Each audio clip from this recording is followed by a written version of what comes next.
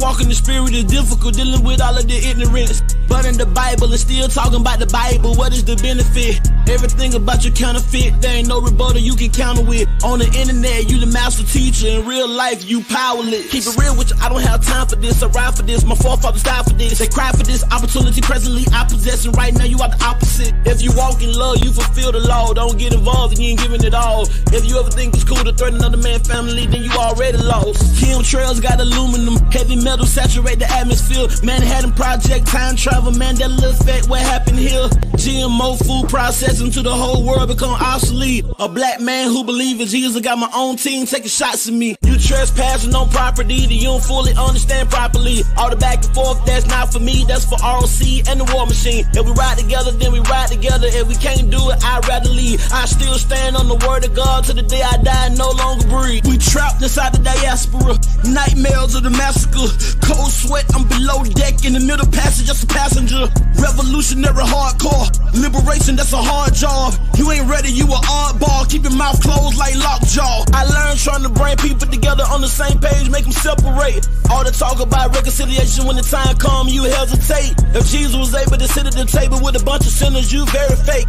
Your steps ordered by the Lord, and how it was yesterday, a big mistake. We the city sitting on the hill. Guess it all depends on how you live. Guess it all depends on how you feel, and we both know that ain't God's will. I stood on what I felt was right. I don't never question if God's real. Trapped inside this matrix, I'm about to pop the red and the blue pill.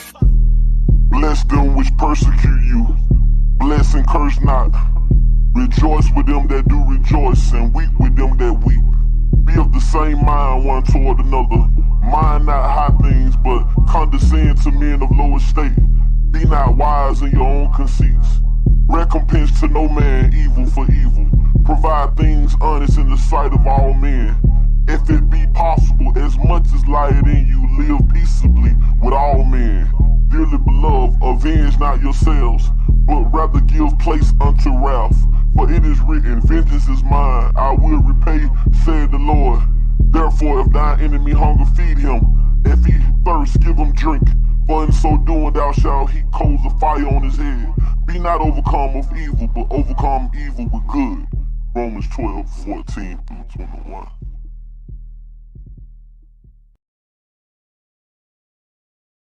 You're not hating Manny, you're not hating Manny, hating Manny, you're not hating Manny, you're not hating Manny, hating Manny, you're not hating Manny, you're not hating Manny, hating Manny, you're not hating Manny, you're not hating Manny, hating Manny, you're not hating Manny, you're not hating Manny, hating Manny, you're not hating Manny, you're not hating Manny, hating Manny, you're not hating Manny, you're not hating Manny, hating Manny, you're not hating Manny, you're not Manny. I am Peyton Manning level, I'm on GOAT status. I think I'm the baddest mother lover ever walk on this planet. Damn it, you could never see me, you could never beat me, you could never be me, disrespect me, and I'm eating all of your pizza. I know I'm not right, I know I'm not white, I know I'm gon' call the popo on you if you hit me. I don't fight, I'm a rapper, I don't write. Rio, you got all that hype, that's the stuff that I don't like. Why you laughing at my height? I wish I could slap your face. You just think you're so amazing, you just think that you're the greatest. Why you fucking Tom Brady? I am Peyton Manning, end of conversation. You just hating, I am Peyton Manning, say it. I am Peyton Manning, say it. No, did what God planned, that's a Drake line. Beat a midget up, that's a hate crime. 8 towns on 3 game time. Got the trunk knocking from the baseline. I'm all about the money, baby, crocker cake time. Chopsticks on deck, no Shanghai. 4-5, you come to my waistline. Keep the 4-5 tip by my waistline. You soft in the middle like fruit pie. I know it hard for you to walk a straight line. You wouldn't throw trays in the food fight. That's what I heard through the grapevine. I know you don't mind wasting your time. I would just prefer you didn't waste mine. You gon' get what coming to you in due time. Little pussycat running from the K9. You're not hating Manny, you're not hating Manny, hating Manny, you're not hating Manny, you're not hating Manny, hating Manny, you're not hating Manny, you're not hating Manny, hating Manny, you're not hating Manny, you're not hating Manny, hating Manny, you're not hating Manny, you're not hating Manny, hating Manny, you're not hating Manny, you're not hating Manny, hating Manny, you're not hating Manny, you're not hating Manny, hating Manny, you're not hating Manny, you're not hating Manny, hating Manny. my category, mandatory for me to tell you that you were very boring. And the moral of the story, I wish I could just ignore you, but I gotta burn your body, put you in the crematorium. And I'm the only audio inside the auditorium. And when I'm finished with you will not have no memorial. You wanna be Luigi, but you're not ready for Mario. And no scenario, running circles around your cardio. And that's a body blow, it's not a secret. Everybody know that you ain't coming close. I leave you comatose, and you become a ghost. I overdose, I gotta overload. That's when the windows of heaven open up for me with the overflow. And I can feel the power moving within every last chromosome. Battle right around the corner, you already know it's on. Understand me, you're not hating Manny, you're not hating Manny. Woo!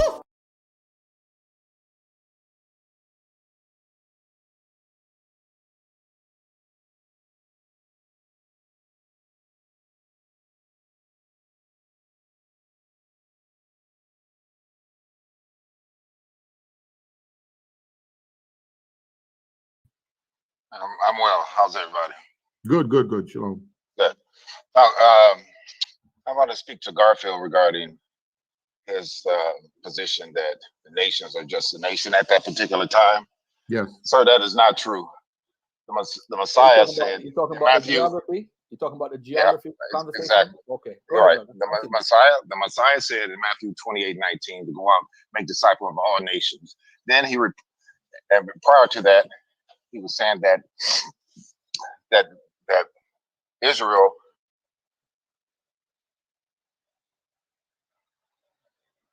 Bruce. All right, y'all saying Josephus. Y'all saying Josephus was an Israelite. Josephus was a black man. Bruce, your microphone. You unmuted, but something going on with your microphone. The same Greek word as he did in 21 and 24. In the Greek is ethnos. He's talking about all nations. And that was something that was going to happen after AD 70. So you're deceiving the people into believing it's just one geographical area or that geographical area. You need to, Brother Garfield, you need to stop. And I'm going to say something else. And I'm not trying to be mean, but you are not qualified to speak for Israelite. I'm sorry, sir, you're just not. You are not a Christian. Most of the Christians that's come on this channel have said they are born again believers in the Messiah, but they just believe that they are from the nation of Israel. And for you to come on this channel and try to make Israelites believe that we're just some type of cult. That's what Berean has been saying. Bruce, there's something. Bruce, the few words, we lost you for a few seconds and we lost you again. Okay, can you hear me now? Hey, Bruce, repeat. Bruce, can I respond to what you said? Can I respond to you real quick? Okay, hold on. I respond to what he said. Hold on. Wait, hold on. To who? Hold on. Bruce ain't finished. Okay. Can you hear me? Yeah, go ahead now. You just keep cutting out. So Messiah said that in 28:19 that to go out and make disciples of all nations. That's the same Greek word that he used in 21 and 24. He was talking about all nations, nations of the world, nations that will become in the future. So Garfield, you're deceiving the people, talking about that's some geographical area, and you know you're deceiving the people. And you're not a Christian. You have denied Christ, so you are not qualified to speak for us. You are not qualified to speak for a Christian, and you are not qualified to speak for Christian Israelites who believe in the death, burial, and resurrection. So you are deceiving the people, and I'm really getting kind of upset that you will come on this platform and make the viewing audience or the listening audience believe that we're just some offshoot Israelites that just want to be Israel. And as far as those Ashkenazi Jews, you think Ashkenazi Jews are going to tell you the truth about who they are? And when Bruce, you keep cutting. Hold on, don't go nowhere. I know you probably at work. Don't go nowhere. Garfield, go ahead and respond. Great speech, Ella Wiggins. Hold on. So Bruce, you think they're fake? So that's where we're trying to separate and understand. But Garfield, go ahead and respond to that. Most people are messianics. And I'll explain that term a little more in detail so we can get clarity. Most people that are Israel here believe that Jesus died for the remission of their sins. Go ahead, Garfield. Yeah, reply to what Bruce said. All right, Garfield going. Can't nobody hear me? Come on, the Orthodox Moor. If Garfield walked. Garfield, you know you're muted, right? Are you trying to talk and you muted? I'm sorry. I didn't know I was muted. When you look at Matthew 28:19, I could share my screen and show you what it says in the Strongs. It's basically saying a tribe, specifically a foreign one. Now, ladies and gentlemen, from Jesus' perspective, When he says nation, ask yourself what nation. Hold on, Bruce. We hear your job, your radio or something. Go ahead, Garfield. Yeah, ask yourself what nations. You got to go to the Greek, bro. Go to Bible Hub. It tells you basically what it's talking about. You can't self-impose your own belief. You got to prove to me that the nations mean America, it mean New Zealand, it mean Australia. You don't know. You don't know. You got to put it in context. Stop talking about if I accept Christ or not. I'm on here almost every day. What are you're going to start a petition like Dante now and say, get Garfield off Berean channel? Come on, man. Let's be grown-ups right now. And then they'll deal with Tudor Parfait. They'll deal with somebody else that don't have the same beliefs. We got to be, right now, we're not in church, y'all. Right now, we're not in church, y'all. Right now, we're trying to figure out some stuff. We're just having a discussion. It's okay. All right, man, respond. Yeah, no. Let me finish saying what I'm saying. My argument is the geographical setting of the biblical text. Let's start with the Old Testament first. The Old Testament is only dealing with the empires that ruled over Israel, because the purpose of the biblical text is to bring you to worship of Yahweh. And if you don't follow his laws and his rules, all the wicked things that happened under the Assyrians, the Babylonians, the Persians, the Egyptians, whatever, is going to happen to you. That's the bottom line. The Bible is pushing you to worship of Yahweh and Yahweh only. That's the purpose of the Bible. Now, the geographic setting, because when you deal with a book that has metaphors and similes and allegories, there's a poetic side to the Bible. So when I say geographic setting, it's like you have a play and you say, where's the setting? The setting is in Jamaica. The setting is in Cuba. The setting for the biblical text is the ancient Near East. That's it. Period. You can't go around it. And if you go, I could go to PhDs and everybody, and they're going to agree with me. Whether I'm a Bible scholar or not, I will repeat what the experts say, who are the PhDs and experts in the field, whether they believe in the Bible or not. The geographic setting of the Bible is the ancient Near East. The problem now is you're saying, okay, if Garfield says this, where does that leave me? Because you believe you are a descendant of ancient Israelites. So you're in a conundrum now. It doesn't matter where you are, brother. I'm just saying where the setting is. You could be anywhere in the world and be an Israelite. You could be a convert. So it doesn't matter where you are. But the setting of the Bible, and when it talks about nations and so forth, it's talking about the Assyrian nation, the Greek nation, the Persian nation, wherever the Israelites went, where they were transported to when they were deported. Those are the nations where you're going to get the people from. Come on, don't act like y'all don't read Ezra. Can I respond? Yes, you can. Okay, now listen, Garfield, let me speak. I have never heard a person with a PhD or someone went to seminary who believed that the nations that the Messiah was talking about in Matthew 28:19 with that geographical area. I have yet to hear anyone who, when I went to seminary, and yes, sir, I went to seminary and have my master's in it, any of my professors say that was just talking about some geographic area. No, sir, you are wrong. And where you get those sources, I would like to see your sources that say that ethnos that the Messiah is talking about in Matthew 28:19 and in Luke 21:24 is talking about a geographical. No, sir, that's your private interpretation because you're trying to disprove what the scripture is saying. If you think critically and you think responsibly, the Messiah was talking to his disciples to go and make disciples of all nations. But before he left, he said, Israel be led into captive and be led into captive into all nations. So what you're trying to do, you're trying to twist the text to fit your doctrine. And a person who can think critically is not going for it. That's just a bunch of crap that you're talking about. And as I said, you don't even believe in the Bible. So how are you going to tell the Christians or the Christian Israelites what we are to believe and what we should believe just because the great Hamashama Garfield says that? No, sir, that is not going to work with us. We just don't believe that. And I can say for myself that what you're doing, you're deceiving the masses. Okay, thank you. All right, hold on, Garfield. I heard a few people, one being One being what's the brother name? What's the brother name with the angels? That just recently had the little bout with the cancer or whatever. What's that brother name? Michael Heiser. I heard Michael Heiser say that. Scholars, I've heard a few people say that, but we're Bible believers. As Bible believers, I understand what you're saying, Bruce.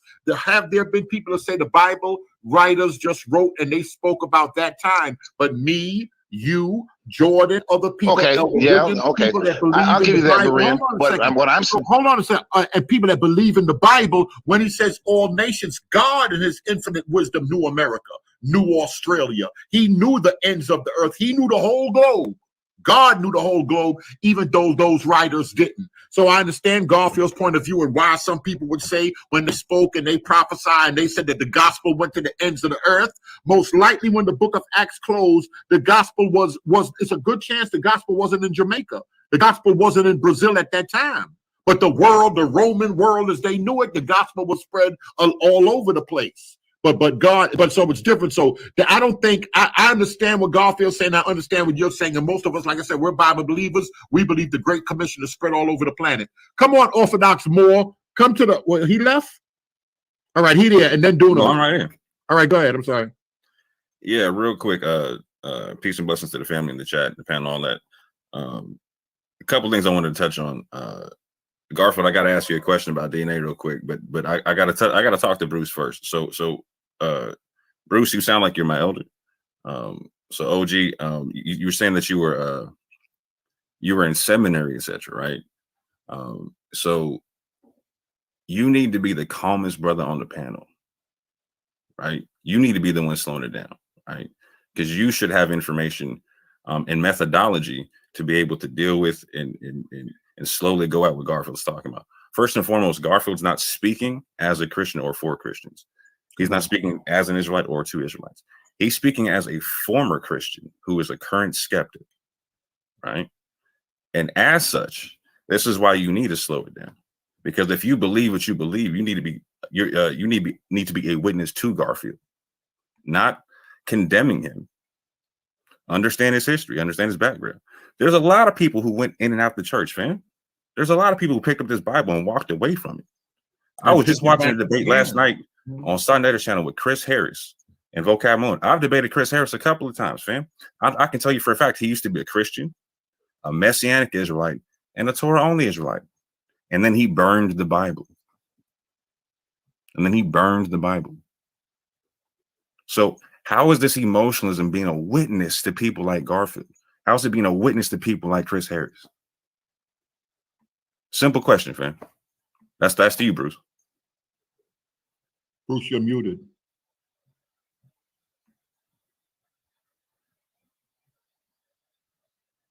He's Bruce, you're unmuted, but we can't hear you. I don't know if he walked back in the building. All right, hold on. All right, just hold on, Orthodox Moor. I'm gonna give him some time to come back. Dunamis, I think you jumped on after Orthodox Moor. Yeah, grace and peace. Hold on, give me 1 second. Now my question. Well, one thing first with the comment about the world, right? Like Garfield was saying, it could be hyperbole. Okay. Like in Romans 1:8, it talks about first, I thank God through Jesus Christ, all of you, because your faith is being reported all over the world, right? But at the same time, I don't think necessarily it's a wrong view or a bad view to see the world is saying, like we see it now, the entirety of the globe where people inhabit it. Because another understanding in Greek with the world, it deals with people dwell. So like, I think Garfield has brought it up, and even back then, I think the Jews knew where Jews were at. So Jews knew there were Jews in this place and that place all around. So Jews, to my understanding, Jews would go where other people are to set up shop and do business and do trade. So I think what Paul's understanding is maybe in those areas where Jews dwelt too, that might be his understanding of the world, i.e. within the Roman Empire, things like that. So he didn't know of any other ethnic groups or any other people outside of his understanding. But from what was inspired to write, that's not really what the world meant at the time. That's all. And then I had a question I want to ask Moore and Garfield about something. I don't know if y'all can hear me. Oh. We could hear you loud and clear, beloved. I could hear you loud and clear. This is Garfield, and Orthodox Moor still there. We could hear you. Did he leave?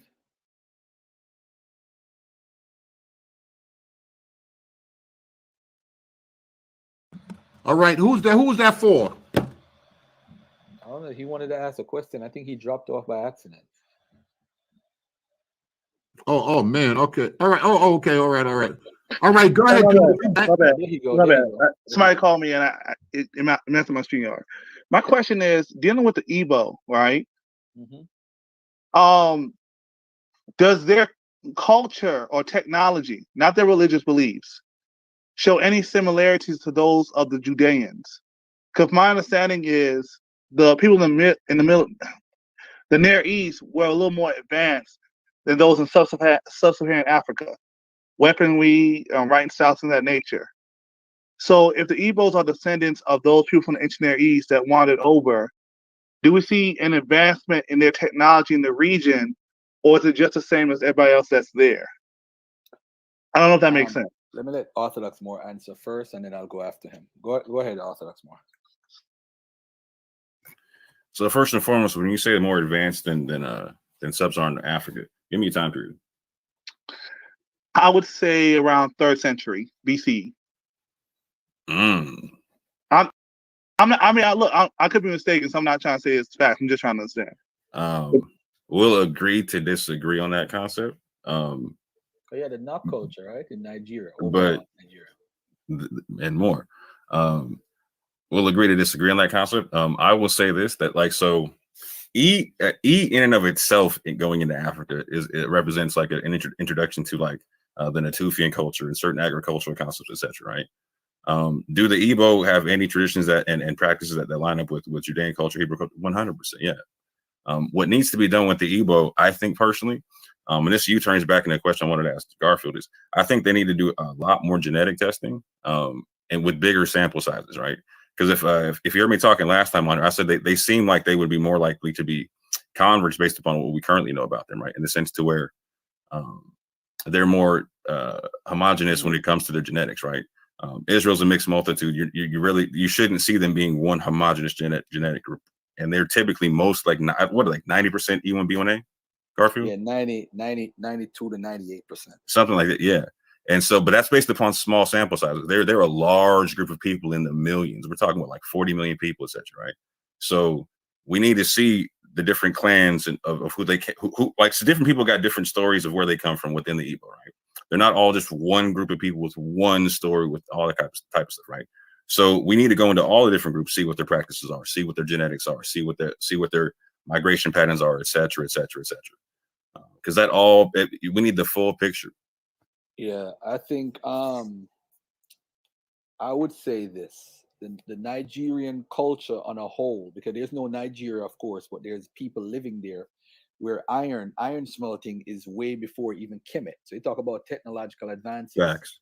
I've been studying the archaeological stuff. Rawborn has been getting me into this stuff, and it's fascinating that they had a writing system at the Nsukka village that they said looks similar to some of the writings that they have today. Now, if that is correct, then the people that lived there continuously could not have been Hebrews, because 2500 BC is way before there's an Israel. I do think the 6,000 missionaries and the influence of Christianity and the missionaries played a large role into what's going on with the belief systems of the Igbos. I'm going to give an example. In the school system right now, Zongo Masi and I had a private StreamYard a couple of days ago, and he was showing me what they teach in the schools in Nigeria, in Ghana, in I think Senegal, I'm not 100% sure. I think Congo, it's like 5 different places. They came together with a school system. In Jamaica, we have the same school system like Barbados and the English-speaking countries. So this is something normal. So what they do is they have a schedule. If you look at the curriculum of the Igbos, There's no way anybody in Nigeria should believe that they come from the Jews. But they have a specific course, bro, that says what Islam added to our tradition, what Christianity added to our tradition. So there you see in those classes, based on what the guy who was talking to me said, that when he took the courses, what they taught. So they're teaching their residents and the people in the culture right now throughout the land of Nigeria, which is 250 different tribes. They're teaching these people that they are indigenous people from the land. Now, they also teach what Christianity brought as influence and what little bit Islam did later on. So I'm saying, if we look at it from that perspective of what they're teaching their own people in their own country, I don't see how they could say that they're Jews. I just don't see it. But on the other hand, if you want to feel chosen, you're going to see it. But as far as the culture and your original question, I think that I wouldn't, the advancement part, I think I need to study some more on that, on what's going on archaeological wise. But I don't know about they have NCBD writing school, which is later, but at least it's original to them, a lot and later, their culture. And in a sense, your question kind of supports the Hamitic hypothesis, that is like they have to come and give us technology and give us knowledge, and you know what I'm saying? So I would say I'll put a question sign to your question. That's what I would do. Can I get a quick clarification for what you just said, Garfield? So when you say they're not Jews, do you deny that they could be converts? No, when you say somebody is a Jew, it's like they are majority Christians in that country. They don't even follow the indigenous culture. I'm asking if you're making like the genetic argument, or just like genetically, I don't think they're Jewish, but there could be a connection through trade. Because remember, the trade route, where the trade route goes, it goes near where like Kenor, Bunham, and whatever that word is, and what the trade route is. If you study the trans-Saharan trade, he's talking about Central Africa right now, family. Yeah, everybody can connect to Jews some way, somehow. They mix with the indigenous crowds. It's same with the Jews in Europe. They mix with the white woman in there. That's how they became lighter and lighter. People believe in the Khazarian 13th tribe craziness. But the truth of the matter is, if you look at the mtDNA of the Ashkenazi Jew, you see that you don't believe in that 13th tribe stuff, Garfield. No, it's nonsense. It's been refuted years ago. Orthodox Moor, you believe in that 13th tribe stuff? I'm not a 13th tribe, but I do believe that there's a lot of converts from a lot of areas, including in Africa, right? And I do believe converts have national rights within Israel, including you think some people over there in the land are connected genetically also? Yeah, 100%. I think some of them aren't, though, as well. But I don't think that matters when it comes to being national Israel. You know what I'm saying? So, for instance, Dante's a subclade of EM34, and he's black as midnight, right? My mother's father is North African by way of Spain and by way of Mexico, right? He's also EM34, right? With a way lighter complexion. Yeah. You know what I'm saying? But like, so genetically, they got the same paternal descendancy somewhere. You know what I'm saying? So at the end of the day, like again, Israel is a mixed multitude, which brings me around to a question I had about Garfield concerning genetics and whatnot. Wait a minute. Hold on. You got some time, right? Hold on. I want Cecil. Yeah. I want see. Come on, Smith. Come to the microphone. I know you might have to. Hey, hold on. Can I say something real quick? Yeah. I'm about to hop off. Now, I just want to clear it up. The reason I asked that question is because this brother Phil Fox had said, using the same logic with the Indians here to the Turtle camps, that the technology of the Indians here is more Neo-Paleolithic compared to metalwork and that done in the ancient Near East at the time. So, not saying that like Africans were like so behind and things of that nature. Just trying to understand if like the timelines match up, or you know what I'm saying? Was there a difference in their technology? Shouldn't we see something in terms of a massive group coming to this area in terms of new technologies or different technologies, even if it's not as advanced? That's what I was trying to understand. Did that make sense? That was for Garfield. Who was that for? That's for Garfield. Did you hear him, Garfield? What change in technology you're expecting to see? That's what I want to understand. I have to do Because some like research Garfield on just that. talked about like how metal smelting in West Africa was far superior Ancient. to North. Yeah, he brought that out, so that's why I have to do more research in terms of ancient technologies, but more so maybe like agricultural and water yeah, so working. real quick though, just to touch on that, right? So when you actually look at the metal technology of West Africa, you're going to see the connect. That's where you're going to see the connection with the Hebrew people, right? Okay. So for instance, I was just talking about the Igbo being converts or whatnot, right? In my position, right? The question then becomes who did the converting, right? And so if you go watch my channel from I put up a video yesterday that I aired a long time ago. Garfield saw it too, where Dana Marnici was on there breaking down her concepts on this kind of stuff, right? And so I thought it was live. I'm thinking it's live. bro, yeah, you know, we do it. You do the same thing, Phil. So her concept is that the people who did the converting in Central West Africa were the Soninke, Songhai, Zagawa, Songhai people, right? So you follow those names, you follow them around, you go track what they did and whatnot, go track their technology and whatnot. And there's a long entwined history with all that kind of thing. You know what I'm saying? So a lot of us focus on like the North Africa routes and all them kind of things. We really need to start really focusing on like the Central African, East African trade routes and whatnot. Because that trade route across the Sahel is a major highway, fam. It branches off from Central Africa to North and Northeast, North Central, Northwest, West Africa, etc. It's a huge thing we got to understand historically. All right. All right. I'm sorry. Go ahead. But Bunnis, come on, Smith. Come on, Smith. Come to the microphone. Let me. Okay, I know you probably. I was going to tell him that he could email me at askbrothergarfield@gmail.com. Oh, okay. I'll hit him right now. I'll hit him with your email. Smith, come to the microphone. What are your thoughts?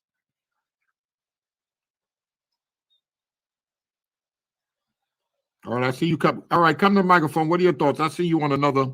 What are your thoughts? You got to turn your thing all the way down. You got to kick one of them out, Berean. Kick one of them out. There'll be an echo. Yeah. Awesome. Can you guys hear me? Yes. Yes, sir. Yes. Yeah. Peace and blessings to everybody. First of all, I appreciate the fact that God has given me the opportunity to come before you guys. Now, one of the reasons why I came on was to make a couple of comments. And the comments that I want to make has to do with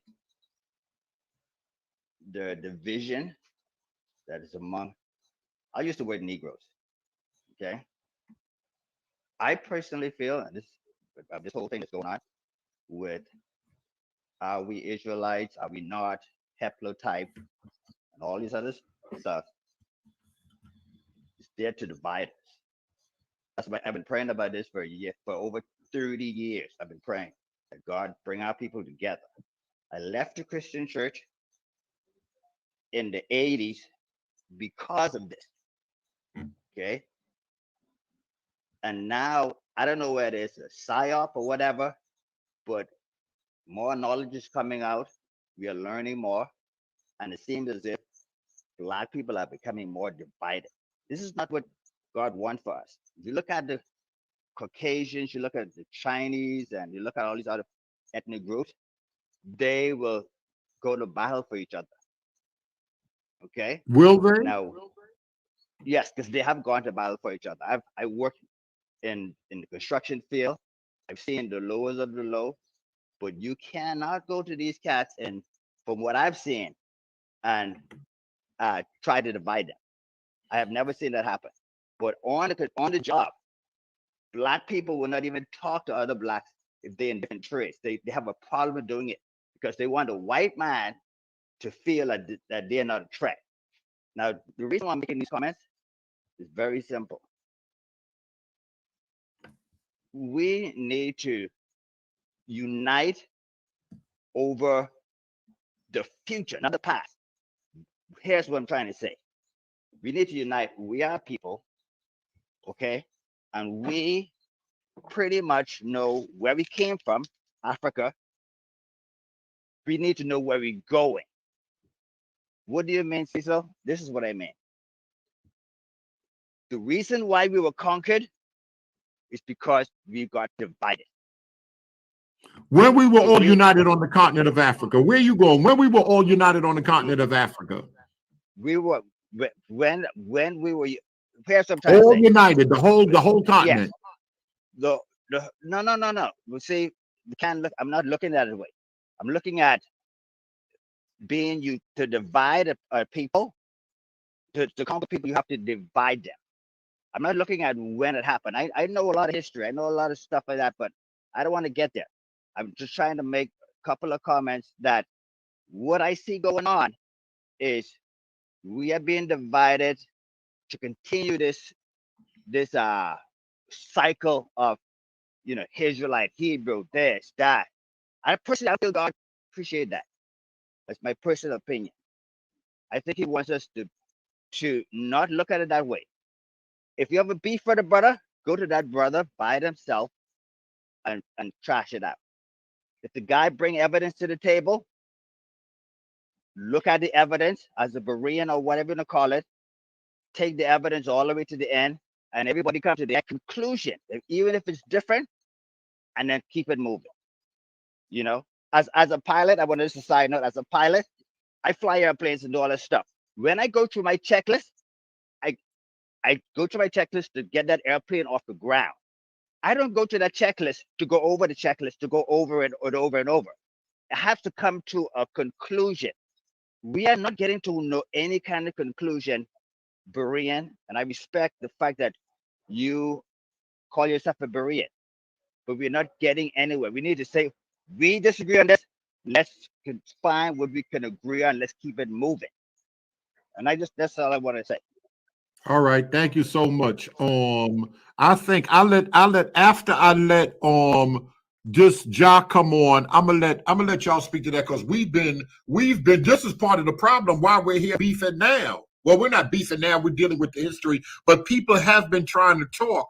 There are people that put out information and it's been challenged and they're offended. We're all trying to get somewhere, but cult behavior continues to sneak in. And this is kind of the problem. It's hard to talk to people that believe something and other people is propagating something. It's hard to people come and I've been praying, and like you said, you left the church and all of this stuff to Israel and all of this stuff. It's a lot of stuff going on, and we're trying to share information, but sharing information is hard when people start attacking individuals that ask questions. It's just hard. Come on, John, come to the microphone before. And what are your thoughts? Good morning, everyone. Grace and peace to the chat and to the panel. I just wanted to ask Brother Garfield a question. If I remember correctly, I remember him saying that West African and Bantu people are pre-Adamic people. Do you believe that? You remember me saying that? I could have sworn, if I'm not mistaken. But West Africa, you mean as pre-Adamic? You mean as far as the so like the Igbo, Yoruba, those. Yeah, like a pre-Adamic people, like before. That's kind of, you see, because you got to remember, when we call them Igbo and we call them all these names weren't around back then. These are the names that we see today within a specific tribal name is late to the game. As far as people living in the region who carried an E marker, yeah, sure, they pre-exist before the dating of the traditional dating of the Bible. Mm-hmm. Okay. Would you say that a person that claims descendancy from Ham is just as ludicrous as someone claiming, to be a Hebrew Israelite and stuff like that?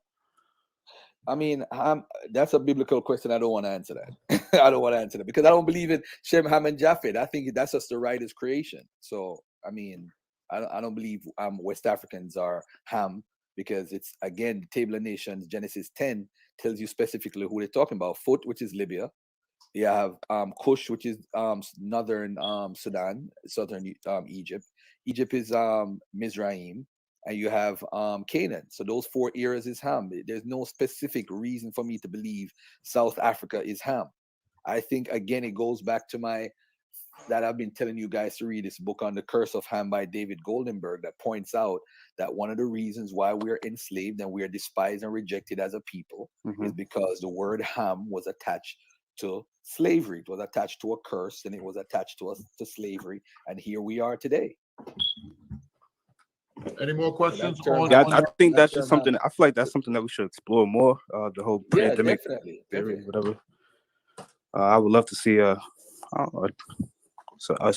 dive into that more. But thank you for answering. Yeah, I think that's a question. Are you you're a believer in the Bible, right? Yes, yeah. Are you? Would you consider yourself an Israelite? I would consider myself a Bantu in West Bantu. Africa. Okay. West African. Okay. But I Okay. believe that That's very interesting. I believe that certain Bantu tribes and West African tribes do descend from, you know, the Israelites. That's what I believe. Well, what we call the Israelites, but I don't believe that they were calling themselves Israelites, or whatever the case may be, maybe Kaberu or something like that. But I Hey, believe that. excuse me 1 second. I got to take this phone call. Okay. I'm gonna play some of this. I'm gonna play some of this, being that Moore's on here also. Fair use.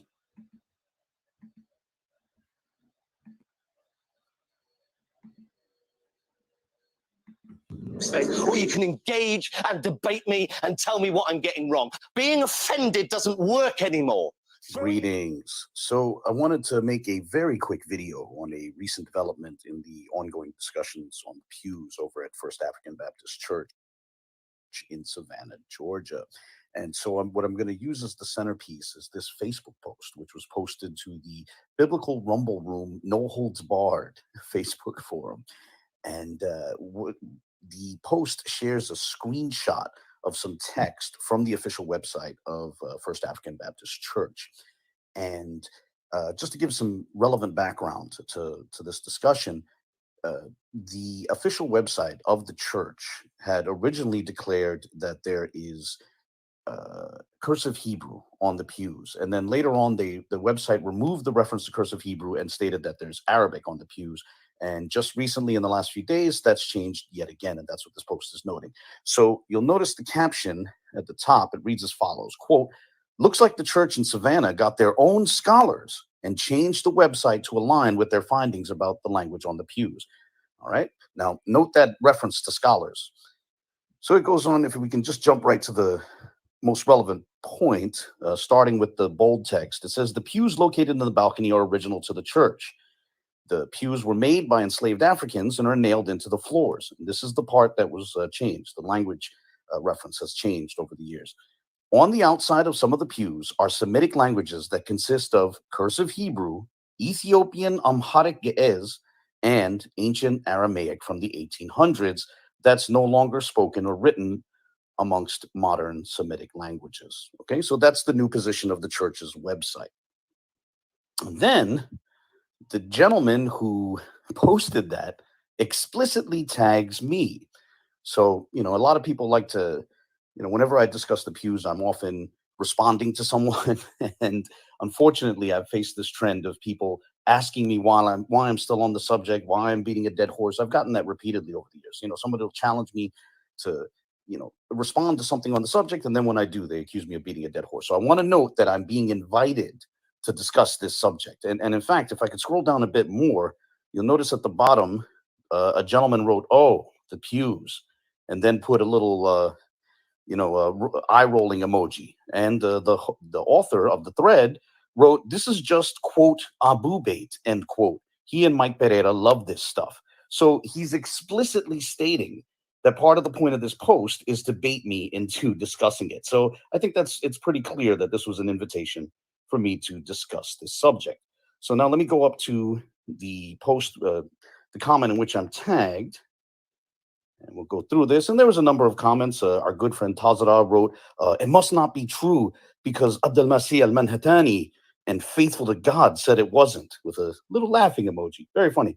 I'm guessing Tazara has either seen some compelling evidence that there's language on the pews, or he's just taking this on faith. I don't know. Then we have an interesting comment from the Orthodox Moor, Tyvon Swain L., and he writes as follows to the author. He says, "It'll be interesting to see if there's a grand pushback on the story now changing from 6 languages being spoken, as Dr. Kelly Richardson just reminded everyone of. As I understand from Tzaddik Ben Yehuda, who's also known as Anonymous Hebrew, he has it recorded from his tour in August of 2019 that Arabic was one of the 6 languages. It's a shame people feel a need to exclude Arabic now instead of include it among the many Semitic languages of Africa, particularly being that Arabic script was found on Sapelo Island and in Savannah by a Mandingo slave who wrote the Gospel of John in the Gullah dialect with the Arabic script. That's an important point. He goes on to Now I'm playing this for a reason. In light of what Cecil Smith just said, in light of what you just said, I want Orthodox Moor, I want you to come and speak to. You've been having problems. I've been having problems. A few people have been having problems when it comes to Pastor Kelly. And no disrespect, Pastor Kelly, but we're gonna talk. We're going to talk, and your stuff is going to be challenged. And this is just how we're going to move forward as a community, like it or not. If you go stay on YouTube, you're going to be questioned. It should be like that with everybody that's making claims. A community was formed with people with certain interests. They wanted to share certain things. And all of a sudden, it came up like these pastors and YouTubers want to shut conversations down. Orthodox Moor, talk about some of the problems you've been having, how you think this thing should move on, especially in light of this other brother said we should just all be united. Let's just look at the facts, and all of this stuff sounds good, but people have been attempting to hinder the facts from coming out. Or they just want their side of the story to come out, and anybody that speaks against or question it is demonized, and that's not helping at all. And what we got in here is a bunch of folk cheerleaders on the sideline. Because I'm on Pastor Kelly's side, I'm on Dante's side. They're taking sides and not really looking at the information. I say the religion got them going. I'm gonna mute myself. So the biggest problem, family, has just been the challenge to information. Once information gets challenged, it's got to be a whole bunch of gaslighting, provable, documentable lies, which I will be coming out with very soon, probably later today. Accusations, smear campaigns, attacks, etc. And we can't just deal with the information on hand. So the facts of the matter are this. The chronology is this. Garfield came out a year ago talking about that there was a documentary that proved that there was no Hebrew on the pews, right? I asked him to produce said information, right? He produces said information. He produces parts of the documentary on his channel, comes here on Berean TV and does the same thing. I make a video January 17th of last year, addressing the information from that video, of which I stick up for for a bunch of different African languages, including Hebrew. I go on Garfield's channel, January 19th, I believe, same year, right? Me, him, Zion Lex, Brother Reggie, all get it in over the pews and whatnot, right? Zion Lex is going in on these cats. I defend Hebrew on the pews. I talked to Zion Lex and to Brother Reggie, asking both. Okay, so Brother Reggie's only talking about like West African Arabic. He thinks it's West African Arabic. I say, cool, no issue. I ask him the same question I ask Abu, right? Which is, if it's Arabic, can we rule out Hebrew because Hebrew can be written within the Arabic? And Brother Reggie and Abu both agree that Arabic does not exclude Hebrew from being on the pews, because in West Africa, Arabic was used to write multiple different languages and scripts. Now, why is this important? In January and February of last year, this whole Arabic versus Hebrew thing was already put to rest by your boy, going into hostile territory no one else was trying to go into, and defending information like Benaya's information no one else was trying to defend. So a year ago, this Arabic versus Hebrew thing was put to rest, and I begged Kelly, and it's documentable. I invited him to come on in January to speak on Ge'ez, to speak on Ethiopic connections to the church, so we could focus on the East African side of the slave trade, like I've been talking to Garfield and other people about for over a year. And on my channel, you can see all the videos and whatnot. And you know what's interesting? He never came on to talk about it. Just like he's never, not once, walked through them pews and showed anybody a lick of Ge'ez on camera. Not from a picture, not in person, not on the documentary y'all got to pay to go see. You feel me? Not once. And so he's talking about, oh yeah, this documentary confirms. No, fam, you didn't call out nothing against it. It doesn't confirm nothing you said, fam. Nothing you said about the pews. Nowhere in the doc. They're saying the documentary confirms everything Kelly said. No, it does not. Fam. I just got a chance to watch it for the first time in full on January 24th. And nowhere is Soletreo confirmed or even spoken of. As a matter of fact, the information I just brought up in that Facebook post about Sapelo Island and Arabic being found there and also being found in Savannah is alluded to and brought up in the documentary by Amir Jamal Torres, who is a Gullah activist and also a tour guide, who also talks about La ilaha illallah being written on the pews, which was confirmed by Boubacar Diakite, of which, I want y'all to hear this, fam, of which Majors confirmed himself and showed you the video. He called up the producers of the PBS documentary, or not, of the PBS documentary, and asked him about Boubacar Diakite if he translated anything off the pews. And they told him, yes, La ilaha illallah and Muhammad Rasulullah on two different pews. And so we've already seen the pews that have the potential La ilaha illallah on them. And you know what, family? That same pew also has the ha and the sa and the potential na that Ephraim Isaac said was in Ge'ez. So we have we have one pew that potentially has Arabic and Ge'ez on the same pew. Now I got to finish this one last point, Berean. Now, so Benaiah Israel translated a pew, right? This is the same pew from the documentary that Dr. Ephraim Isaac said was Ge'ez, that have those same letters I just said was on it. But now Israel said, nah, fam, we got to flip that over and read it backwards and sideways and upside down and left and right. He can't be right. Doc can't be right. This got to say something about grasping on to y'all with a bass voice or whatnot.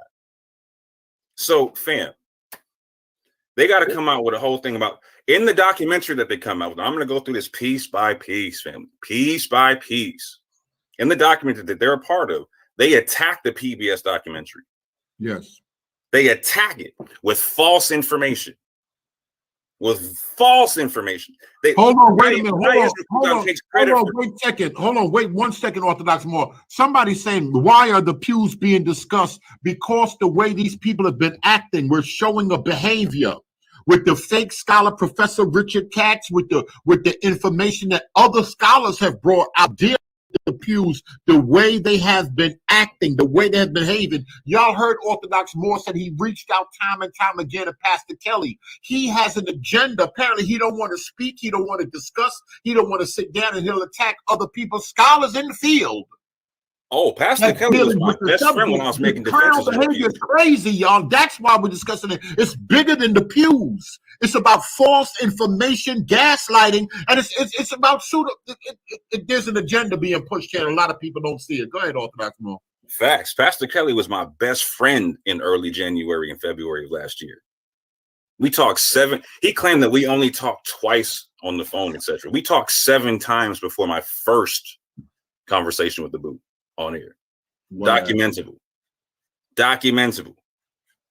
But going forward, right? So check out how they use the scholars, right? Because this is important to understand about the documentary. Because Majors was just on Pastor Kelly's channel talking about, we got more people than just Yosef. We got more people. Yosef was the one that you brought out in the documentary to discredit the PBS documentary, family. And you misrepresented Yosef in the documentary. You brought. Y'all heard what he said again. Misrepresented. Where did we hear that before? Go ahead, brother. You brought him a false premise about the title of the surah being written on the pew versus an ayat. And what did he say? It would be important things would have ayats from the Quran on it. So he confirmed just the premise that Abu brought forth, right? And again, Abu doesn't believe there's any discernible language on the pews. He's not saying there's Arabic. I'm saying there's Arabic on the pews. He asked me in February, what do you think? I said, I think on that one pew, I think I see Surah 114, Ayat 3 on that one pew. And every other pew, we got to take on a case-by-case basis. That was said over a year ago, fam. What's all the gaslighting for? Why aren't we talking about the Ethiopic connections to the church for a whole year? Why aren't we talking about the East African slave trade for a whole year? Why am I getting called out for, oh, he brought out the name of the Ethiopic name of the church from the documentary? No, I didn't. I brought out a name from research I did, fam. Hey, one second, Orthodox Moor. My apologies. Go Berean, I Yeah. never asked you for favors, man. I Yes. never asked you for favors. Yes. And I know you're a powerful man and you believe in the forgiveness through Jesus Christ. And I'm Yes, I not do. trying to play on your emotions. Yes. But can you let faithful to God in? Definitely. All right. All right. So you could come on, Mike. You text me and said to ask, so I'm asking. Because I don't use his video. I guess you faithfully. Like I said, I listen. Dante, my man just hit me and said Dante said something in the background. I love everybody, Dante. I love you too. I love everybody. I love everybody. No beef. Tell faithful. I put it in the I put it in the comment section. Hey Dante, real quick, why are you taking that? Dante, why are you taking that videos from last December of you showing your source, talking about Maghrebi Arabic, Hebrew, and Patois being spoken of in West Africa? I had to go back to other videos that I never watched from yours. Me and Anonymous in January, we quote your video that you took down recently. Why he took it down? Why he took that video down? Because the church changed their website, man.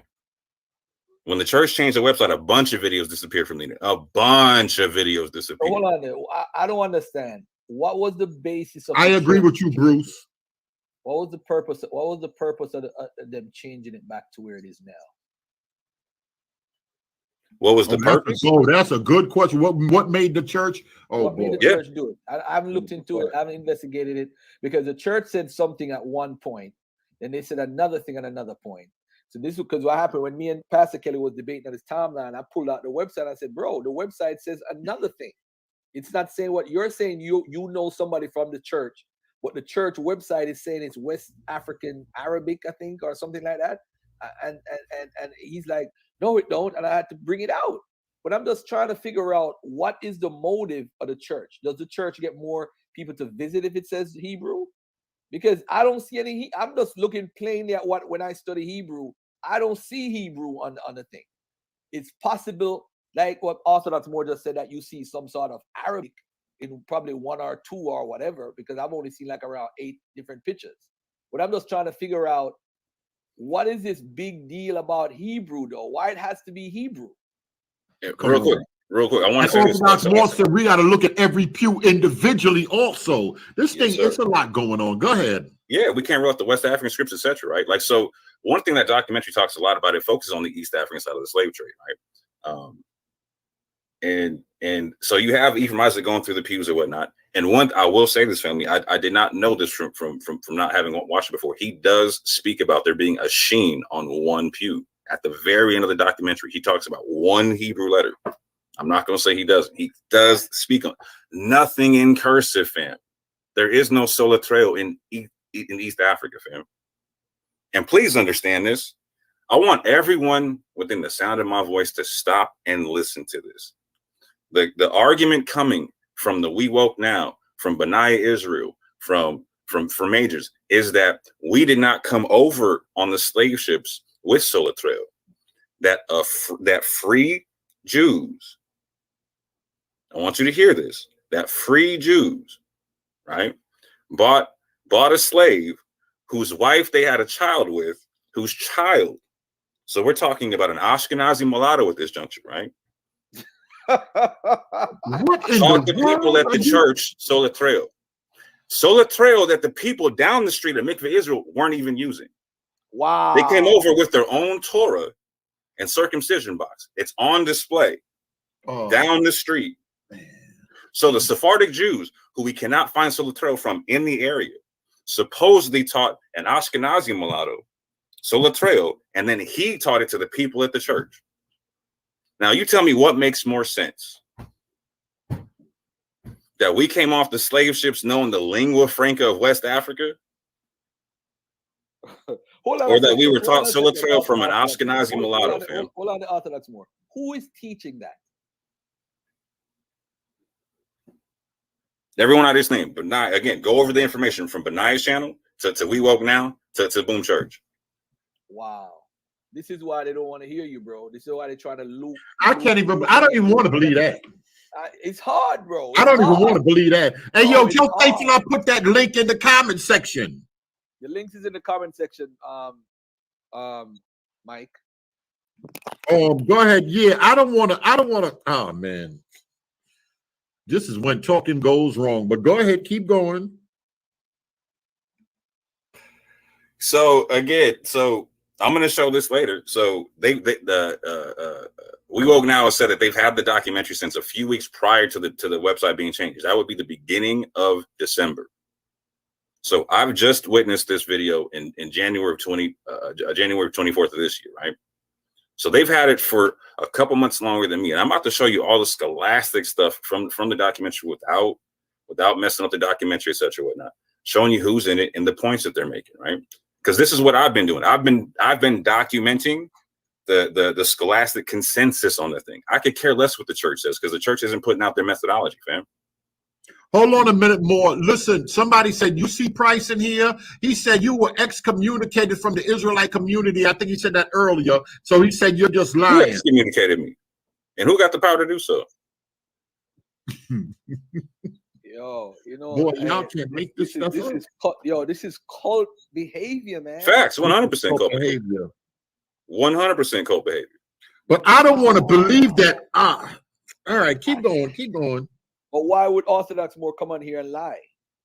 That's another thing too. Why would he lie? That don't make no sense.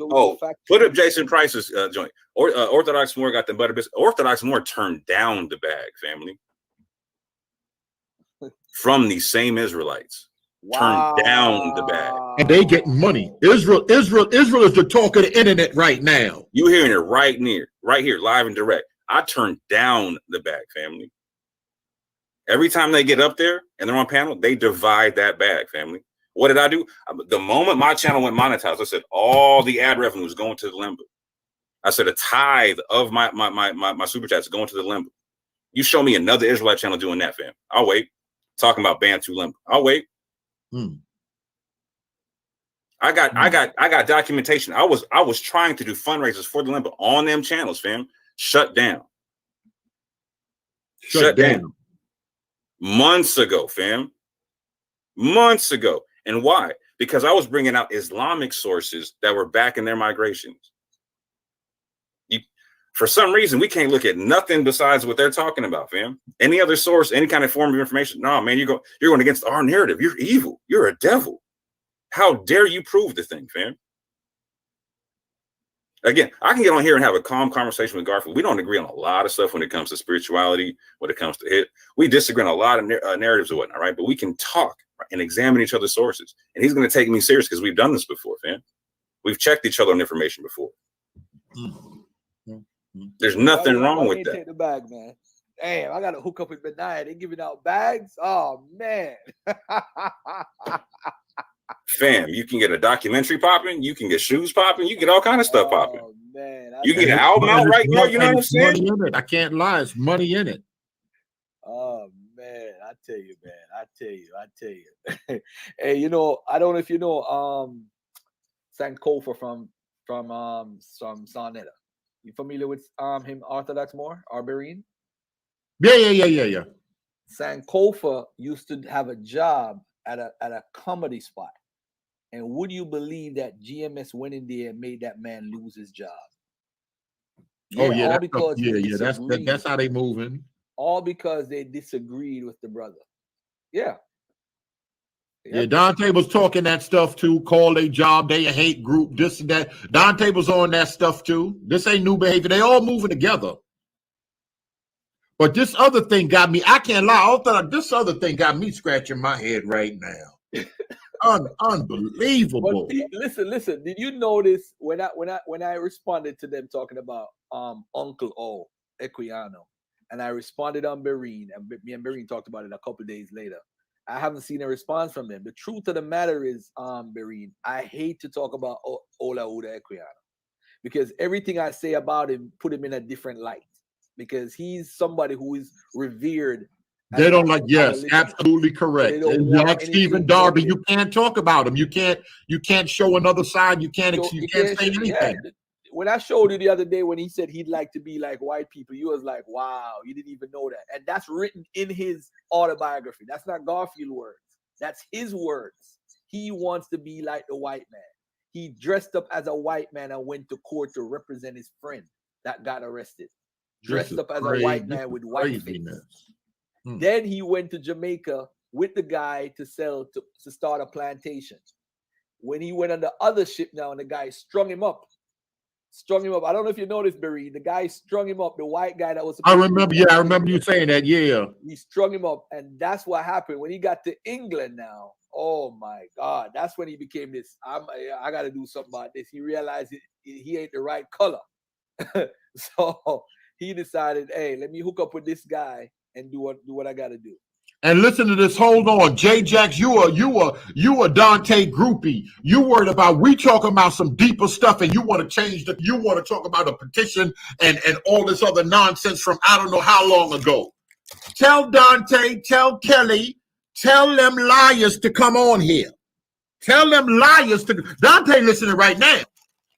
All them liars listening right now. Tell them liars to come on here. Don't change the subject. Let's talk about these pews, how Dante in the beginning was like Berean and showed me in the text, yo, I ain't riding with Kelly and them.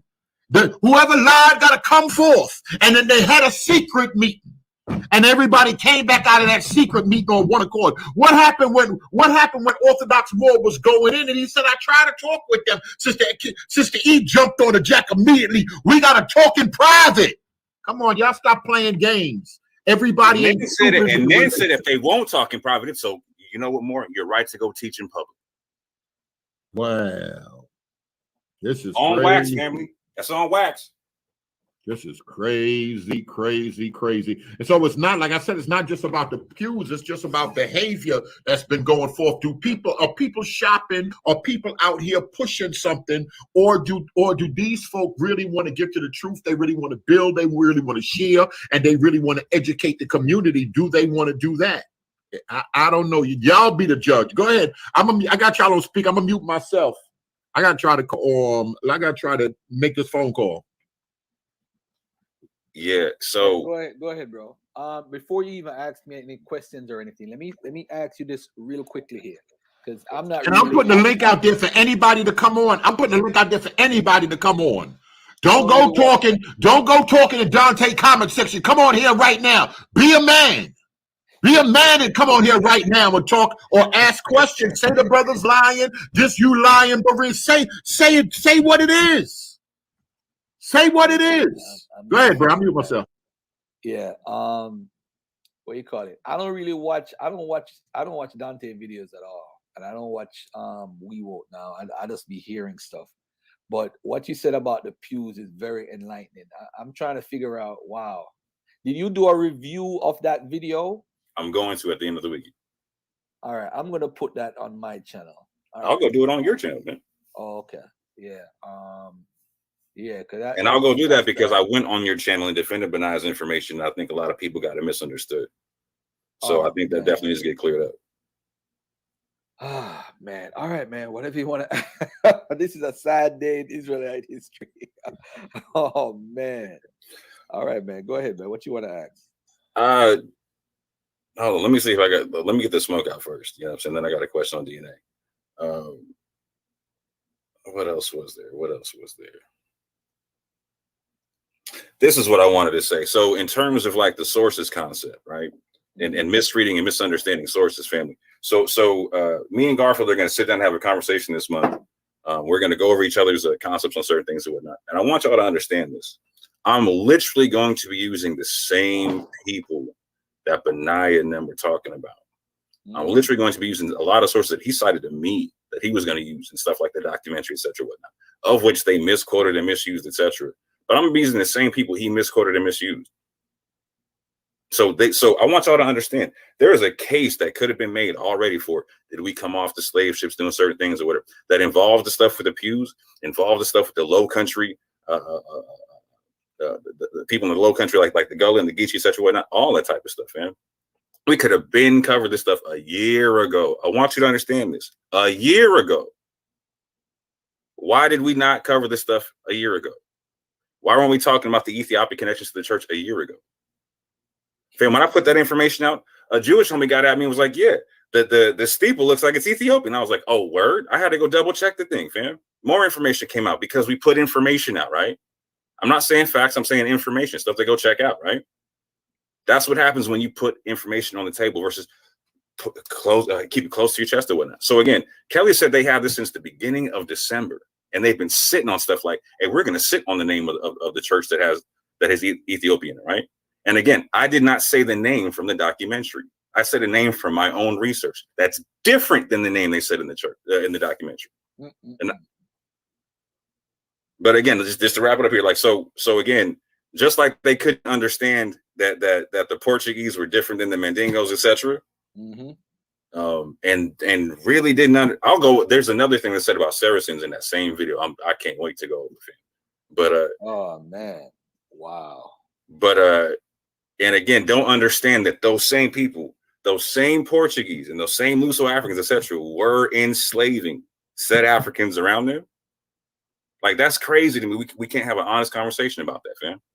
We're trying to fit a square peg in a round hole so cold that we got our fingers on our ear going la la la la la la la. Nah, fam. That's not what grown-ups do. That's what grown-ups in a cult do. That's what grown-ups in a cult do. Hey, Tesadek Ben Israel, why don't you jump on the panel, bro? It's like the righteousness of a believer has gone out the door when it comes to Dante. He's like y'all God, man. It's like what Berean said earlier about Jim Jones. Jim Jones could do no wrong. These women were like, so I'm like, it's crazy. And it's the same thing with Dante. Dante said, jump off the river. Y'all gonna jump off the river. Jump off. And look at anybody. We got another history here. Anybody that ever questioned Dante's sources, he get the carrying on. He get the crying like a baby just because they question his sources. Look at the pattern. You listen, y'all folk don't want to look at the pattern. Ever since that day, me and him had that conversation. That dude has lost his mind. But you put him in Pampers, though, Garfield. I told y'all, you put him in Pampers, though. You had him a grown man. It depends on the thumbnail. Yeah, he was acting like he needed them depends after that dialogue. He ain't see somebody. He could hit somebody and didn't know he would have got hit back in the face. He got punched in the mouth that day. Yeah, because the lies got to stop. This whole wider thing. This is just ridiculous. I don't know if anybody realized that wider is responsible for almost 2 million people on that port right there. Alada, Grand Popo, the other Popo, Alada Kingdom, the Oyo Kingdom. Wider is where they ship the people through. Is where they would transport the slaves from the inside of inside the interior Africa and bring them right through Wider. Wider's population was probably like 4,000 or 5,000. How could they be How could they be the 2 million, almost 2 million people that got shipped? That alone kills that whole Wider argument. And the problem, and one of the reasons that Wider is a big thing, just like the pews, that's evangelistic tool. We were Jews. Look at it. Judah is the name of the land that was over here. This is what a lot of them use. These YouTubers use that Judah Wider thing. They want to use that. We were the people of the book. We are Judah that's over here in America. They use that. So if that's not right and exact, that's a problem. But if you go questioning it, once again, it's beef. That whole guy did a video, Nefer did a video. This is beef once again because you're questioning the gods. You questioning the bag. You questioning the doctrine, and you can't do that. This is how Mormonism was established. This is how this is how the cults are established. Hold on. What is Bruce talking about? You can't assume something nefarious was formulated because Sister E's statement, Dante, because she said a behind-the-scenes statement. What are you talking about? Jump on, Bruce. What are you talking about? Jump on, Bruce. Go ahead. I'm gonna put the link out there. Jump on, Bruce. Yeah, with Wider, it's too much sources out there with Wider. The Wider king ran off while the Dahomey kingdom tried to take over, and he took thousands of people with him and went on the island. And and then the other people who didn't get to go with him, thousands of people went on the shores of where he went. So a lot of people left out of Wider. So if those people didn't come over on the ships, how are you claiming that they're Judah and they didn't even come over on the ships when they were hiding? How dare you, Garfield? Pastor Darby said that Wider was Judah, fam. And what's Pastor Darby saying? Can't nobody, you shut your mouth. He the Pope of the Israelites. He's the Pope of the Christian Israelite. You shut your black mouth right now. Hold on a minute. Hold on a minute. Somebody said, black devil. hey, you devil. Right now. I will put up slides right now. You a devil right now. Hold on. Somebody said, did Berean take the bag? I told you, see that? Even when somebody in here talking like, yo, say publicly, do me a favor. Somebody on the team, somebody on that Berean team, somebody in the chat on the Berean group. Hey, Somebody Berean, put up. Hold on one second, Berean. You got Mike blocked in the room, in the chat room. Oh, how do I do that? I got to go to YouTube. You got to go to YouTube and unblock him. All right. Well, I'm gonna do that in a minute. Hold on, faithful. I got you live, Mike. I got you live. He's gonna unblock you, okay? Yeah. Hold on, faithful. I'm getting ready. I gotta go figure that out. But listen, somebody said I spoke on when Dante was talking about that list, and Mike called it a snitch list. Somebody said there's a new list with ambassador on it. I don't listen to them. I don't know. But the people, they're going to send me something and they're going to show me a clip or whatever so I can figure this out. I said the pastor name. I know the pastor in Atlanta. I could picture his face. Him and the other, there's two pastors. One is a pastor. Yeah, two pastors. Both of them are pastors. I threw them. Boy, listen, I said that publicly. Y'all think I'm trying to be urban apologist friends? Did Berean take the bag? I told y'all, you can get on. Listen to me, y'all. Listen to me real good.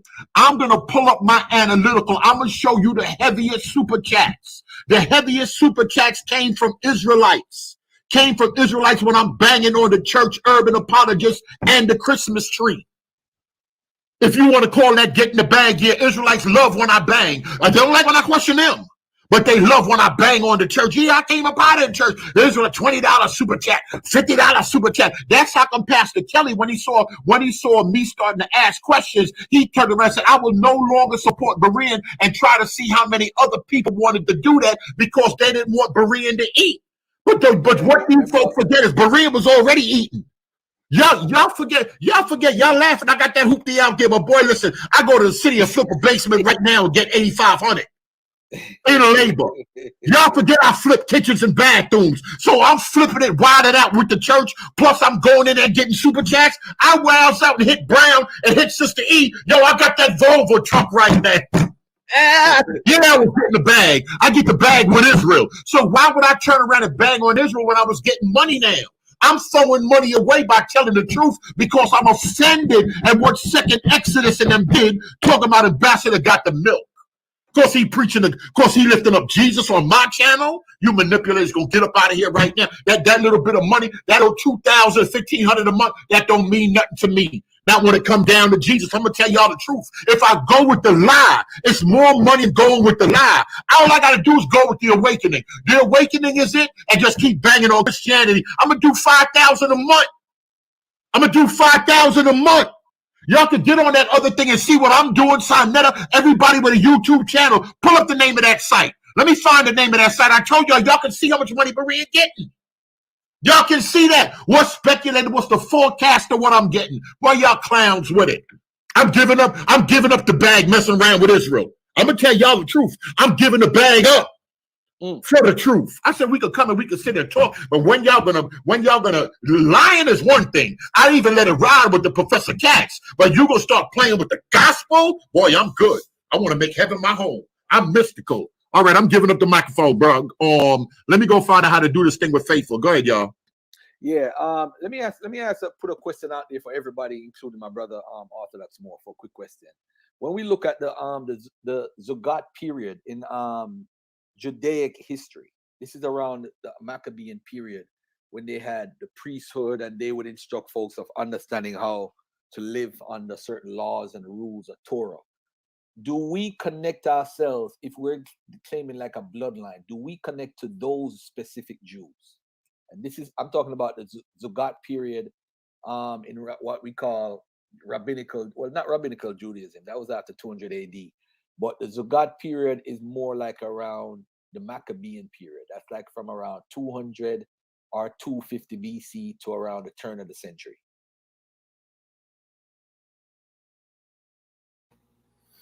So Maccabean history is my weakest aspect of Israelite history. So help me out understanding who they are and where they are and when they are. Right. So basically during that time period, you can go to let's go to the Jewish Encyclopedia and just type in Zogat. Zogat is Zugot. and it will tell you that they had 5 peers of scholars who ruled like a supreme court of the Jews as the Nazi, the Prince, and the Av Bait. Yeah. Right. So now the reason why I bring that up is because the people now is saying that they're the Bait Dain, as far as authorizing the Obadiah Alliance or whatever.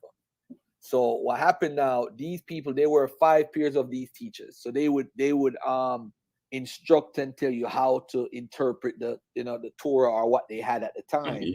I'm trying to figure out, are Israelites today claiming to connect to those people? Because are we in terms of like a scholastic history or genetic history or what? Genetic wise. Good question. Because those people lead up to what's called the Pharisaic position and all that stuff that a lot of people wouldn't agree with, but they're the ones that establish rabbinical Judaism. Another thing is, if people are, for the people who believe in like the pre-exilic Israelite stuff, like what Divine Prospect teaches, are you familiar with that? Yeah.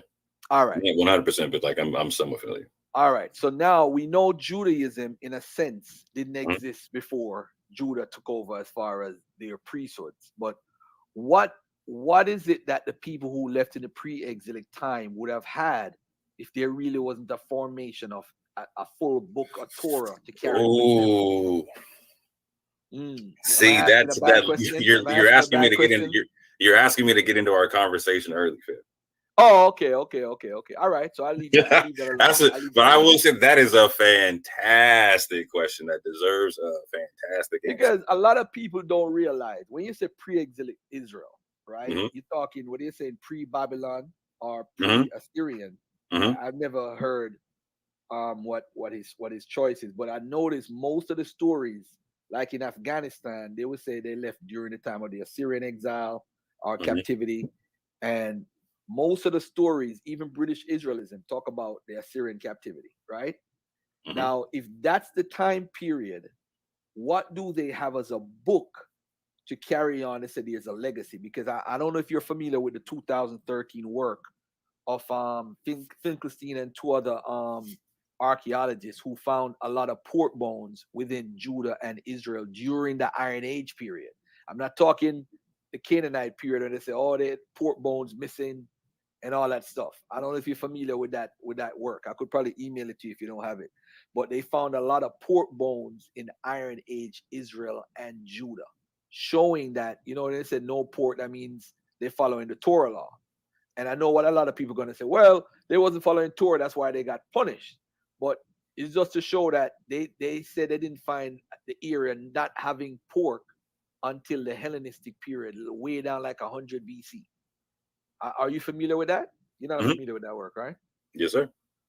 Oh, you're familiar with that report? You familiar with that report? Not 100%, but I'm familiar with the concept of the pork bones and whatnot. Right.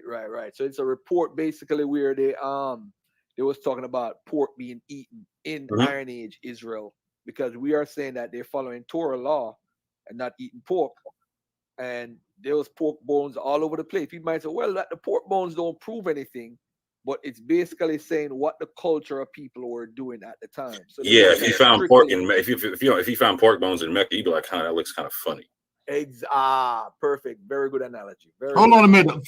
Faithful, check your email, man. I got half of the people on that list is my friends on the block list. I don't know what I was thinking, but Faithful, I don't see your name in there, Faithful. So I send it to Faithful to God one of that other email, not Mike, not your government, in that other email I sent. Check that and see if that list works, because I don't see your name on the list. I see everybody on there. But how they on here? Go ahead. Hold on, sister. What the sister Abba y'all? What you want to share something? Yeah, I have questions, a few questions for the panel that I would like you all to answer. First of all, what is Christianity? I want to hear you guys' perspective, and I want to know Christianity. Yes. So you want dissertation right now? I want to know. I want to know the perspective. What's wrong with your nose? I want to know the perspective from I got a cold. My nose is running. And I want to know if it was forced. If it was forced on us, why? And why should we continue to believe it as it was taught? No, Christianity wasn't forced on us. Christianity was already on the continent of Africa, and we're not changing the subject. We're not changing the subject, sister. Thank you so much. That we ain't doing today. That we ain't doing today. That's their garbage talking points. That's their garbage talking points to evangelize folk. But go ahead, we gonna. Is she an atheist?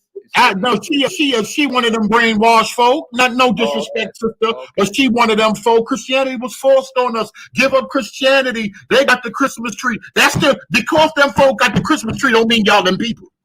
See, I ain't confused with it. Because them folk got that Easter egg don't mean y'all them people.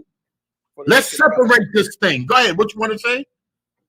I'm trying to work through this block list. I can't even type it where I can't even hit it where I could just unblock everybody.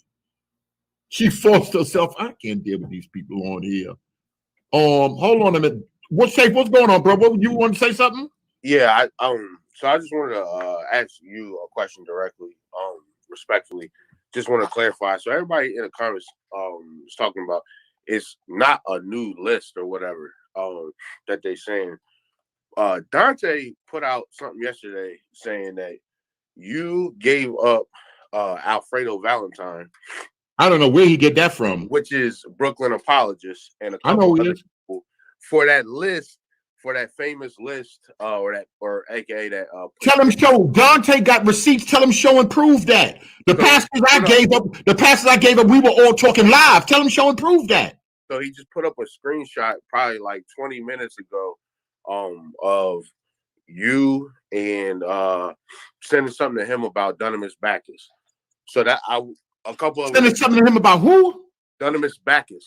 Let me look on there right now. Go ahead. Well, all right, go ahead. Y'all keep talking. So with that, I was just wondering what's your perspective, because it sounded like you was getting confused. You're like, new list? What new list? So I wanted to. No, because somebody else texted me and said Ambassador was on the list. So I'm like, unless he made one last night, I don't know. But I don't care about Dante in the list. But I'm gonna look at what you said about Ambassador. I'm gonna look what you said about BK Apologist. I want to see that. I want to see that on Messenger that I hit him. I want to see that. That what he said. That what he told y'all. He said he got voice clips of you and some screenshots and texts. If you go to Let's Get Biblical, I think.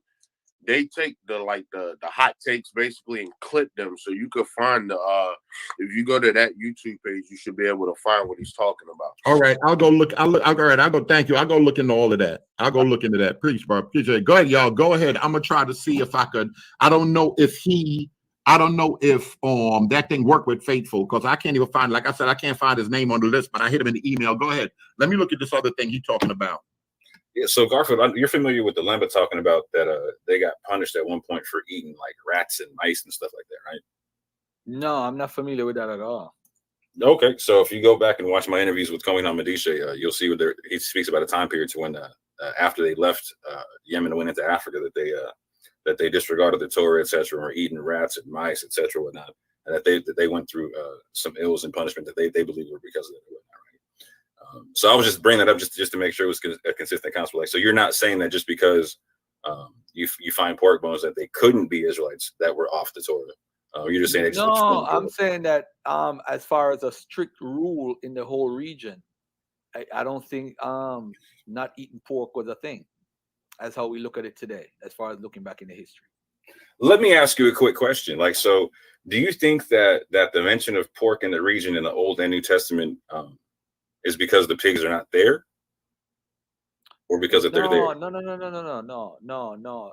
Them not eating pork is just that they say they choose not to eat that specific meat. If there's a rule for it, there's a rule, so don't eat pork. So that's why it was used as a cultural marker when the first quote unquote proto-Israelites said, hey, they didn't find pork bones. Hey, that's what happened, because Israelites don't eat pork. So it's a cultural marker to say, if you don't see pork in this area, there is pork in the region. Of course, don't eat pork. Like they said, like when they said don't shave your hair a certain way, what they're basically saying is don't cut your hair like how the Egyptians cut their hair. If you look in Leviticus, it tells you 3 different times, don't follow the way of the Egyptians. Don't follow the way of the Canaanites. So if the Canaanites wore their beard a certain way, but people take it literal, like, oh, don't cut your hair, because God said don't cut. No, he's talking about don't cut your hair like them peoples over there. We're not trying to be Egyptians or Canaanites. You know, it's just like with the homosexual law. One of the homosexual laws says that you shouldn't have sex with your father's brother because he's your uncle. You know, so men and men sex. But at the later on in chapter 20, you have a saying that don't have sex with men. But men can't have sex with men. But why is there a rule saying don't have sex with your father's brother? If there's a real quick, rule Faithful just got here, so I'm gonna pause up my questions and pause my question on DNA when I let it Faithful go through because I don't know how much time you got. All right, Faithful. Before you go on, remember you are my brother, and this is Berean's channel, bro. That's all I'm gonna say. All right. So whatever Berean says, right? whatever you can be heard. Yeah, you can be heard. We're gonna rock with Berean 100%. All right, his rule. Cool. All right, the floor is yours. I respect that. The floor is yours. The floor is Real yours. quick, I wanted to say to Berean, I wanted to apologize to you for what happened last time, Berean. Yeah, don't sweat that, man. Go ahead. I don't know how much time you got. Go ahead and roll. You got it. I'm muting myself, but I'm here. I'm trying to wait for them to send me some videos. I want to look at some stuff.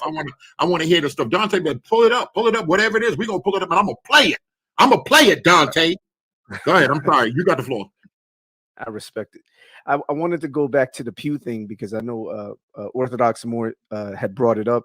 We did a show, what was it, like 2 weeks ago, Orthodox Moor, on my channel, where we addressed what Kelly Richardson had done with you, where he had misrepresented your criticisms of his methodology.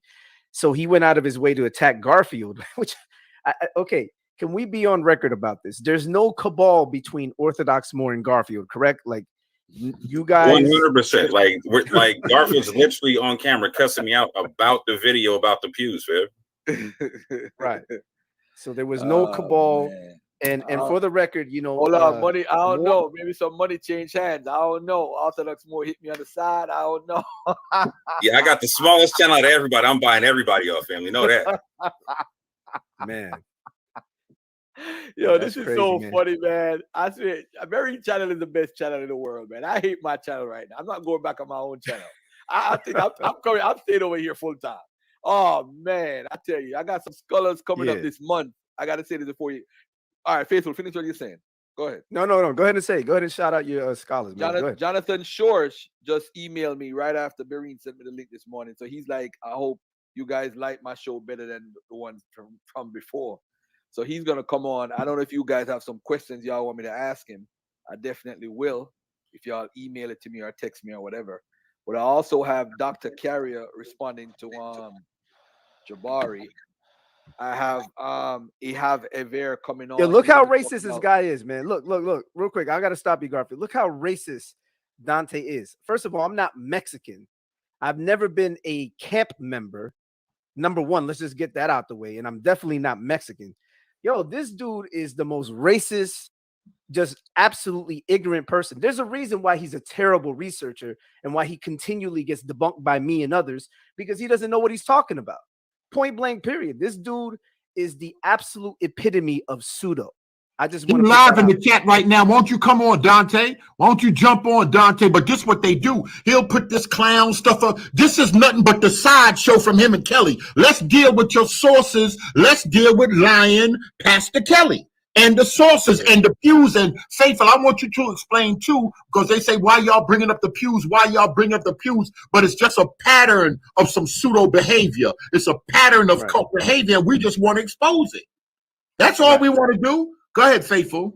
I'm gonna leave this up for a while. And for the record, I love you too, Dante. I know you want I know you want the truth to come out, brother. And me and you, we got a lot in common, Dante. I love you. I don't got no beef with you, but you funny right now. You funny to me. I'll play that video, boy. Anything about any urban apologist I say, boy, you got me confused, Dante. We gonna play it right now. Let me open up a Red Bull, shut my mouth. Go ahead, Faithful. But for the record, because I know he likes to clip these things. When I say I wasn't a camp member, it doesn't mean that I wasn't influenced by the camp doctrine. And by the way, the camp doctrine that I was influenced by, Dante, posited that Judah was quote unquote Negroes. So yes, I did believe that Jesus was black. I believed all that stuff that the other camps believe, the people that are actually in camps, because I watched the videos and I actually fell into the foolishness of that mindset. But I was never a camp member. So all this Mexican because he thinks like somehow I was involved with some like Latino only group, which is just foolishness. You know, this dude it's a waste of time even talking about Dante. But anyways, getting back to the point about Pew methodology, what these guys don't actually practice. The interesting thing is, so Moore, and we can be on record about this. You and I haven't had the best relationship. Hopefully, moving forward, we can move past whatever happened in the past, whatever we said. We can move forward amicably. We can, even if we agree to disagree, we can do so in the same way that you and Abu do so. So I just wanted to be on record about that. If we could make this the starting point where we can at least have cordial dialogue, cordial correspondence between one another, right? You know Can we what? do that? Let me say this real quick. Like, so I told this to Abu, and hopefully he sent you the message to where when I found out you were in the car. Let's not bring that up live. Hold on. I'm not gonna say. I just want to say I'm not gonna talk about nothing, but just something real spiritual, right? So I literally had to repent because I let's say you would have not made it out of that car accident, bro. The sun would have went down on my anger. I would have violated the gospels or whatnot. You know what I'm saying? And that made me feel horrible.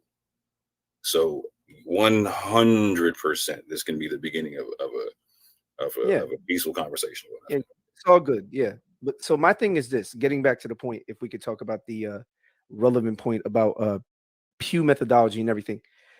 So I want to be on record about this. I'm sure that most of you know this already if you've watched my channel, that I personally don't believe Hebrew is on the pews. I don't believe Amharic is on the pews or Ethiopic. Now, I know that the argument, and I say this respectfully to Moore because I know Moore's position is different than mine. So I'm not saying this to try to attack Moore. I don't want you to take this as if it's an attack on you, Orthodox Moor. But I don't think that looking at the resemblance of markings that may resemble letters gives us any indication of discernible language. And I do agree with Abu on that point. I know he doesn't believe any language is there, but I do agree with you on one point. You and I have a point of commonality, and I've had this before you and I even had a conversation. And ironically enough, Abu convinced me of this without him realizing it, putting forth his little exercises, but he actually convinced me. I believe Arabic is on the pews. The fact that we at least have two scholars that I know of on record. No, matter of fact, three. Two, and one is kind of a little, he's leaning in the direction, but he has two confirmed. Right? Yeah, two confirmed. So we have obviously Jeffrey Kahn, the Hebrew chair of Cambridge University. Now, again, this is not meant as a shot to Orthodox Moor, but the Cambridge chair of Hebrew said he did not see Hebrew on the pews. He says it is not Hebrew, at least the specific pew that he looked at. He didn't believe that particular pew had Hebrew on it, but he absolutely believed it was Arabic, and he believed it was from Surah Al-Nas, right? So 114 after, yes, sir. Right. Now, given the history, Sapelo Island, given the fact that we know of a large chunk of the slaves brought over were indeed Muslim, it would make sense that even if these people were converted over to the Christian faith, they would have retained some semblance of understanding of Arabic. They would have had a semblance of understanding of that relevant surah, which is, to be honest, if you just want to be honest, it is not something that's antithetical to someone who already holds to a Christian faith, because it's simply a generic statement about the God of heaven and earth, that he's the God of humanity. I mean, that's a statement that Christians, Muslims, Hebrew Israelites, anybody with a belief in the Abrahamic God can endorse, even if it comes from something like the Quran, where Christians will disagree with the Quran and other groups like Hebrew Israelites will disagree. But it's a statement that is general amongst all of us. Now, the reason why I bring that up is because it makes sense when you have Bubakar, the relevant Harvard scholar, looking at the pew and saying that he sees a statement in Arabic, right, from the Quran itself, correct? If I'm not mistaken. When you have another scholar, Samir Ali, saying the same thing, that Surah Al-Nas is there. You have two of them, Bubakar and Jeffrey Kahn, who say absolutely yes. Samir Ali says it could be, but he hesitates, right? He hesitates. He says it seems plausible, but he hesitates. So Samir Ali, to be on record, he hesitates a little bit. But nevertheless, you still have at least three scholars that feel that either it's implicit or explicitly Arabic. Now, for me, that was convincing. And I think when you look at the characters, when you consider that on the Isle of Haiti, you had a African slave who was Muslim, who wrote in Arabic and was a sloppy form of Arabic. The fact that you could have slaves writing in a sloppy form of Arabic is not outside of the realm of possibility. And not just, this has nothing to do with the African slaves. This could be anybody who learns a language that's not their native fluent language. And for me, that's convincing. And yet these guys are attacking Arabic, and I'll tell you why. Because I think the presupposition is they believe that if you say it's Arabic, then you're denying the ethnicity of the people of somehow being Hebrew, because of course Kelly and these guys want all the people, or at least most of the people that came over during the transatlantic slave trade, to be Israelites. So there is an implicit bias on their end to deny the evidence off of the identity doctrine. Now that is my personal belief. I know they haven't explicitly said that, but I do believe that that is the ultimate end game with them, to deny Arabic, because it's think of it this way. Let's say theoretically, I'm not saying the people in West and Central Africa were all Israelites or any, that's not my viewpoint. Y'all know my viewpoint. But let's say theoretically they were Israelites, right? Just for the sake of argument, just as a thought experiment. If they all spoke Arabic, how would that negate their ethnicity? Do Hebrew Israelites think of this variety, like the Kelly Richardson, William Brown, Dante Fortson variety? Do they think that Israelites don't speak other languages? Aren't they claiming to be Israelites and they're English speakers, native English speakers? So wouldn't it be the case that if they're native English speakers, why can't the slaves who came over from West Africa who embraced Islam be Arabic speakers? And when they are converted to the Christian faith, when they come over, they would have continued to retain at least some semblance of knowledge of Arabic and written on the pews in that language. Why would that be outside the realm of possibility? Why? Because if you say it's Arabic, it lessens the probability of the slaves being Israelites. That's just dumb logic. No disrespect, but that's just absolutely foolish understanding. That's and the methodology is just terrible on their end. I just wanted to say that, man. I wanted to get that out there. But and not to mention Kelly Richardson, William Brown, you guys need to apologize for the Richard Katz fiasco, for the misrepresentation of David Boonis, since you like to make videos calling people blatant liars when you guys made up a scholar, Richard Katz. And before that, you were trying to misrepresent the findings of a legitimate scholar, David Boonis. And then what about the secret scholars that you guys made up that you guys didn't want to reveal?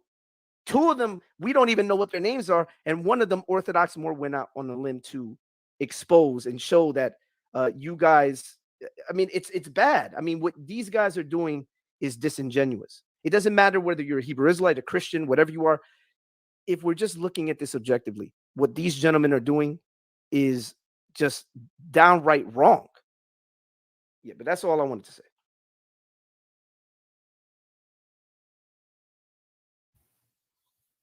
Yeah, just some quick clarification. So, Boubacar Diakite positively identified La ilaha illallah on the pews, and also Muhammad is the messenger of Allah on the pews. And that was confirmed again by Major's own research that he put out. Right. Samar Ali tentatively said it could look like Surah 114, Ayah 3 on that one pew. But what was important about his emails, he was pointing towards it looked like a West African Arabic concept, right? Now, what becomes more important with that is the concept when Faithful to God brings up the concept about Haiti, right? Abu talks about that too, to where there's Muslims in Haiti that wrote in a so-called sloppy Arabic. What's interesting is when you compare their Arabic to the Arabic found on Sapala Island with Bilal Muhammad and whatnot, the concept of a trade language actually becomes possible. So when Anonymous went to the church himself in again August 3rd of 2019, before Abu ever made a video on any of this type of stuff, right? Before there was any pushback from any community, we were doing our own independent research on this stuff, right? Anonymous went down there, recorded the pews, and again put out more pews in public than Benaya, than who's been down there, than Majors who's been down there, and then Kelly who's been down there. Then again, also what's in the documentary, they only got 4 pews, right? So when Anonymous went down there, his tour guide, who was studying to be a scholar in West African history, broke down the concept and cited the same thing that Dante said. Now, shout out to, you know what I'm saying, Dante, in all your sources, fam. Why is it that when we use the same concept, the same source of there being in southern Nigeria, Maghrebi Arabic, Hebrew, and Patois being spoken, that's not no longer relevant? Because when Anonymous, before even knowing about that source, heard the same concept from his tour guide, talking about they spoke a blended language or whatnot. Your man Amir Muhammad came on major channel and said the same thing. He said that the Arabs and the Hebrews were speaking together. Why would the languages blend? So there's a lot of arguments being made. So it's not just Hebrew versus Arabic versus Geese. No, there's a lot of different arguments, fam. One of them was a trade language argument. So this is why this whole thing got to get slowed down, fam.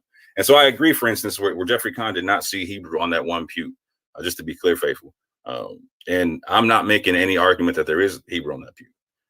There's something I got to rule out, though. I do believe, I got to double check this. I do believe at the end of the documentary that there is a claim for the Tetragrammaton being written in shorthand, and they flash a picture of that pew.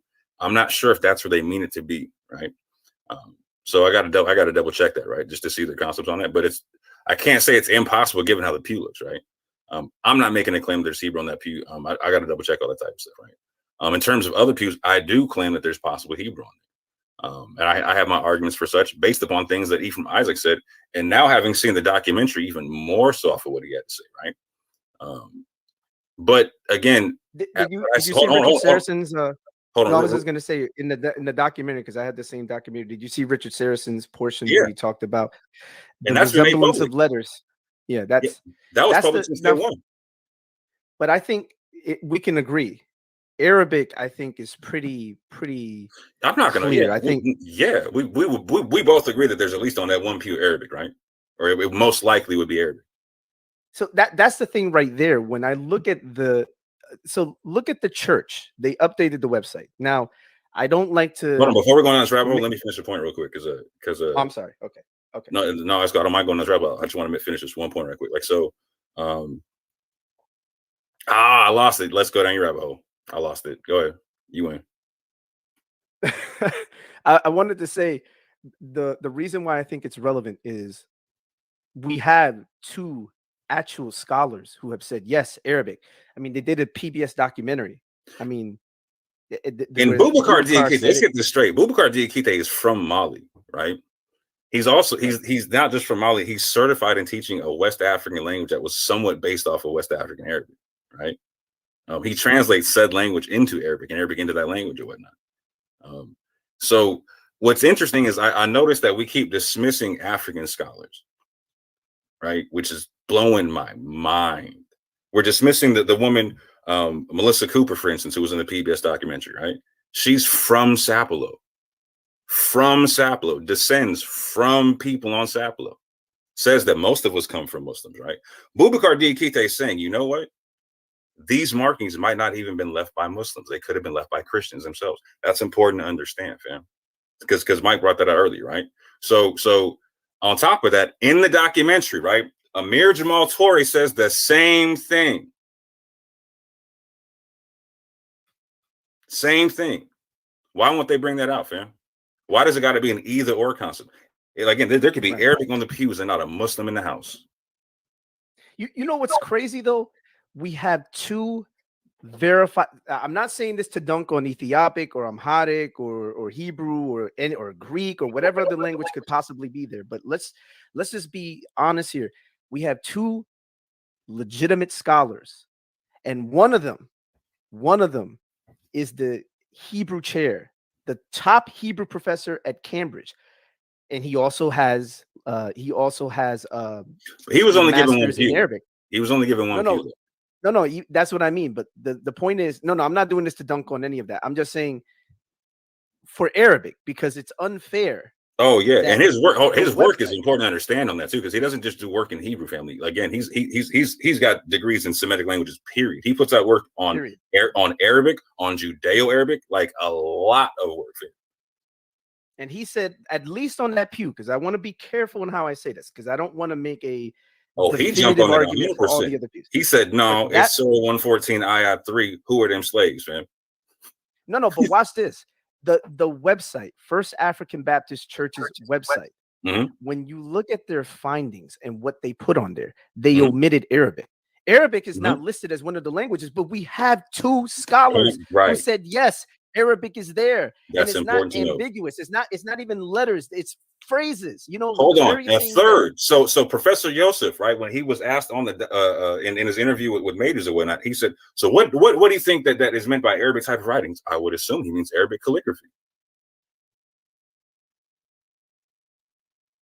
To me, it's mind-boggling, and I'm gonna say this. I don't like to make appeal to conspiracy, but I wonder out loud if Brown, Benaiah, and Richardson paid off the church to put their findings. Because if you look at what the church's website has, it reflects what we've seen in their videos while omitting Arabic, where we have 2 legitimate scholars who said, yes, Arabic is there. How in the world can you, matter of fact, how can the church put anything on their website that says very clearly and succinctly that Arabic is there? On the PBS documentary, they went to the church. Boubacar was there. They interviewed Boubacar. He said it on camera. And yet on their own website, they don't have Arabic. It seems to me that maybe there's foul play going on where people were paid off substantially to omit Arabic, because why wouldn't you have Arabic on the website? Again, this is not an argument against Hebrew or Amharic or Ethiopic. It very well could be the case that you could find those languages there, right? We can't rule out the possibility. But why do you think they changed it, Faithful? Why do you think they changed it, then changed it back and all this carrying on? Because from my understanding now, I think I heard this a while back that the 3 of them are cousins and they all connected to the church. They all family, they all connected to the church. Hold on, let me read this. Somebody help me. Dante is watching. He has a claim. Faithful to God is on the panel. Why doesn't he join the panel and body bag Berean with his receipts and then laugh at Faithful to God going on Berean? I seriously just don't understand. Dante, jump on. Dante, jump on with the. I'm getting ready. I'm looking through my phone. I don't know if it was this phone or the other phone. I want to pull up all of our conversations, Dante, live right now, because you confusing little stuff with Cherry when people hit me about Cherry husband and Nefer when she was on. All of that was public. Do me a favor. You the king of receipts. Pull up all our conversations ever since I friended you and put it up online so we can talk about BK apologists and everything you got to say. I'm going to put the link out there for you, and I'm going to play the other guy's video. Go ahead, Faithful. Why do you think they changed it? Because from my understanding, I don't even know what people saying they changed it. Go ahead, I'll mute myself. I'm looking at Apostle where he says that's a serious charge. No, I said I'm thinking out loud as a hypothetical in my mind. I'm not saying this is what happened. See, this is what I hate about certain Hebrew Israelites. You'll make a claim, you'll be very careful and nuanced in how you say it, and then they somehow will immediately ignore the nuance and just assume you made a positive claim. Like, yeah, he said they were paid off. No, I'm saying, could it be the case, hypothetically, could it be the case? Because how could they do a documentary where they have Boubacar, they have a scholar from Harvard University saying, yes, Arabic is there. Then they have enough. Then we personally got a scholar, Jeffrey Kahn, the top Hebrew professor at Cambridge University, a dude who has professional knowledge of Arabic in other Semitic languages. This is a professor, and he says, yes, Arabic is on one of the pews. How do you have 2 professors independent from one another? One that we got during the whole Richard Katz fiasco, and another one that the PBS people got, and both in concert with the church. In concert with the church.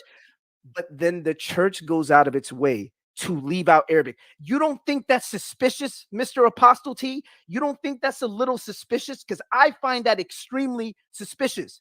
They just did a documentary. You would think Arabic would be like one of the first languages that they would put on there. They had Arabic on the website, claiming that it was a West African Arabic cursive script. And now they've changed it to, now Arabic is even there. Like, what does that look like? Who are the people who actively, wait, real quick, let me just land my plane. You got it. Who are the people who actively argue against Arabic? Kelly Richardson, Benaiah Israel, and William Brown. And they just so happen to be connected with tours at that church. That doesn't seem a little suspicious to you guys? I'm not saying they did pay them off, but my goodness, like the coincidence is extremely great. Yeah, and so first and foremost, like, so this is why there's no need to appeal to conspiracy in any way, shape, or form, right? It's because, and first, family, hear this. I wish I could be cussing Faithful out right now by what he's saying. I wish I could be defending cats left, right, center, but you know what I can't do? I can't do it because I don't have the proof to the contrary, and they didn't produce cats, etc., or any of his information, etc. I can't, like, I literally can't do it, fam. I wish I could, but I can't. Just like I can't point to any scholarship in the solar trail anywhere on the pews, fam. You know what? I got in contact with a scholar myself who could read Al-Hamiada, which is Ladino text in Arabic, and could also read solar trail. He definitely said, nope, not there. Not there, fam. These letters do not conform to solar trail. And then in a subsequent email, definitely said there is no. In a subsequent email said there's not only no solar trail, there's no Ladino on the pew, fam. So again, this is a game of, this is a circus, fam. This is a straight circus. So am I going to speculate this? Did someone give somebody money? No, I'm not going to speculate nothing. I'm going to tell you this. Kelly on his own channel said, so what if we did have something to do with the website changing? Those are our people. That's fam. Wow, I'm done. Look, I've been done, man. I'm going to say this right now, too.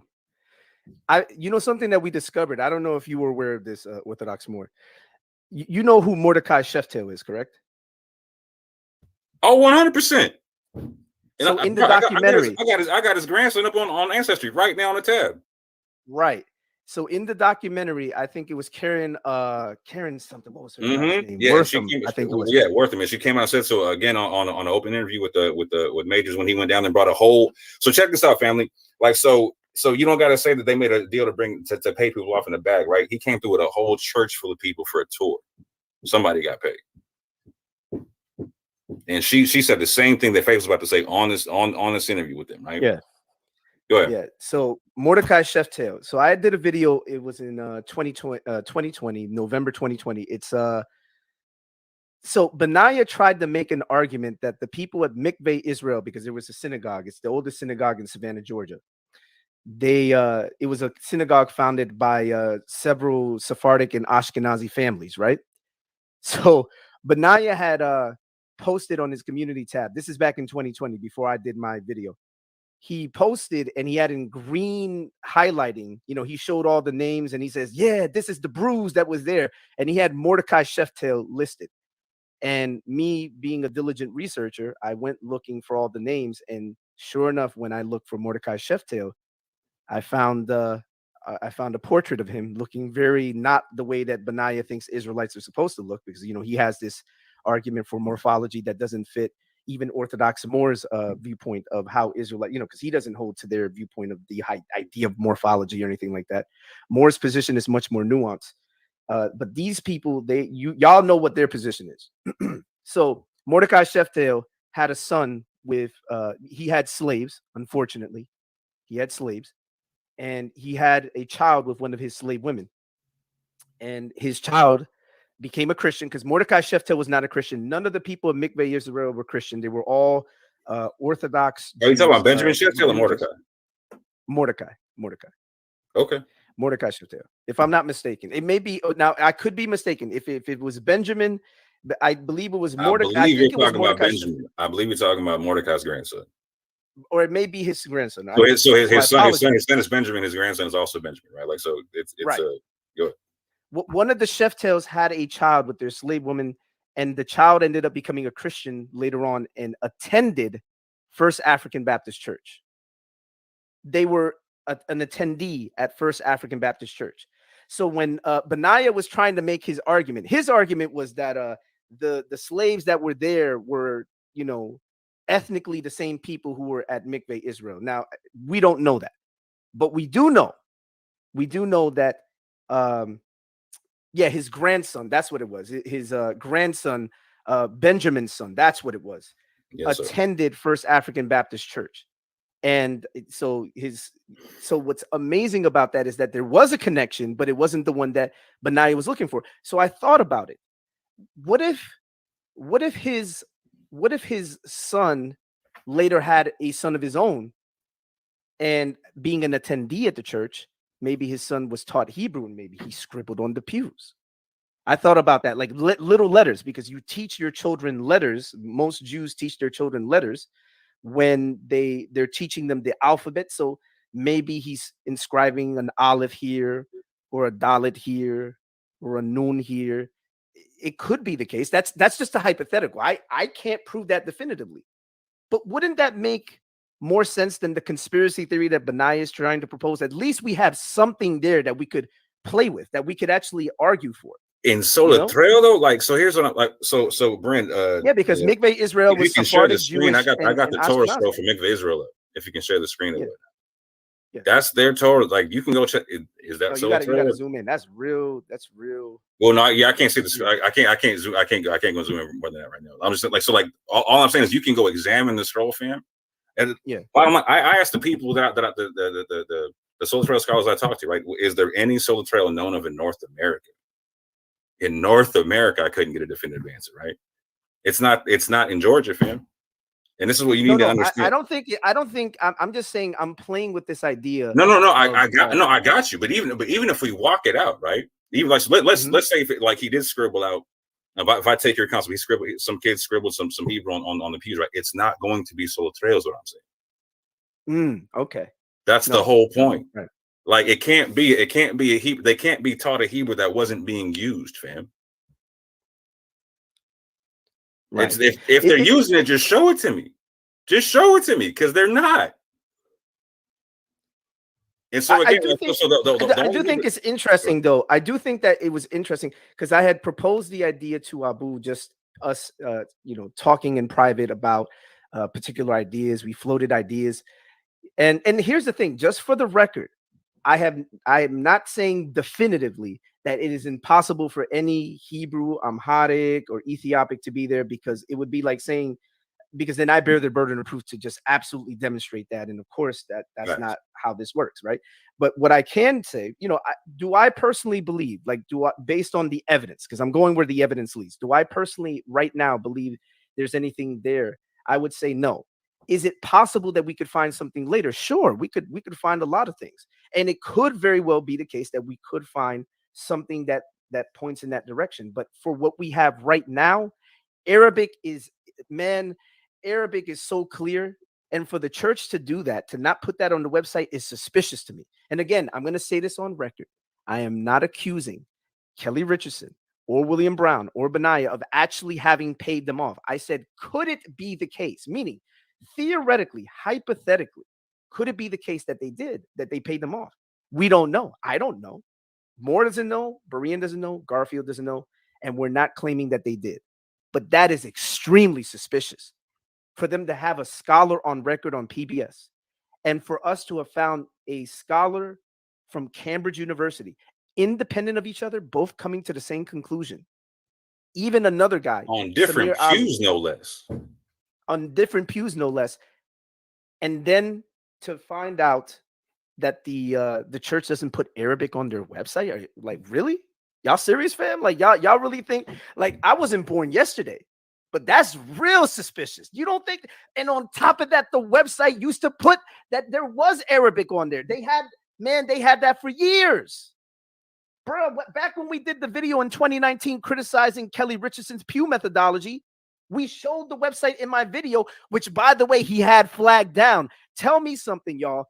If you know you have the truth, why would you try to censor your opponents?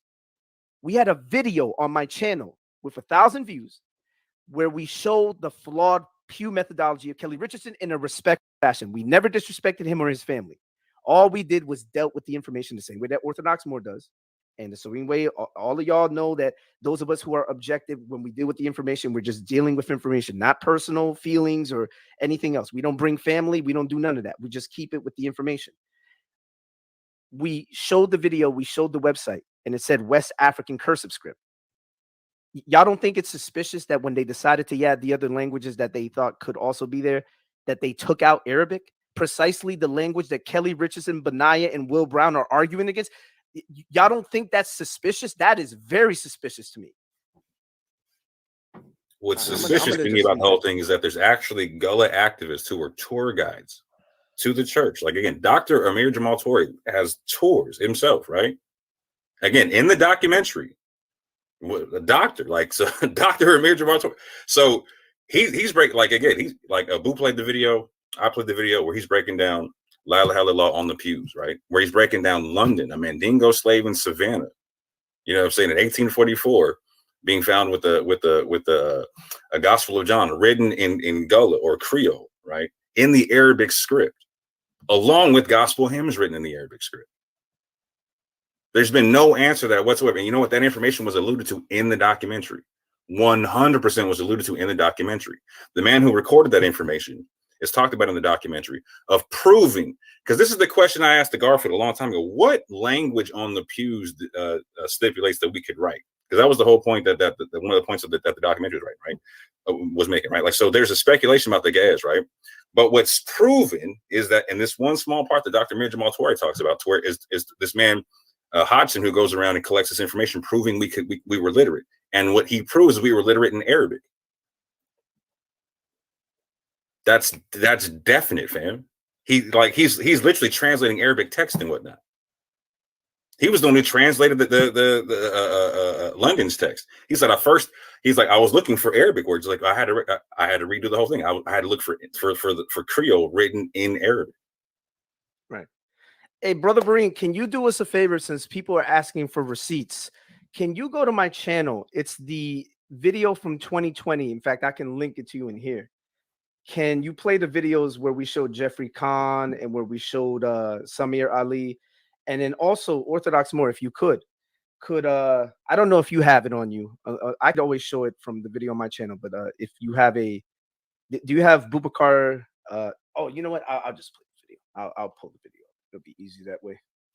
So I'm gonna send you the videos, Berean. I'm about to send you the videos right now because I can't play it on my end, man. I can't. All right, it's gonna be you talk about in private messenger. Yeah, I'm gonna drop it in here. So you see where it says private chat. So I'm gonna drop it in here. And you're gonna play the video. It's gonna go right to the video, and then I'm gonna send the one from the gentleman Bubakar. All right, hold on 1 second. So I think it's funny because these guys think that we're just making this up. They think we're just asserting this without any receipts. Oh, we got receipts.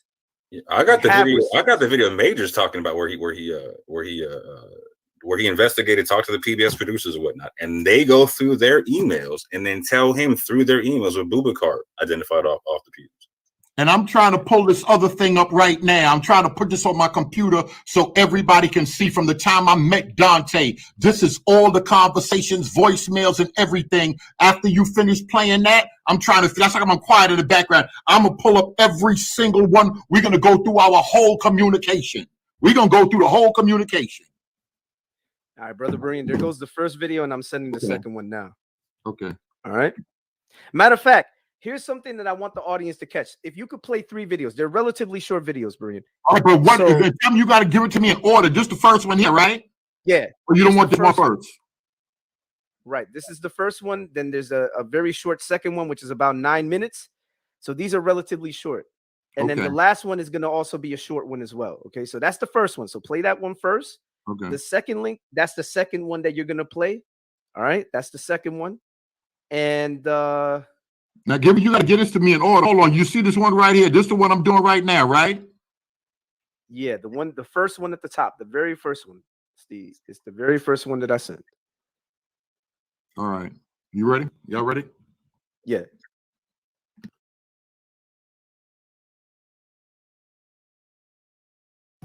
And now we close out the third and final section of this video on the appeal to scholars.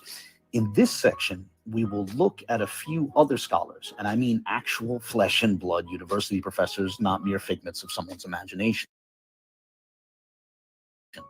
Now, in my case, I just wanted to discuss the markings on the pews. I'm fine with others inviting scholars to weigh in and share what they feel appears on a given pew.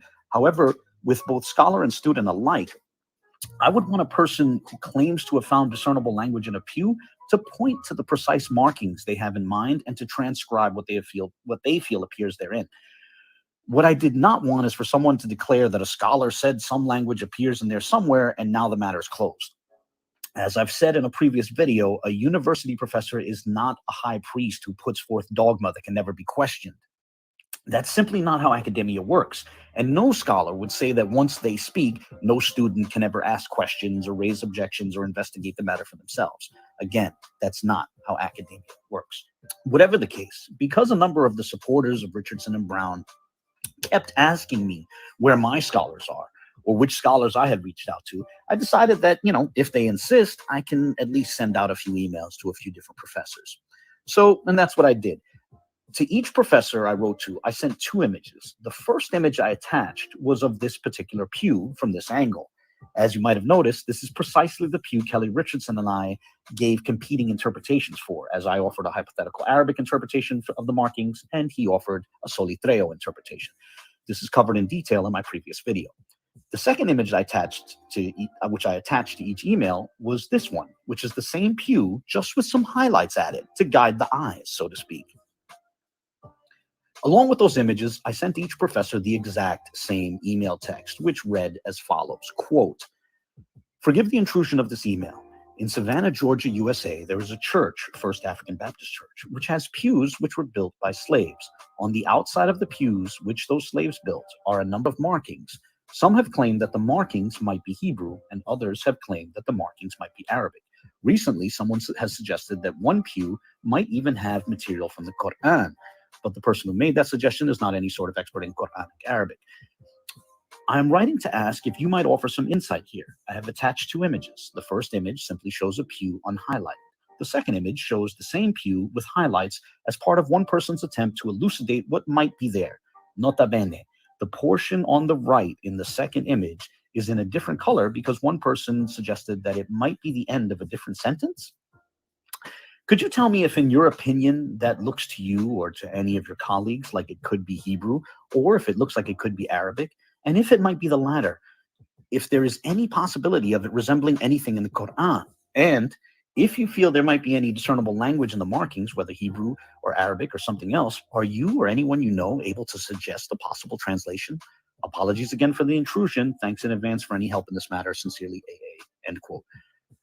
So I received multiple replies, and the first email that I'd like to show is the reply I received from Samar Ali, professor of Arabic at the University of Michigan. His response reads as follows, quote, "Thanks for reaching out, and this is super interesting.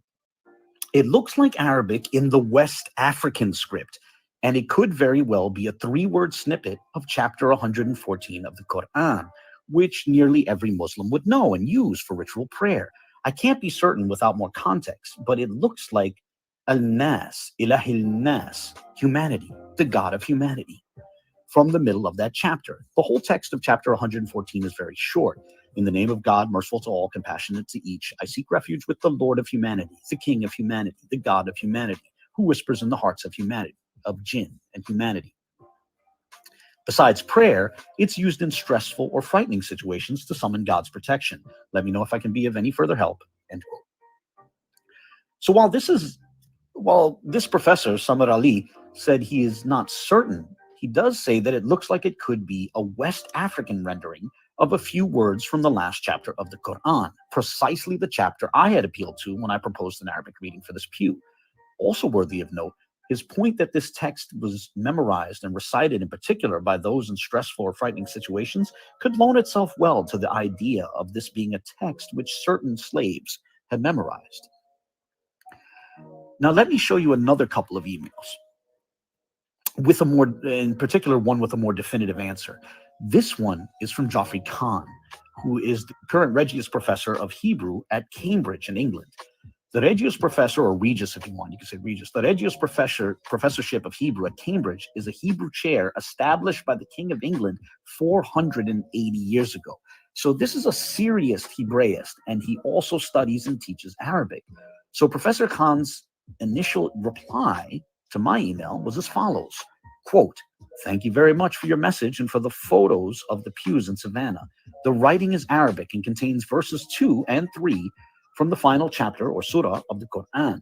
The text visible in the photo reads in Arabic, Sovereign of mankind, the God of mankind. When do you think this was written on the pews? Was it written by the slaves who built it? Best wishes, Joffrey, end quote. So I wrote back to Professor Khan with the following, quote, greetings, Professor Khan. Thank you very much for your reply. Regarding your question, I do not know for certain when the markings were made. The only thing I have is the church's oral tradition, which posits that the same slaves who made the pews were the ones who made those markings. Ergo, assuming that is correct, the markings would date to the 1850s. I really appreciate you sharing your conclusion regarding what appears in those markings. Forgive me if this question is somewhat redundant, but just to be clear, would you say it is definitely Arabic and not Hebrew? The context of my question is the alternate suggestions which have floated around, some positing that the markings should be Arabic and others positing that the markings should be Hebrew. Sincerely, AA, end quote.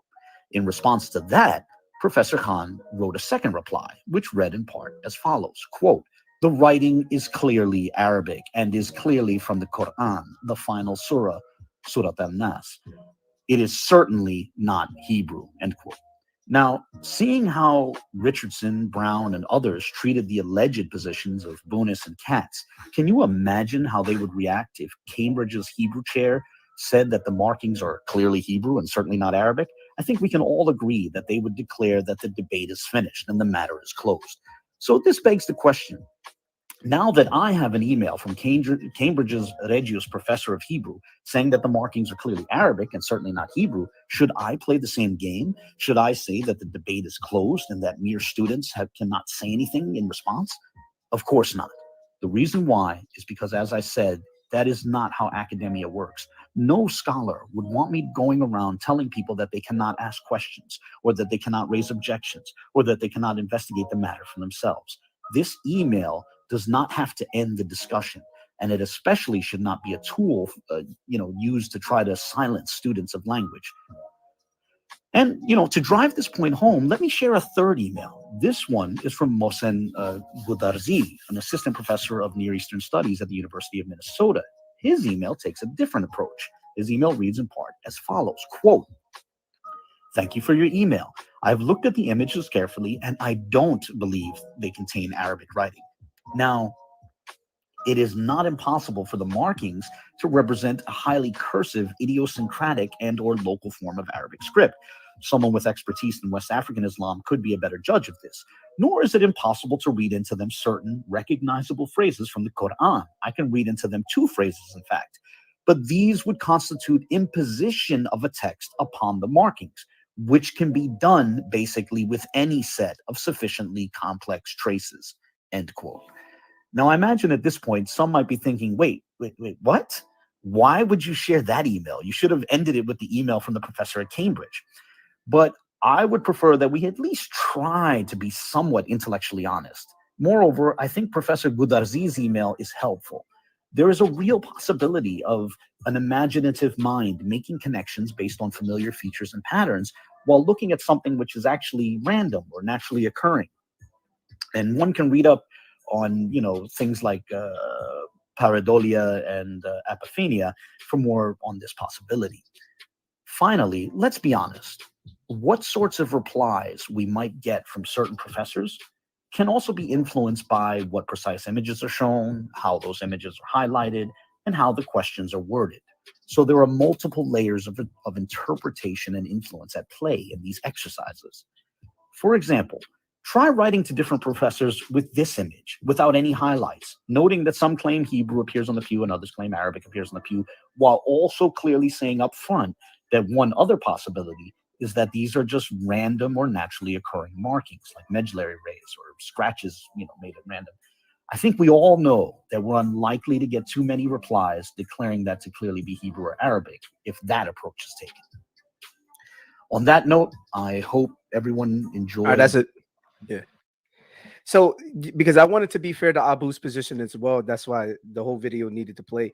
But notice, though, right? The little game that they played is that we have a scholar, right? And they tried to use Bonis. They misrepresented Bonis's findings. We exposed that. Then they made up a professor, Richard Katz. But we reached out to actual professors that were going to give us legitimate answers, regardless of whether it cut our way or didn't cut our way. And when Abu reached out to those three professors, two of them said yes, or one of them said yes, one of them tentatively said yes, and the other said no. Right? We're being Nah, faithful, intellectually you honest in Jesuit these devil. You conversations. paid them scholars off, didn't you? You Jesuit devil. Nah, tell the truth, shame the devil. Nah. But yeah. Now this is the one with Bubakar. This is the Harvard professor that was reached out to by, First African. I don't know if it was First African Baptist Church or if it was Henry Louis Gates that reached out to them. It's nevertheless the case that that scholar was hired to give his assessment. He gave his assessment and he says Arabic is on the pews. So this is independent from that video that I just showed. These two scholars were not in connection to one another in any capacity. I just want to point that out. All right. If we could play this video, and then there's a third one. And the third one, just read that super chat, faithful. Yeah, this is interesting. The question now would be for me is, how did the Arabic language reach West Africa? Does it have anything to do with the slave trade on the other side of Africa? Well, of course, because Islam was in Africa. Islam went all throughout North Africa, West Africa, found its way into Central Africa, East Africa. I mean, in fact, Zanzibar, which was located in East Africa, was a pretty big slaving, and I mean no disrespect. I'm not trying to attack, Moor or anything like that, but I'm, just being honest. That there was a very big history doesn't offend me, fam. Yeah. In Zanzibar, and that was in East Africa. I mean, man, listen, Islam has a history in Africa. It was there. Like, to say it wasn't there would be to be disingenuous. I think if we are objective and honest, we'll realize that, man, you had the Ashanti people who embraced Islam and they ended up incorporating many of the practices into their normal cultural life. Even to this day, they still have those elements there. I mean, some of the people over there have Arabic names. They continue to practice the religion. It would be absurd to think that Islam didn't have any sort of influence on the people, right? Yeah, and so I brought this up with Garfield the other day about and this is coming from an opponent of Islam. Let me just be on record about that. I don't endorse Islam, but we have to be fair with history. We have to treat history how it is, right? Islam absolutely has a history and influence in West Africa. To say it doesn't would be to do a disservice to the history of West Africa. Yeah, so we can see the Hassaniya Arabic coming into West Africa with the Beni Hassan tribes, and also the Banu Sulaim, the Banu Halal, etc. Whatnot. Like it's a very prominent form of Arabic in West Africa. It was the lingua franca at the time of slavery, whatnot. So does anybody disagree that Arabic was the lingua franca in West Africa at the time, or no? Okay, sounds like no one disagrees. Oh, you're saying disagree? Oh, yeah. No, I would say that Arabic was, in fact, if I could do something real quick, just momentarily. I'm not going to show anything. I just got the book in my hand. So this is the Tariq al-Fatash. This is the English translation of the relevant Arabic. This is by Christopher Wise, translated by Christopher Wise and Ala Abu Talis. So this actually talks about Muhammad Qadi, who was a half African, half Arabic man, who wrote extensive history in I believe it was in the 15th century on the history of West Africa. So interesting thing, he talks about them having trade with the various people, that the people learned Arabic and they were doing trade with the various West Africans out there in the Arabic language. In fact, we even have manuscripts of trading deals that were made between local tribesmen and some of the Muslims, Moors that were in the region, and they're doing trade in Arabic.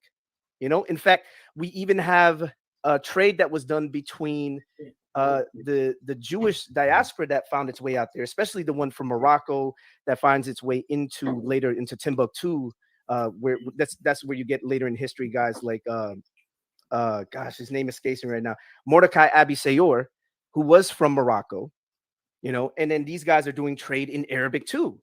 They're writing in Arabic. It makes sense, especially if you have a diaspora of Jews that lived in places like Morocco for like centuries. They're going to learn Arabic, of course. They have to learn Arabic. Yeah, in Spain, the Jews were literally translating the Arabic texts for people and whatnot. Literally, exactly. Like they were the translators. Yeah, so it's important to note that you to do trade out there, though, if you're going to do trade, with Muslims, you better know some Arabic. You got to do some trade in Arabic. Yeah, so it would be a lingua franca, absolutely. Hence, we got that source from Dante. Shout out to Dante about there being Maghrebi Arabic, Hebrew, and Patois in southern Nigeria. So real quick, Faithful, I asked the same question to Abu and to Brother Reggie, whatnot. So being that it is like a Jami can be used to write other languages and whatnot, right? And we also see this in Timbuktu, right? And just to be clear, the three Fatash, so that they're not written in Greek or Latin, are they? No, not at all. In Arabic. Okay, just making that clear. And the Tariq al-Sudan. So it's two works, right. Both of them talking about the history of the various people in West Africa and even in places like Morocco. And when you read about this, man, it's in Arabic. So here's the question. Did anybody on the Hebrew Israelite side know that when they did an excavation of Timbuktu, they found manuscripts in Arabic? Like, why would you have all these manuscripts in Arabic in Timbuktu if these people somehow weren't fluent in Arabic? This is the local people writing in Arabic. Right. And to that point, they found more languages than just Arabic written in Arabic script. Right. So that's so to that's why I asked Abu and Brother Reggie, is it possible? So for instance, in Timbuktu, there's also been Hebrew writings found, right? And also been destroyed, etc. That's been recorded. I got pictures of a manuscript that was there a decade ago. It's not there now. You know what I'm saying? They had a synagogue. Real quick, like, so is it possible that you could find Hebrew written in Arabic script? Sure, absolutely. I don't think it's outside the realm of possibility at all. And here's the interesting thing, since you mentioned it, because you had synagogues in Timbuktu. In fact, you had a primary synagogue that was run by Mordecai Abi Sayor. And Mordecai Abi Sayor also intermarried with the people of the local population. So we have to consider these factors, right? But here's the thing, though. They'll love it, right? Orthodox Moor, because we're talking about a man who was a Jew living in Timbuktu, having a synagogue there, that they think that's beautiful. See, he's proving it right there. Faithful is proving it right there. But they'll ignore the fact that Mordecai Abi Sayor also spoke Arabic and he wrote in Arabic. So should we assume that when he was doing trade with Muslims, that he wasn't writing in Arabic, or are we assuming that the Muslims spoke Hebrew and then he spoke Hebrew to them? No, they would have used Arabic. Should we assume that Dante gave a false source to the people that stipulated in southern Nigeria, the Banu Ifram were speaking a mixture of Maghrebi Arabic, Hebrew, and Patois? Right. So that's was that a real source or a fake source, Dante? That's what I want to know. Oh, the thing is this, though. When he showed the source where it says Arabic, why does he ignore the part about Arabic? He focuses on the Mizrahi Hebrew, but he ignores the part about Arabic. So should we be ignorant to think that the slaves that came over, many of whom who were Muslims, can we be honest about that? Up to 30%. 30% of the slaves that came over. Up to 30% were Muslim. And then again, to be clear, family, the majority were located in the South. That was the hot spot for the Muslims, was the South and the Low Country in the Southeast. Oh man, there's the guy. Matter of fact, since we're talking about Timbuktu, the prince, what was his name? Was it Abdul Rahman? Ibrahim, sorry, he wasn't from Timbuktu. So the one that was from Mali was Salib al-Ali. No. But there's one that I remember it because there was talking about Hadir. No, I'm going to tell you right now. I'm going to tell you right now. So Abdul Rahman Ibrahim Masari was from Guinea. That's what he was, from Guinea. My apologies. I misspoke. No worries. But he was from Guinea, and he was taken over, he spoke and wrote in Arabic. Yeah, he wrote to the Moroccan consulate. Yes. 100%. He wrote in Arabic. This is a slave who spoke and wrote in Arabic, and they were astonished that this slave actually had fluency in Arabic. Now that's in Mississippi, fam. That's just in Mississippi. Right. Let's go to the Low Country where the Gullah at, where the Geechee at, right? So starting in North Carolina, you have Omar ibn Said writing an autobiography in Arabic, right? Then you go to Sapelo Island, right? You have Bilali Muhammad writing the Risala. He's writing an Islamic document on how to practice Islam in Arabic, right? Whose children convert to Christianity, whose grandchildren convert to Christianity and build the church on Sapelo Island. Again, we have in Georgia, Savannah, Georgia, 1844. This is the time period. Okay, so if you know the church history of the First African Baptist Church, this is the time period when the pews or before the pews are installed into the church. This like they're not even in the physical church yet. They're in a whole separate area right now. They're doing the pre-church stuff, right? They're in a wooden building, right? They're not in the building that they eventually built, right? So in this time period, you have this man Hudson going around collecting writings and whatnot, and one of them is from London, a Mandingo slave in Savannah who writes the Gospel of John in the Arabic script in the Gullah dialect. Right? So just in Georgia alone, you have the spectrum of people who are Muslim writing Arabic and people who are Christian writing Arabic from West Africa. Fulani and Mandingo men, who the Fulani and Mandingo, when you find them in the Americas and you find them documented, you're hard pressed not to find them literate in Arabic. The Fulani are almost universally literate when they come over here. Almost universally. There's sources in Brazil that say all the Fulani there are literate. All of them. Now here's the thing. Now that we have established, I think pretty clearly, I'm going to give a reference. I'm going to say this one more time. And anyone who wants it, they can look it up. You can get it on Amazon, the Tariq al-Fatash. You can see that I'm not just making this up. Moore is not just making this up. There are sources that talk about the communities in West Africa speaking in Arabic, point blank, period. There is no getting around that. And if we know that slaves, 30% of them came over and they were Muslims, what do you think Muslims read the Quran in? They read the Quran in Arabic. And these slaves would have been fluent in the Arabic language, especially given the fact that Islam puts a heavy emphasis on learning the Arabic. All right. So Omar ibn Said got a Bible in Arabic. Right. You know, Brother Berean, if we could play this video. So Boubacar, who is a West African scholar, let's be on record, because you know they like to say, oh, y'all going to them non-black scholars. Well, we have a black scholar right here who verifies that Arabic is on at least one of the pews. So and real quick, one of the pews, yeah, go ahead. And real quick, he's a Muslim scholar saying that it might not be from a Muslim. Mm-hmm. Hey, listen, guys, I gotta jump off. I gotta go take care of some stuff, but I'll be back if y'all need me. All right, hit me. Y'all ready to play it? Yep, we ready right now. All right.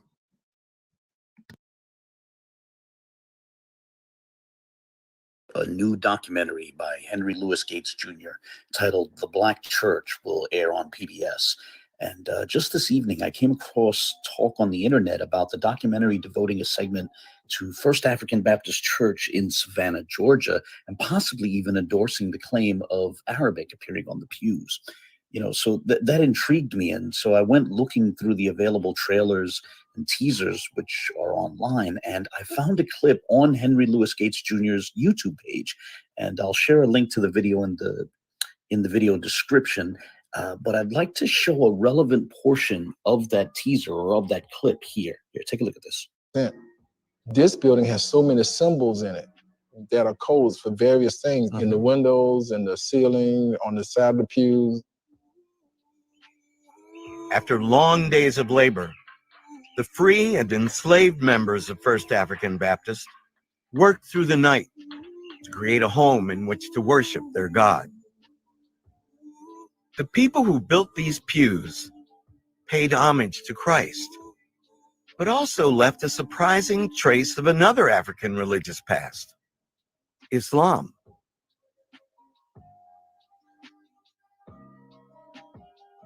Okay, I must admit that is, for me, that's intriguing. Did you see the specific pew that the clip ended on? You know, I'd like to look at that portion at the end one more time and focus in on the relevant pew. The people who built these pews paid homage to Christ, but also left a surprising trace of another African religious past, Islam. So what intrigued me about that is that as Gates alludes to traces of Islam being left on the pews, the clip stops on the exact pew that I had proposed an Arabic reading for about 16 months ago. To make this more clear, I'd like to rotate the image 90 degrees to the left and then zoom in on the markings. In my hypothetical case for Arabic on a pew, I had proposed that one could argue the markings resemble the Arabic phrase ilahi nas, which means the God of mankind, and happens to be a line from the last chapter of the Quran.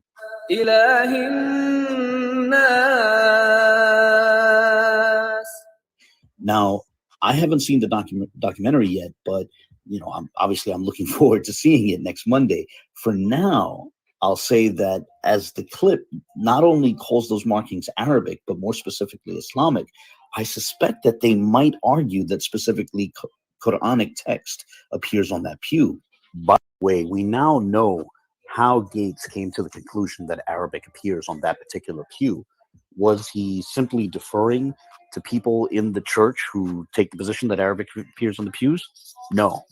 Was he influenced by previous arguments? No. It turns out that he flew in a scholar from Harvard, a yet-to-be-named scholar from Harvard, who took a fresh look at the pew and independently of anyone else also concluded that Arabic appears on that pew. I'm looking forward to seeing if he mentions who that scholar is in the documentary or in the forthcoming book that he's going to release next week in conjunction with the documentary. But here's a relevant clip which discusses precisely that point. In 1773 in Savannah, Georgia, the first African Baptist church was formed. And I went there and I filmed. And, there is in the balcony on a pew, inscribed, carved into the wood, an odd language, right? And nobody knew what it said. So we flew down a linguist from Harvard to translate. And he looked at it, and it's Arabic. Wow. It's Arabic, man. It was like, that's just to underscore the high degree of Muslims. You got to add there. Berean, you got to add, bro. Who were part of the enslaved population. So 3 years before the American Revolution. See, the church's website began to publicly state that Arabic appeared on the pews nearly 3 years ago. However, to my knowledge, the church never made a public case in favor of that position. They simply asserted it. And in the absence of a public argument in favor of their position, certain persons openly called for, some people were openly calling that claim false and were even accusing proponents of that view of being part of some sort of nefarious agenda. Right. But now the agenda is trying to classify this as Arabic. This is not Arabic. I'm saying that to you so that way you guys can understand. They're trying to erase history right now. Then, about 16 months ago, as part of a discussion on a proper methodology for presenting a case for language on the pews, I offered a hypothetical, emphasis on hypothetical, a hypothetical case for Arabic on a pew, merely as a thought experiment. And, in the months since then, I've refined the argument a bit more in subsequent videos. I'm not quite sure what is going to be said in Gates' documentary, but it should be noted that endorsing the appearance of Arabic on the pews does not necessitate that one therefore deny that any other language appears on the pews. And I think that's an important point to make. And it's, at least in the interest of fairness. And this is a point which has been made by Orthodox Moor in his 2 recent videos on the pews. While I don't think we have the exact same conclusions on the subject, I still would, recommend that others interested in the topic check out his videos, as I honestly feel they brought a refreshingly nuanced approach to the subject. I really enjoyed his videos. And he's a person who argues for at least the possibility of multiple languages appearing on the pews. And therefore his position is that, the presence of Arabic on the pews does not rule out or exclude the possibility of other languages appearing on the pews. And for all we know, Gates' documentary might likewise entertain claims of other languages also appearing on the pews. We'll see. So I'm going to close this video in a bit, but before I end the video, I want to say that although I personally continue to remain skeptical about claims of language appearing on the pews, it's still worth noting that the likely reason that the case for Arabic on the pews has made it all the way to a PBS documentary is because the case for Arabic is honestly, the case for Arabic honestly thus far has been stronger than the respective cases for other languages. Irrespective of what any of our positions might be on the markings on the pews, I still think that if we're honest, we have to concede that Arabic so far, now maybe things can change in the future, but so far, Arabic has had the strongest case insofar that it's the only language for which at least one known scholar has backed a coherent, historically attested phrase appearing on one of the pews. And whatever the case, I'm honestly looking forward to seeing this documentary. And, I look forward to seeing it. And I also, of course, look forward to the comments of others on this video, whether before or after the documentary airs. So I just wanted to make this quick, this brief video on that. On that note, God bless. So those writings on those pews is a Shemitic language. It's not Arabic, because if it was so, then how come they still haven't translated? Yeah, if you're not someone who's trained, you can make it seem as though it's Arabic, but it's not actually Arabic. Okay, so we done with all this conversation about Arabic. Okay, thanks. So at this point, I think all of y'all owe Pastor Kelly an apology. What? And they love talking about apology. When apologies are needed, they can get some apology.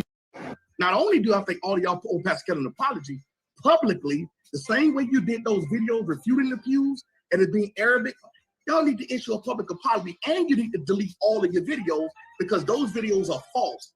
Bro, what are you talking about, man? And we got confirmation as well, as far as of what that there's no Arabic on the pews. I can definitely or definitively say that it's not Arabic. Murray Brown with Professor Katz, he gave him definitive answers, so made it clear there is no Arabic on the pews. You can't get away from that. That's how I feel, right? Yeah, pause it right there, man. That's it. That's that last one. The last one I'm gonna send you is I'm gonna send you this one, man. All right, hold up. Let me go on ahead and send this last one. I'm going to show you guys what the church previously said about the pews. Now, this is, again, not to negate the possibility that you could have other languages there, but let's just show what the church's history is as far as the, what are they coming to? What conclusions did they come to originally about those pews? Were they saying it was Hebrew way back in the day, or were they saying something else? So this video is going to answer that question, Brother Berean. I'm going to send it right now. Just give me one moment. I'm going to send it to you. And when you're done, I got one I would like to play as well. Right. Hello. And I do recommend. Hey, what's going on? I do recommend that people check out. I'm sorry. Say that again. No, I was saying peace in 93. I do recommend that people check out because just for the sake of academia, like Orthodox Moor and I, we have different conclusions on the pews. We can be on record about that. There's nothing wrong with us having, as far as his belief of other languages, I don't take his view. I don't preclude the possibility, but I don't feel as confident as he does about other languages. However, while I still am open to the possibility of being wrong on that point, because I'm not making a definitive statement, I nevertheless will say that he and I do agree Arabic is on the pews. I think that's the one where we're pretty clear Arabic is on the pews. Like that, to not see Arabic, to ignore the findings, we can have people have healthy debate, or, we can have healthy debate on this subject. I'm talking about, for those of you who don't think Arabic is there, we can talk about it. Let's go over methodology. Let's look over your objections. Are your objections merely based on the idea that if the slaves spoke Arabic, that somehow they're not Israelites? Because, this isn't a question of ethnicity. This is more of a question of what's actually on the pews. Theoretically, the slaves could very well, hypothetically, be Israelites and also have spoken Arabic and have converted over to the, they could have been converts to the Islamic religion. And they could have come over to the Americas speaking that language, practicing the religion until they were forcibly converted to Christianity. That very well could be the case. Or it could be the case that the slaves, many of them are not Israelites, or most of them, or perhaps even none of them are Israelites, and yet they nevertheless spoke Arabic, and the same scenario is true. Or it could be the case that some of them, maybe most, like we could go through so many different hypotheticals, but what we do know is Arabic was spoken by slaves. And the fact that these scholars are coming to these conclusions independently from one another, I think is very strongly pointing in the direction that Arabic is there. To negate that, to ignore that, is to simply do a disservice to history, and we shouldn't want to do that. All right, so I'm going to send the link right now, Brother Berean. Hopefully this is the right one. All right. Yep, that's it. That's the video. Yep. Just wanted to make sure. And if you could play that, my brother, I would appreciate it. Shout out to the live chat, by the way. Yeah, so this video is going to deal with the history of the church's claims for what is on the pews.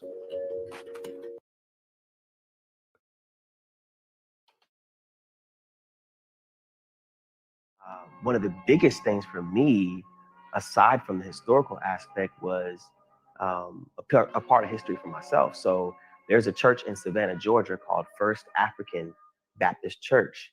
And this church was built in 1859 by slaves. And on the side of the pews is Hebrew writing. It is a mixture of Hebrew, Latin writing. It's called Ladino, right?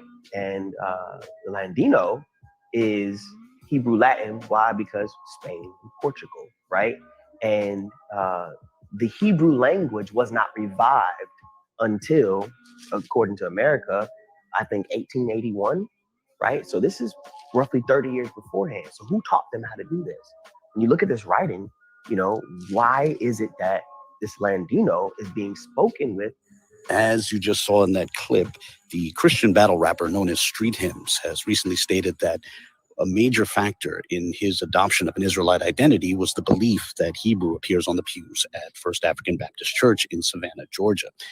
To be fair, he also said Ladino, and he described it as a mix of Hebrew and Latin.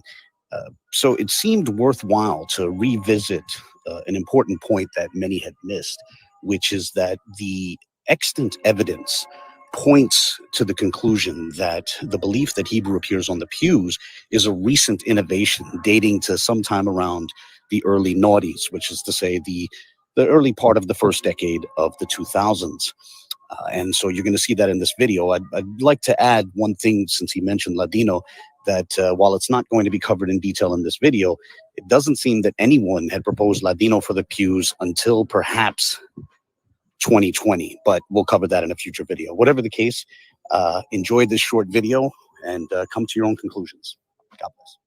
I know I've been inactive for about a month now.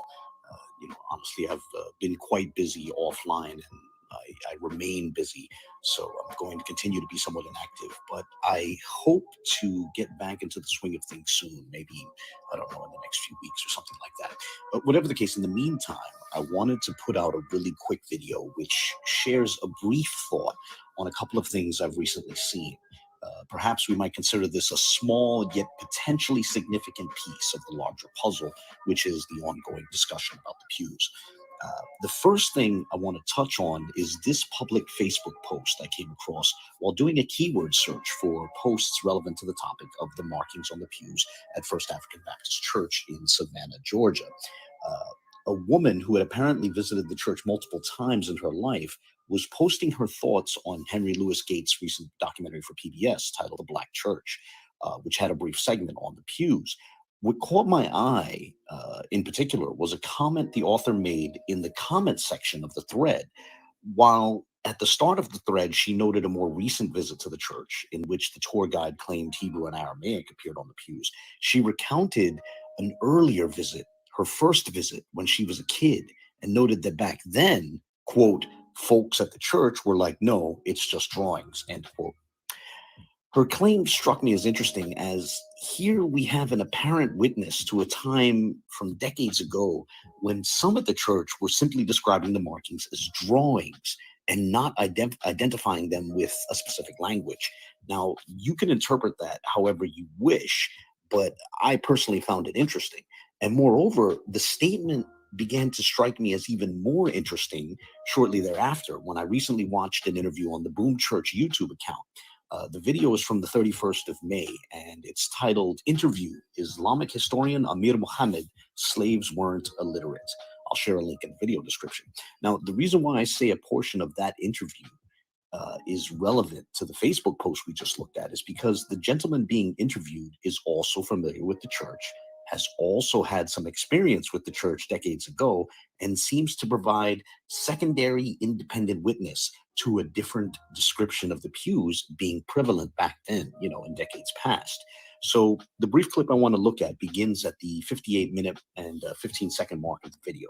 Now, as you listen to this short clip, listen closely to what he says about how the markings were described in the past. As I stated earlier, there's a church in Savannah, Georgia, on the second floor. All of its pews has this in the 70s they used to call it African scribble scrap. Now they call it Arabic script or Jami script. Okay, so those two claims strike me as especially fascinating when they are juxtaposed, when you put them side by side. As, like I said, we seem to have two different independent witnesses to a past from decades ago when the markings were being described differently, when they were perhaps not being described as Hebrew. One person remembers them being described as mere drawings, and another remembers them being described as, quote, African scribble scrabble, end quote. For me, that raises a couple important questions.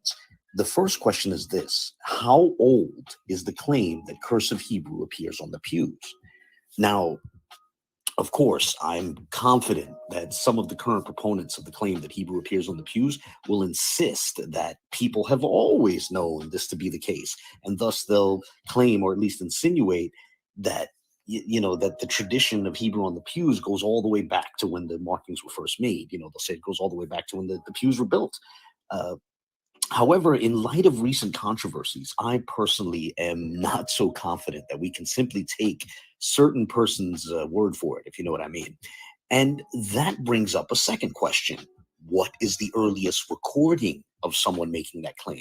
In other words, people can assure us all they want that the claim that Hebrew, is on the pews has always existed since the 19th century for 150 years or maybe more, right? But it's more interesting to ask, what is their earliest recording of the claim, whether in the form of a website or the printed word or maybe somebody's journal or a video, a radio broadcast, something, Now, as a disclaimer, that's not to say that the claim could not exist before our earliest extant recording of somebody making it, but it would at least be interesting if it turns out that we do not have evidence in favor of the claim existing before a certain point, especially in light of the recollections just shared, which seem to show that as recently as, say, 40 years ago or so, a little bit more than 30, 40 years ago, they were being described in a different way. The markings were being described in a different way. And it's here that I would invite others to contemplate the obvious disconnect from the alleged language on the pews, assuming there's language on the pews. Now, this has relevance here, and it also is going to have relevance to some other subtopics pertaining to the pews. So this issue of this disconnect is likely to come up in future videos on the subject. So stay tuned for that. But getting back to this subject, what I'm referring to is the disconnect, which is implied by no one knowing what the markings state. Some might want to object that, a friend of ours claims that an irregular spelling of Yisrael appears on a pew. And not only that, not too long ago, there was also the claim that a pew declared something along the lines of, quote, take grasp of Yah, Israel, with a bass voice, end quote. But those are very, very recent speculations, which were arrived at literally in the last few months. It's not like those are parts of traditions which stretch all the way back to the mid-19th century. And in fact, one of the proponents of those claims had himself said before those recent speculations arose that no one had been able to translate any part of the pews. And he is also on record, himself very recently in 2019, saying that he himself could not identify any words. He couldn't identify a single word. So, again, these recent attempts to show what's on the pews are not parts of traditions that stretch back. Rather, they're, very recent developments. And the reason why this is relevant is because, if we put aside those recent speculations and get back to the point of no one being able to translate the pews, and one of the more visible proponents saying, not so long ago that he couldn't even identify a single word, and this was the state of the pews as recently as like mid 2020, that implies a disconnect from the language on the pews, assuming there is language on the pews. And what I mean is, There are those who will claim that it has always been known that there's Hebrew on the pews, yet somehow this allegedly continuous line of tradition didn't bring the knowledge of what that Hebrew states with it. That has to be described as a disconnect. Now, another objection that I can anticipate is some might object by recalling that a little over a decade ago, there was a DVD in which one person claimed that the markings might be translated, quote, to secure a desired harvest, to enter a pathway into a household, end quote. But, honestly, even there, no one has been able to point to a string of Hebrew characters on any of the pews which might be translated that way. In that regard, it's honestly a bit like our friends recently claiming that "Take Grasp of Yah, Israel" with a bass voice appeared on the pew, yet likewise couldn't produce the precise string of Hebrew characters behind that alleged English translation. And that is an example of what I would call a disconnect. If you have the markings and you have an English translation of the Hebrew that allegedly appears in those markings, yet you can't point to the actual Hebrew itself, that is a huge disconnect. And we know that some of these unsupported English translations are recent innovations. For example, again, that "Take Grasp of Yah, Israel" line was a recent innovation. And so with that in mind, it's possible that the line about securing a harvest is likewise a recent innovation and not something rooted in, a 150-year-old tradition. Now, to tie that back in with the Facebook post and interview clip shown earlier in this video, perhaps the claim that Hebrew appears on the pews is itself a relatively recent innovation. Like, not only are the attempted translations recent innovations, perhaps the claim about Hebrew on the pews is itself a recent innovation. And the reason why we can entertain this possibility is because we have people who seem to remember a time, in the not so distant past, when the markings were being described rather differently. And when we come to the subject of no one being able to translate the alleged Hebrew on the pews, one might object that it's at least possible that, a group can know that there's Hebrew there, yet slowly lose their ability to read it over time. And sure, I'd agree that's possible. It's possible for you to know there's language here, but, over the generations, you and your family slowly lose, the ability to read that. That can happen. However, and this is relevant to this video, it's also possible that another explanation for what's going on here is that the claim of Hebrew being on the pews was itself adopted more recently, and that proponents of that view are trying to collectively develop it and support it since it was adopted.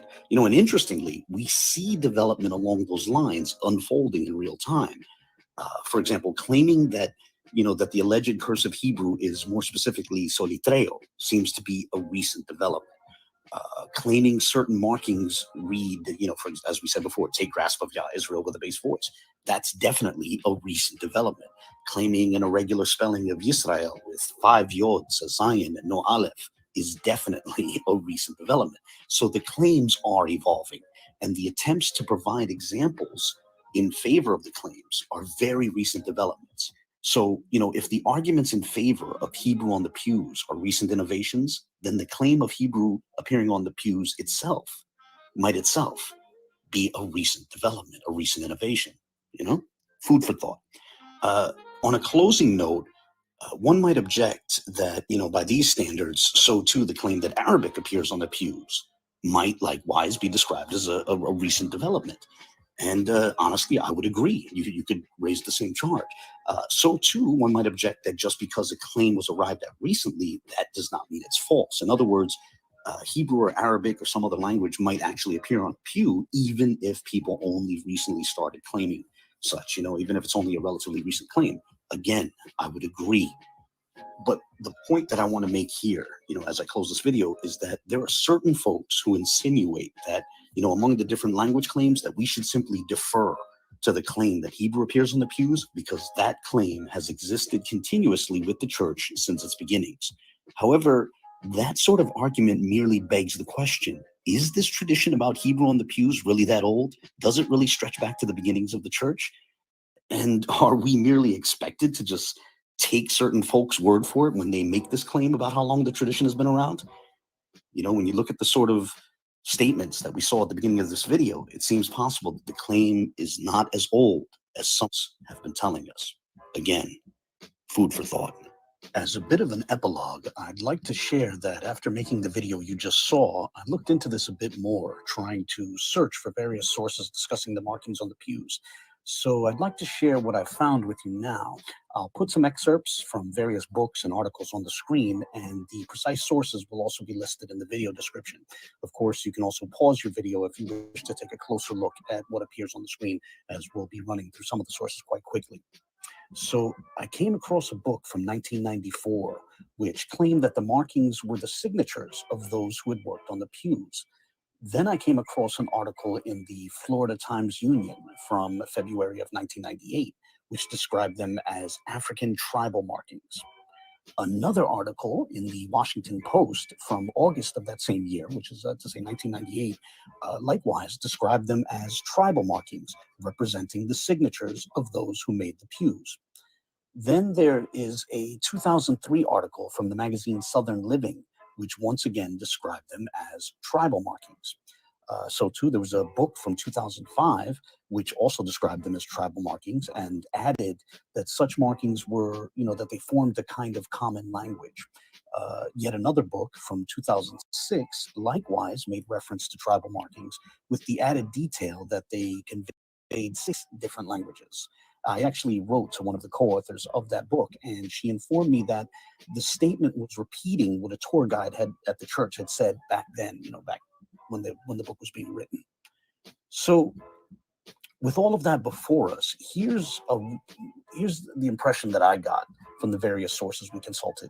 So here's a rough timeline of the claims over the recent decades. So first, as was covered in the beginning, in the 1970s and perhaps so too the 1980s, the markings were described as, quote, African scribble scrabble, or also as drawings. Then in the 90s and the early noughties, which is to say the early part of the first decade of the 2000s, they were described as African tribal markings and even like a type of signature, the signatures of people who built the pews. And then in the mid to late noughties, again, the mid to late 2000s, the sources begin to make more explicit references to languages, right? And it's around this time that I find the earliest references to Hebrew. And then, as you know, there are others who also go on to propose Aramaic, Arabic, or Ge'ez. Whatever the case, at this point, it seems to me like the various sources capture a sort of evolution in the claims about the markings on the pews, with the claim of specifically Hebrew coming up in the early 2000s. However, I admit that that is highly speculative, and thus, if we stopped here, the proposal just made should be considered as having a reasonable margin of error, perhaps a significant margin of error. But then I came across another source, which seemed to corroborate the conclusion I was tentatively inferring from the other sources I consulted. An article from August of 2008 in a British newspaper, the Daily Telegraph, stated the following regarding the markings on the pews at First African Baptist Church in Savannah, Georgia. Quote, "For many years, these marks were a puzzle, but it is now thought that they may be cursive Hebrew." End quote. That line struck me as quite a strong piece of evidence, as we have an article from the late noughties, which is, again, to say the late 2000s, precisely at the time that we seem to see the claims of Hebrew appear in the available sources. And that article alludes to the conclusion that the marking, this conclusion that the markings are Hebrew was at that time only recently arrived at. In short, this article from 2008 seems to corroborate the speculation that the claim of Hebrew on the pews was a recent innovation dating to the first decade of the 21st century. Now, of course, the discussion does not stop here. Perhaps others can bring different lines of evidence to the table, and we can continue to explore the subject. On our end, we are certainly going to continue to look into this matter. But as was stated earlier, at this point, we should not be expected to just take someone's word for it when they assert that the claim of Hebrew on the pews has always existed with the church. That doesn't seem to be the case when we're examining the available evidence. Food for thought. On that note, God bless. All right, that's it. Yep. I like something the other brother said, and he brought up the thing. Shout out to Boo. Shout out to Abu. That's right. Videos was not short, bro. Yeah. I got a great head. Yeah, shout out to me. That's right. Shout out to this man right here. Oh snap! The whole crafting council came together. I'm still trying to put this thing up so I can get into this next section. Y'all go ahead. I'm working on the other stuff. I want everybody to see. Real quick, I gotta squash my beef with Orthodox Moor because Faithful and them. We have beef. Yeah, man, I unsubscribed from the Joe Budden podcast and all that last summer. Wow, man, this man. I didn't even know we have beef, son. No, you didn't catch the joke, bro. No, I got you. The Joe Budden podcast. I had us. I was just joking, but I just wanted to say what's up to you, bro, because we never really got a chance to talk. I want to big you up for everything you do and being unbiased or whatever, and hopefully one day you can moderate a discussion that I might want to have with anybody on that side or any other side. Yeah, but man, I'm the moderator. I moderate for everybody, man. Cool. And maybe you might be able to help me out and with any information, because I'm open to be corrected or whatever or anything. You can come through with that convo with Garfield if you want, man. Oh, okay. Well, I mean, I sit there. Y'all getting it in. If I could just say this more, there was I think there's something that needs to be brought out, and I think you had alluded to it. I think it was last year with Benaiah and his misuse of that Gullah, the book that talks about the Gullah language, where he tried to play games. Yes, his girl. So okay, so I want to talk about this. Yeah, you don't gotta give it away. No. This needs to be brought up. Like so, but after I bring this up, I got to play that last clip, okay? Because it shows them doing their own research, shooting themselves in the foot, right? So real quick, what he's talking about is fam. Oop. No, not yet, because it'll play automatically. But yeah, so with Benaiah, matter of fact, let me unshare this and share my other joint right quick, because I actually do have something to share. Well, no, that'll take too much. So with Benaiah, he did a reprisal on the Lorenzo Dal Turner book, books on Africanism in the Gullah dialect. And so he claimed that there was less than 1% of Arabic in the Gullah language and whatnot, right? And that made it to the documentary. Now, the documentary that I'm talking about, they stipulated that Lorenzo Dal Turner came up with that information, and that was his study.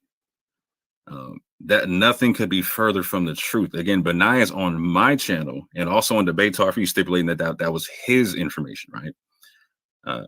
I bought the book and did my own study on the man. I found at least 111 Arabic and Islamic words in that book, right? And just that was just in a couple of days of going through it, right? I didn't even get super meticulous. I just wrote down the words that Lorenzo Dal Turner said were Arabic, and then also stipulated in his definitions had Muhammadan or Islamic stuff in there, right? Another scholar actually did a study on the language and found over 200 words to be in Arabic. So we're talking about 5 to 6% of the language is at least Arabic. And so that needs to be understood. And I'm going to meticulously go through the information with that concerning Benaiah's work. Because again, Benaiah, he misrepresented Lorenzo Dal Turner, tried to impersonate Lorenzo Dal Turner, and also misrepresented a website about Low Country Muslims, trying to say that there was not a lot of information about, or it was scant information about Muslims in the Low Country, without actually going through the website, because the website literally breaks down the information about Muslims in the Low Country. Was there more you want? Was something I missed or no? No. The thing is, I think, and I'm just gonna be honest, I'm not saying this because Benaiah and I are in opposition as far as our viewpoints regarding a lot of the evidence, a lot of the, even our viewpoint of the Bible, given his viewpoint of the Bible. But theoretically, if he were a Christian proposing what he's proposing, I would be in opposition to him, because I think it's disingenuous. I don't think it's fair. Right. We should deal with information as it is. If the information cuts our way or doesn't cut our way is irrelevant. We need to deal with the information objectively. And for me, his interactions with the available evidence has been just sad. It's like his bias is showing through every single time he attempts to deal with anything. Look, we all have biases. Let's just be honest. We're biased to a certain degree. We're not all 1,000,000% objective, but we can at least try to at least be honest as much as we can with the available evidence while keeping our biases at bay. It seems that he can't do that. It's like he's almost unable to do it because he has this idea that if he just deals with the evidence objectively and honestly, then it's going to take away his presuppositions of whatever he believes in. But it's like some of these guys need to, I highly recommend that dudes on the Hebrew Israelite side take courses in logic. Because once you get a good sense of logic, you can deal with the evidence. Even when it goes against your position, it doesn't necessarily end the discussion. You get what I'm saying? You can still have a honest, objective discussion, even when the evidence doesn't cut your way. It's not like, okay, theoretically, let's say Arabic is the definitive language on the pews, and hypothetically speaking, there's no other languages. I'm not saying this is the case. I'm just putting this as a thought experiment. It wouldn't therefore negate the slaves' ethnicity being Israelite, right? That's not a negation of that fact. They literally make that argument in the documentary, fam. So they try to say that Omar ibn Said is from Georgia, which he's not, and they try to say he's from Mali, which he's not, right? But they try to say that he's from Mali and is a Muslim of Israelite descent who reads and writes Arabic. They literally make that argument in the documentary. My jaw hit the floor. So what's the beef? If I could. Yeah, so if I could, I do want to say this. Now, my viewpoints of what I think the slaves are or aren't, which, by the way, I don't agree with the Hebrew Israelite side, but it doesn't mean that my disagreement somehow has a, for example, if Hebrew ends up being on the pews, let's just go with that. Let's say theoretically we find out Hebrew's on the pews. That alone does not therefore say, oh, the slaves are absolutely Hebrews, because we have other sources like Godby, who actually talks about the influence of the Jewish religion, Judaism, in West Africa on the local population. So there were groups of diasporic Jews that entered into the region and had influence on the local population, and they incorporated those practices. And to be honest, if you start looking at the history of particular practices that find their way into West Africa, this was kind of a normative thing with a lot of these groups. Now, again, does this ultimately take away from the possibility of there being Israelites or not being Israelites? No, the conversation doesn't hinge on that. Whatever the ethnicity of the slaves, if they're not Israelites or if they are Israelites, it is irrelevant to what's on those pews. What's on the pews is the salient matter at hand. The relevant discussion at hand hinges on us dealing with the pews objectively, regardless of what their ethnicity is. The language that they spoke has no bearing on their ethnicity. That's just outright. It would be false to assume if they, for example, if they spoke Arabic, is the assumption, as I saw Kelly Richardson once propose, oh, if they speak Arabic, they must be from Ishmael. No. Why would that have Arabs to be the and case? whatnot. Yeah, like, it's like, okay, we speak English today. Do we all descend from English people? Of course not. Are we the descendants of the original people who created the language of English? No, but yet we speak the language fluently. I mean, it boggles my mind at how this is just a simple lack of critical thinking on the end of the people who are objecting, in this case, to Arabic because of this implicit bias based around ethnicity. And so we should get away from those sort of arguments. If we're dealing with the pews, we deal with the pews. If we're going to deal with ethnicity, we can get into that, and that's irrelevant to whatever's on the pews, point blank, So yeah, my bad. Go ahead, Orthodox Moor. You wanted to bring out your presentation? Yeah, actually, I'm just gonna play that video right quick, so you can share it now, Brent, if you want to. So this is a Boom Church going in, doing their own independent research about Boubacar Diakite. And here's what's interesting, fam, is I want you to understand this is an edited video from their own channel, right? I didn't edit this video. This is their edited video. I would love for them to put out this full phone call, because when they talked to Yosef, Professor Yosef from Morocco and whatnot, they asked him specifically about Surah 114. I would have loved to have heard them at, like, I'm guessing, I don't know. I'm guessing that the same question was also asked about Boubacar Diakite's assessment of the pews and whatnot, which becomes relevant concerning when you see how the advertisement for the PBS documentary was etc. Like Abu noted, it stopped right on that pew, right? So I would love for them to release the full conversation, or at least the part where they ask about Surah 114 if they did, and see what Boubacar had to say about it. Because we don't know what he had to say about that one particular pew. But we do know here, like, I want y'all to listen to this and watch the Fugazi, fam, because they're going to present this as if this is somehow disproving Arabic on the pews. So whenever you're ready, Berean.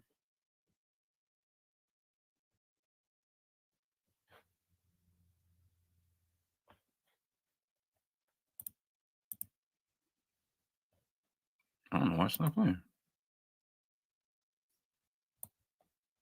I don't know why it's not playing. Let me try it one more time. Take it out. I'm gonna remove it from the studio. I'm gonna try it one more time. Is that a link? Let me show which one. Which one is it? You this one in the? Let me see. Hold on. Okay. Hold on. Yeah, maybe Berean can play it on his end.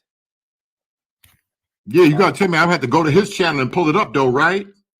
Yeah, hold on. Right. And after this, y'all, I think I got it, y'all. After this, I'm playing all of the correspondence. Y'all go get your friends, get the UA, get everybody. I'm playing everything from the top. From the time I met Dante, I'm playing everything all the way through. I'm looking back. It's reminding me of stuff. I'm back and forth talking about. Oh man, y'all gonna see it. I'm playing it from the very beginning. How me and him was trying to make this thing happen, and y'all tell me. Other funny guy in here talking about just say it, Berean, just say it. No, I'm gonna show it. I'm gonna show it. Talking about just say it. All right, let me crack this Red Bull. Let me crack this Red Bull. This is it right here. Yo, do me a favor, Faithful. Look at what. No, this was for Orthodox Moor.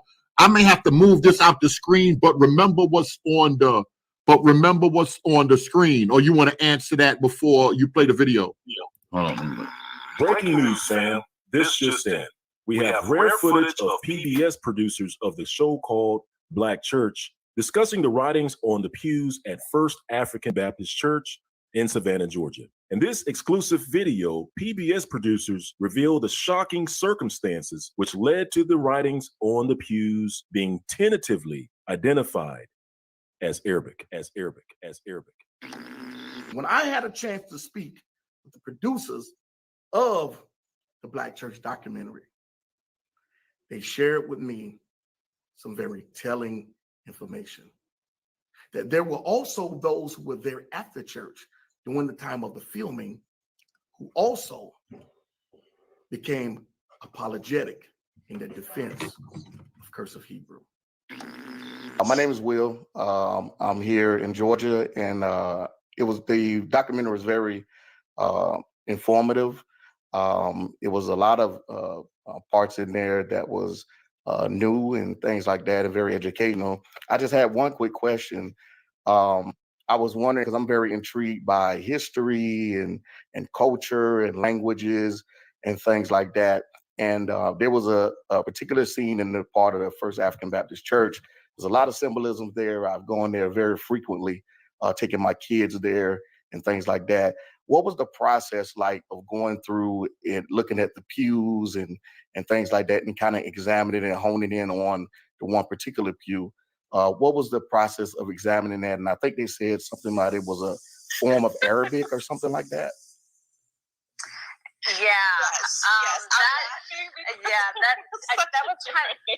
That was a very labor and process. We first of all brought someone, Babaku, I say his name right. Boubacar, from Harvard. This is Arabic type of writing. It's amazing that it survived. Oh, yes. I'm sure that if Christians knew that it was a Muslim, they would have just painted it over. No, maybe. But those who also wrote this, they may be Christian themselves. But for them, religion is a continuity. Different ways of maybe worship, but it's the same God, the same principle. And it was written to be a legacy for the future generations. Even before we go there, we had actually had members of someone from the church take pictures of the pews, and we sent it around to a lot of I don't even know what's the terminology, people who study linguists, Right. Translators. First of all, figure out if it was Arabic, and if it was, what did it say? Many were like, it is Arabic, but it's a earlier version of Arabic that we do not know. So Boubacar, who was from I think West Africa, was able to him and someone else were able to actually translate what it was. And so we brought him down, and as we were filming, there was another woman who is a member of that church who was saying, no, that is Hebrew. So she believes it's just it's a cursive version. There's such a version of cursive back then of Hebrew. Our best guess from historians and linguists is that it is Arabic, but because of all these things, it's a huge challenge to translate what is actually written on those pews. Okay, was there a I think you said Boubacar? I think he translated it. Because the reason why I was asking is because that's kind of been tradition there in Georgia for like many years of it being cursive Hebrew or whatnot. So I can see why the person, I guess maybe a member or something, would come and say that. Did Boubacar come up with a translation of what it would say? Because that's very intriguing. As you said, I was literally like looking through emails, and I think Tanisha, does anyone remember? I'm trying to scroll through emails. I'm also trying to remember the name of the scholar that I sat down with. Again, this was like 2 years ago, but when we looked through it, there were mentions of like potentially Allah, and then I had some other writings that would have transcribed some of what the other images would correlate to, but I couldn't tell you like what a full sentence was. There are certain symbols that correlate to certain words, and again, this is also that there's a continuity, and same that Boubacar had mentioned, between Aramaic, Hebrew, Arabic, and the West African dialects of Arabic, and so there are lots of overlap. So the whichever scholar is recognizing Hebrew in these letters is not incorrect, as much as any scholar of West African Arabic who notices symbols that are familiar is also correct. This is an archaic language that is not used, and again, it's like from folks who are mainly illiterate. I couldn't tell you that it's not a contemporary form of Hebrew or Arabic. It's an ancient form, an unused form of either of those languages, or a combination of both, because there's a tremendous amount of overlap in both languages. So I did just find the email. So the scriptures, the ones that we sent him of the pews, the side pews, it's like one that looks like a squiggly line is Muhammad is his messenger, and the other one that he translated was no God but Allah. Wait, the church was promoting Mohammedanism.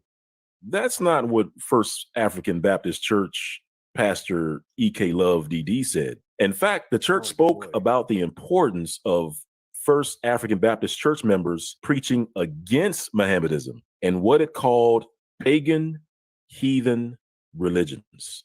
As the following reference reads, and it reads, finally, using our schools as a powerful instrument, our denominational family is to wage an uncompromising war with superstition, beat back the forces of paganism, and make religious conquests in China, in Japan, in Asia, in Africa, even in Rome, the very heart of Catholicism. When we remember that the 1,400 millions of souls belonging to the human family, only 1/4 of them profess the Christian religion. And when it's remembered, Mohammedanism, with its sword and its Quran as the ensign of its power, holds powerful sway in the southwestern part of Asia and a large part of Africa.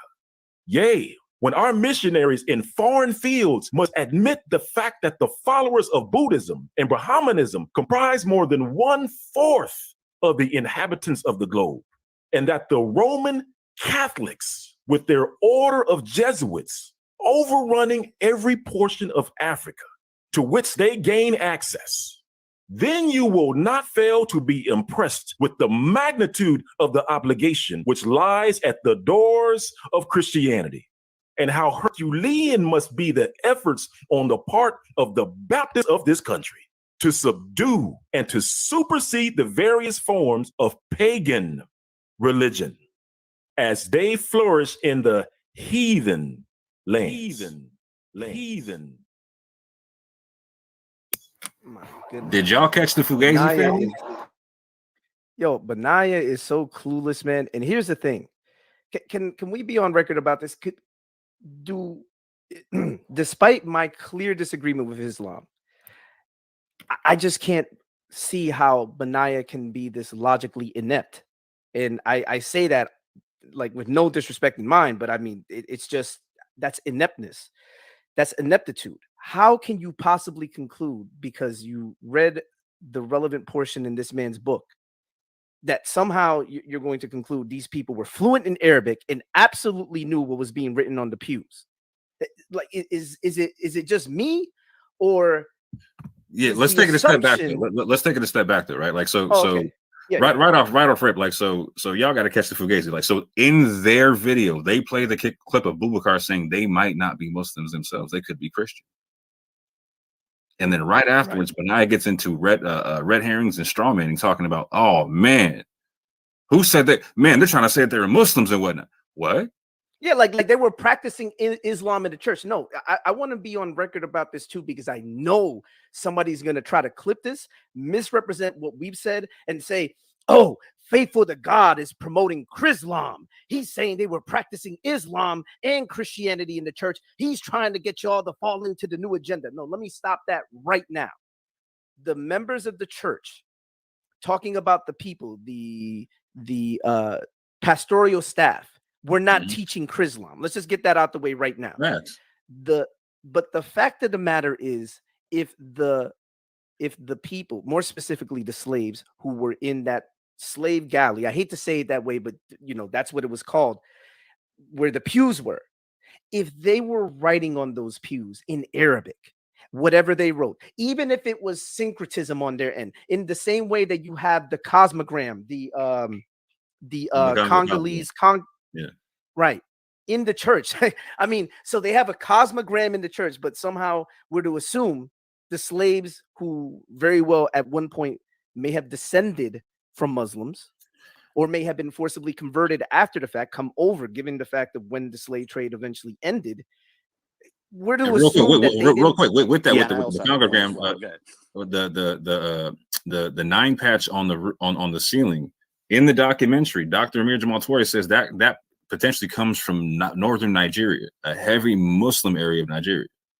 What I was going to say about the relevant markings and whether or not someone's a Christian or a Muslim, there's 2 points to be made here. First of all, there's an open question as to whether all the markings were made by congregants at the time of the start of the church. Orthodox Moor himself has brought up the point that some of these markings may have been made by people who weren't congregants, but who were moving along the Underground Railroad. If that's the case, it certainly, you don't have to limit the ideologies of the people making the markings to the ideologies of the congregants of the church. That's the first point. You could have a situation where someone might believe slightly differently from the church and nonetheless stop by and make a marking there, while moving along the Underground Railroad. That's point number one. Point number two, I know they zero in on this idea of like these are distinctly Islamic phrases, but the 2 phrases that have been proposed, well, there's 3. Of the 3 phrases that have been proposed, 2 of them are they're not controversial from a Christian standpoint, right? La ilaha illallah is not controversial from a Christian standpoint, and ilahin nas is not controversial from a Christian standpoint. And as was pointed out by Saad Ali, these ilahin nas is from a text that's a very well-known prayer amongst Muslims, and you can easily imagine a situation where someone was taught this prayer when they were a child, and they become a Christian later in life, or maybe they were a Christian even when they were taught it, and they still remember the prayer. Like there's no reason to jettison that particular prayer. So that's another point. That's why you can have a situation where, as Boubacar said, you can be a Christian and still affirm some of these phrases. Not every Arabic phrase is at odds with Christianity, or even by every the way, phrase used within Islamic literature.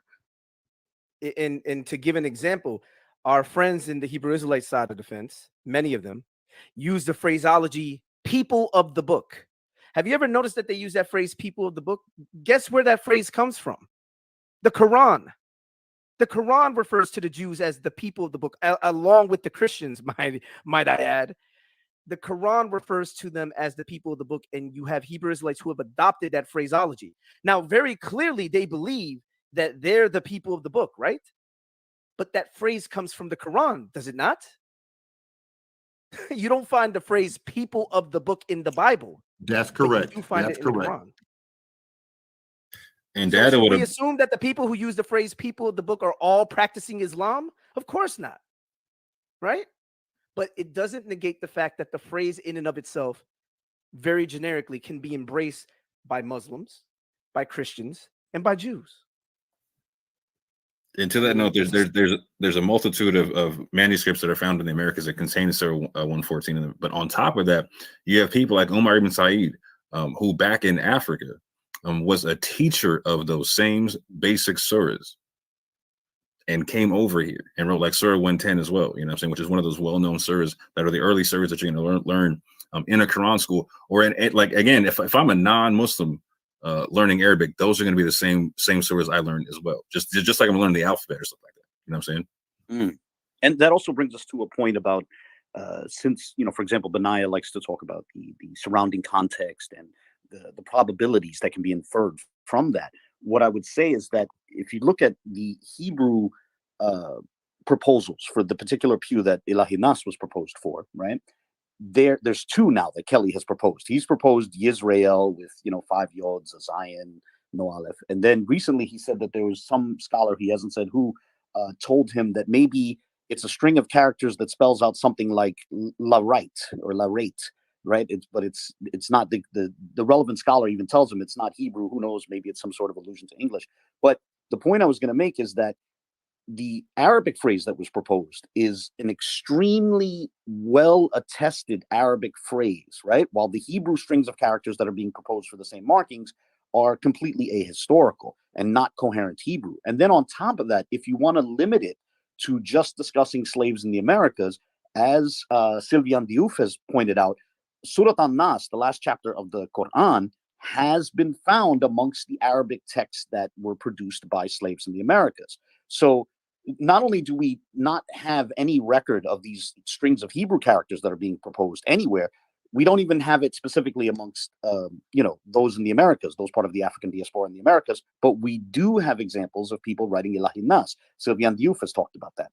I just wanted to point that out. So, when comparing these proposals, the case for Arabic for that particular pew is strong because unlike the case for Hebrew for that particular pew, what's proposed is coherent, it's well attested, and it's even found amongst writings produced by the African diaspora in the Americas. And you can't say that about the proposed Hebrew strings of Hebrew characters. But I yield. And if you're gonna we got to touch on and bring up Sylvian Diouf, right? Because again, this is a point that never gets answered by Kelly, Benaiah, or Majors, right? Is this concept of you do have a Christian Mandingo slave writing the Gospel of John in the Gullah dialect in Arabic, in the Arabic script in Savannah, Georgia. And this script is found in 1844. The church is built in 1859, family. You're talking 1850. So this manuscript well predates the church. So the concept of the Christians in the area who were slaves and Gullah knowing Arabic is already cemented. So when Boubacar Diakite says they might not be Muslims themselves, okay, now that becomes extremely relevant. Extremely relevant. So to that point, they've had this information about Boubacar Diakite where they double checked his info and found out they had to swallow the bitter pill. You know what? He did confirm Arabic on the pews, a couple of different phrases, and potentially more. We don't know. But did they make that known in their documentary? No. No way, shape, or form. When they made their refutation in the documentary to PBS, they did not mention this opposition research in any way, shape, or form. They omitted it. We're talking about a lie by omission at this juncture, fam. And so they also did not make this information known to Professor Yosef. They give him a false premise in terms of what's being represented on the pew. They tell him that it's the title or the title of the chapter, the title of the surah, and not the ayat itself. They misrepresent the claim and then misrepresent what the professor has to say about the whole thing, period. So even when they do get a scholar on board, they got to misrepresent it. That's got to be understood. They got to twist the facts. Again, they're going to show you them disproving themselves while telling you breaking news, family. This is all a cover up. They're going to tell you that the people are claiming that the opposition is claiming that everyone's Muslims when literally no one's claiming that. And in their own video clips, Boubacar Diakite, a Muslim himself from Mali, is saying they might not be Muslim. They could have been Christian themselves. Y'all think this is, I don't want to, do y'all think this is just, you don't think this is deliberate though, right? Well, it depends what we're referring to. Some of the games that have been played by at least a couple of people are deliberate. It depends on what we're referring to specifically. I think there's been some deliberate misdirection. I'm not pinning that on the documentary per se, but it depends on what we're referring to. No, I don't put that on the documentary. What I consistently say is that I don't fault the documentary for the information. I fault the people who supplied the documentary. I tell people go check out the documentary. Go see if what we're saying is correct. I personally like the second episode the best because it actually has the most scholastic information where they source it, right? But yeah, I don't. They were relying on Benaya and Majors and Kelly as the experts in this thing because that's how they want to portray themselves. Is we're the experts in the community. Anyone who challenges us, y'all are the devil. You know what I'm saying? So I can't be mad at the documentary because they're going to who they consider to be the experts on the information. Again, you got people talking about like the battle rapper when they're talking about, oh yeah, I there's Ladino on the pews or what? Yeah. Well, yeah. Well, one thing I'll say, there's also a question of inconsistent standards and uneven scales. And so, for example, there's the situation with this professor, Yusuf Salhi, that they appealed to. And I want to say that in a vacuum, Salhi's arguments are, this professor, Yusuf, as they call him, his arguments are fair, right? The Arabic that's being proposed for the pews is sloppy, right? It's open to question. But the thing is, the question is, are we holding the Arabic reading to the same standard that they're holding the Hebrew proposed Hebrew readings to? And the answer is obviously no. So, for example, Will Brown, when he was interviewing this Professor Yosef, he said, I think if you're going to propose Arabic for this pew, you have to explain everything on it. And the Arabic reading doesn't explain these 3 lines that are floating sort of in the middle of the pew, right? Fair enough. But the proposed Hebrew writings don't explain those 3 lines either, right? And the sort of there's also the question of like how coherent this Arabic is, how clearly written it is, right? But then when it comes to the Hebrew, Kelly will say, well, you have to understand this was written by slaves, people who were under duress. So again, a different standard. But even now, there's this, if you look at the 4th installment, Kelly has this 4-episode series called Crafty Counsel, Blatant Liars. And the 4th installment, I was just watching it. I'm thinking about writing a review of it.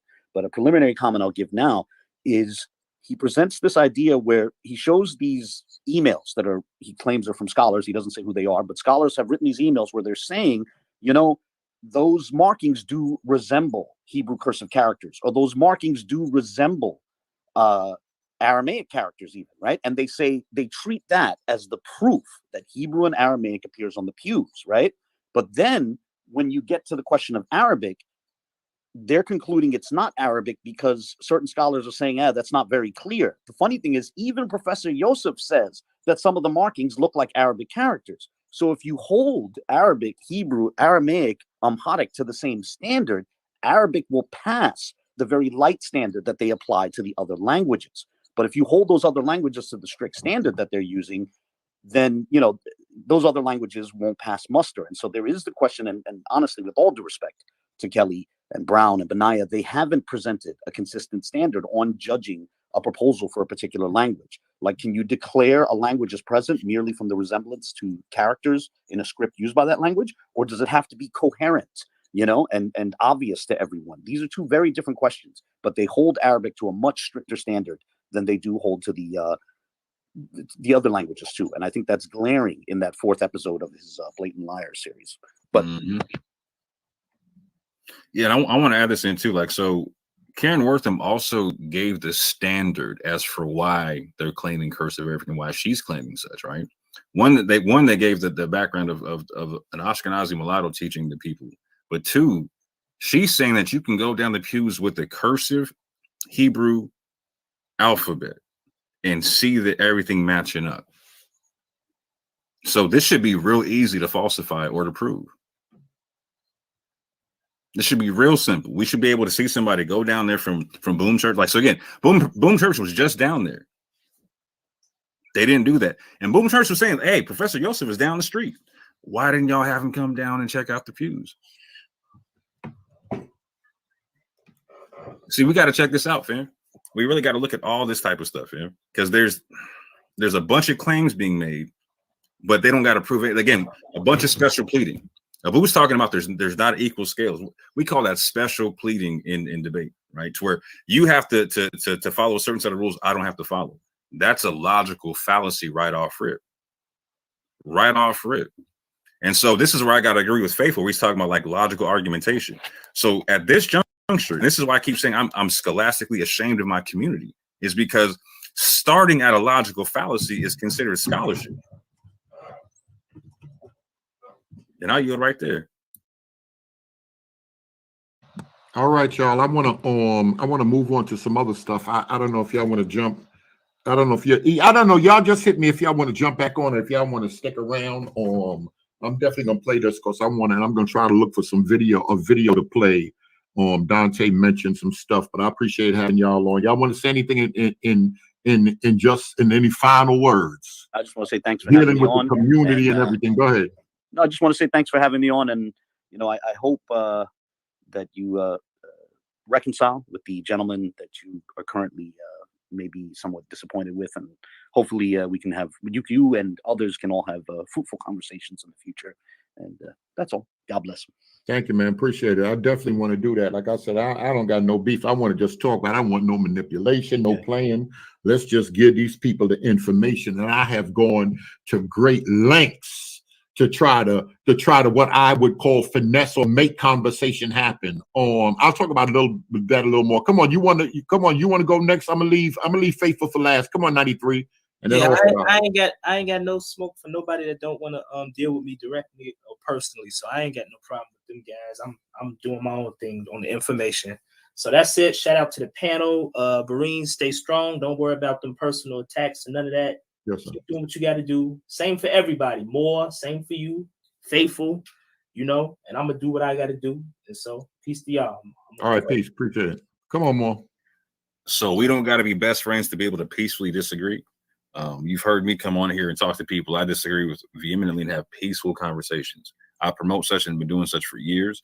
I promote having conversations with skeptics about your belief systems because skeptics keep people honest, man. And for that concept, my name is being drugged through the mud in my community. So right now I'm being forced to clear my name. And so I will be putting out a video that goes over all the evidence and against all the claims, etc. Shout out to all the people who are out there looking for the truth, because the truth knocks the brains out of falsehood every time. Peace and blessings, man. All right, man. Appreciate having you on. Come on, Faithful. You got the floor. I'm gonna put on speaker. All right. Yeah, definitely. I can hear you though. I'm gonna put on speaker. Go ahead. Just share whatever you want to share, because you've been doing this. Yeah. You one of the only ones who've been doing it at least to this level. And whatever you want to share, you got the flow. Yeah, got you. I appreciate that, Brother Berean. I just wanted to say thank you for giving us your platform to be able to objectively deal with this. And also, I just wanted to say for the Hebrew Israelites out there, just for the record, because I got to reiterate this because I know someone's going to try to clip this. Your man Dante over there, he be wilding, so he tries to misrepresent everything. So I have to clarify what was being argued very briefly. We were not arguing for Chrislam. I was not endorsing Islam. I don't believe at all that Abu was endorsing Islam or 93 was endorsing Islam. Brother Berean was not endorsing Islam. We know that Orthodox Moor is Muslim, but we were not endorsing Islam. We were simply saying that the slaves wrote in Arabic because they came from West and Central Africa, where Islam had an influence. They would have spoken Arabic. They would have written in Arabic. And when they came over here, many of them became Christians, whether by a pure heart or whether forcibly, however it happened, when they began to embrace the Christian faith, there are certain phrases that they may have remembered from their past life as Muslims or their family or whatever, that they may have incorporated. Generic phrases, very similar to how when Hebrew Israelites use the phrase people of the book. We know you guys don't practice Islam, at least not all of you, right? We know that the majority of you do not, and yet you guys use the phrase people of the book, which is found in the Quran. The assumption isn't, oh my goodness, these people are practicing Islam. No, you guys heard the term, it sounded cool to you, and you guys use it for yourselves. Well, the slaves very well may have learned phrases in Arabic from the Quran that were generic, that could be applied to any of the Abrahamic faiths. The God of humanity. I mean, is the God of Scripture the God of humanity? Absolutely. Jeremiah 32:27. I am the God of all flesh, declares the Lord, right? It wouldn't be surprising then if somebody had an Arabic background in terms of language, in terms of knowing the language. Maybe they were formerly Muslims in the case of the slaves, that when they became Christians, they simply incorporated these generic phrases and they utilized it in their worship of the God of Scripture, the God of the Bible. And it's not in any way controversial to assume that. It wasn't that they were practicing Islam, or we don't know what the slaves were doing. We can't speak for the slaves. We don't know what their mindset was. I don't know, but I cannot definitively say for an absolute fact that they weren't, but I'm more inclined to believe that they didn't. That's just my personal belief, even though they came from Muslim backgrounds. We don't believe the pastoral staff was teaching them Chrislam or Islam. So all those attacks that Benaiah tried to hurl at us to try to dismiss the fact that the slaves did indeed write in Arabic and were using phrases that you can find in the Quran, it doesn't negate that. And you have two scholars that are on record about that. That's just objective. It tells us nothing about their ethnicity. We're not saying if they wrote in Arabic, they're absolutely not Israelites. That's not what we're saying. We're not making a claim for their ethnicity. We're simply saying what they wrote in and what were on the pews. That's it. That's all we're talking about. If you want to think they're Israelites, that's fine. You can think they're Israelites and also agree that they wrote in Arabic. Those things are not somehow contrary to one another. You can also think, honestly, that these people they became Christians because it's a Christian church, right? They would have held to a Christian belief, but maybe they remembered phrases that they heard when they were younger from their parents who were Muslims, and they simply tried to synchronize those generic phrases with their current, at that time, Christian belief. That very well could be true. There's nothing out of the realm of possibility. Just like many of you incorporate the phrase people of the book, which is original to the Quran, and you don't find the phrase people of the book in the Bible, yet you're using a Quranic phrase every time, every one of you who use the phrase people of the book. When you guys use that phrase, that's a Quranic phrase. Do you think it would be fair to strawman you and assume that you're practicing Islam? Of course not.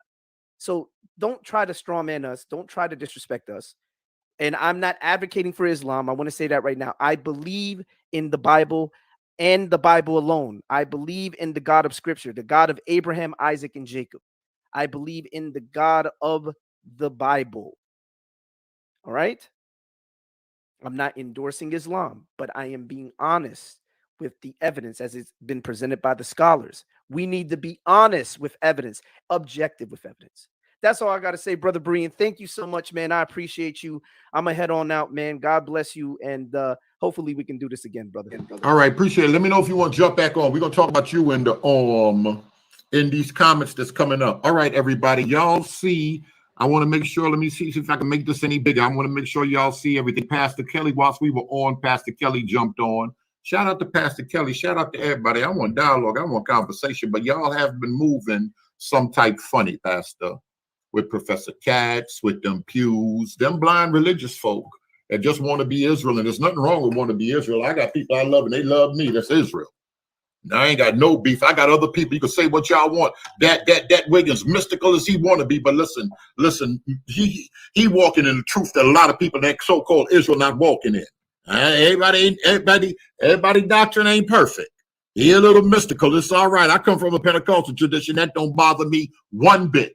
So Dante posted some stuff. And then I did ask him, I said, I'm gonna post our conversation. I'm gonna post it. He put a heart by it. He made some comments, and let me look. Let me just play some of this here. Hey, Berean, you remember when we were plotting to embarrass Salam? That's the young sister, urban apologist sister, and the whole UA. If she came back on her channel with her methodology 77, so he said we wanted to battle. So y'all heard me multiple times talking about her. Where you at with these slides?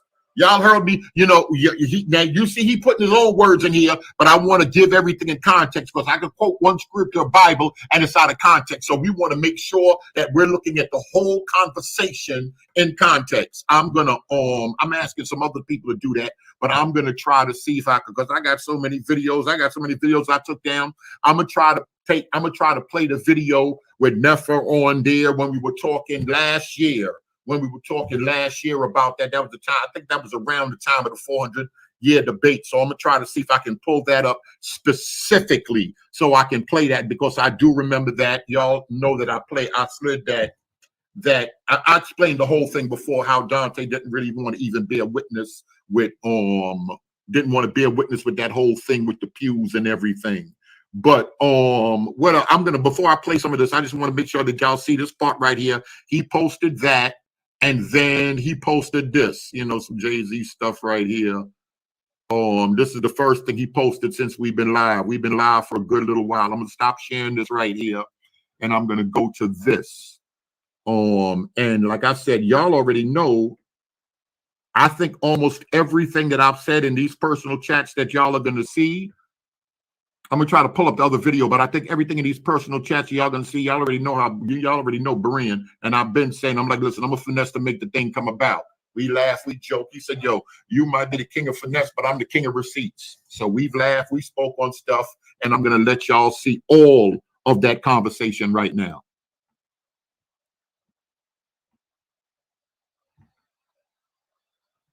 All right, let me make sure I'm gonna make sure I see this on the screen. All right, this Dante right here. I had to pull this up. Boy, this thing took me about an hour to do. This me sending him the link. I'm here, but I don't know what he's talking. I'm here, but I don't see anything. I want to make slow. Take screenshots, go run, tell apologists, get your mom and them, get whoever y'all want to see it. Shalom, brother. I wanted to see if you'd be interested in doing a weekly panel with myself, Tayu, Sister E, Kelly, Benaya, Ron Shields. I'm intentionally choosing the panel in a way that we don't all share the same exact views, but we can all dialogue. Everybody want to have dialogue. Everybody want to have dialogue. All super chat money from the panel shows would be split equally between all 8 of us. You see that? Y'all see that? I want y'all to see. All right, so all right, let me just shut my mouth. This is me right here. Yeah, tell me what day. I'm just leaving the church now. Tell me if you hear echo. Tell me if you hear echo when I'm playing it. I'm gonna go back slow. For the slow folk, I want everybody to see this. Everybody to see this. I want everybody to see this. Take time. I'm gonna take my time. Go call everybody. Take screenshots of everything. Do y'all type of one? Do y'all hear an echo, or do I have to mute the mic like I was playing a regular video? When y'all heard me, because I want y'all to hear our audio also. It gotta be in its context, like the Bible. It's gotta be in its context. Type of one if y'all hear an echo. I know y'all a couple of seconds behind me.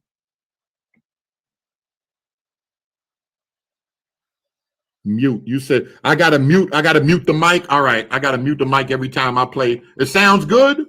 All right, whatever. Let me go back. Somebody say mute. Somebody will say sound good. All right. Damn, I've been kind of with this plumbing and stuff. Man, they've been having me kind of busy. Now I go live. I talk about the plumbing with the church folk. Church folk terrorizing me with this plumbing. I do all type of construction, but I hate plumbing. Know how to do it, but I hate it. Would it be the same day and time every single week? Yeah, I think it. Right now, we just put together the group. Everybody that I mentioned is already on board. We're just trying to coordinate the day and time. But yeah, it would be the same day and time every single week. So let me know, and I can add you to the group with everybody in it. All right, y'all heard all of that, right? Let me go back so I can make sure I can see. Sounds good. All right, they say it sounds good. I want to make sure. All right. Everybody can see it. I just want to make sure. So now I can read some of this. Wanted to follow up to see if you wanted to be added to the group chat. we are working on coordinating days and times. I don't think I will be able to be consistent with it. I haven't done my Sunday seminary in about a month because I've been so busy working at the church. I understand. We'll definitely invite you on as a guest as we proceed. Yes. And let me know the date, if it's going to be a steady date like Tuesday evening or whatever. Will do. Don't miss today's show. UA is about to take an L. For those of you that don't know the UA, that's Urban Apologet. That's the Urban Apologists. That's a group of people that's over there. And they, you know, I used to be one of them. They used to be banging. You know, they go out. I don't use the word banging and all that stuff. Excuse me. What time? 1 p.m. That's his time. You killed them. Put my finger up. You killing them. That's me, Ampy. Y'all know me. I told y'all I want dialogue.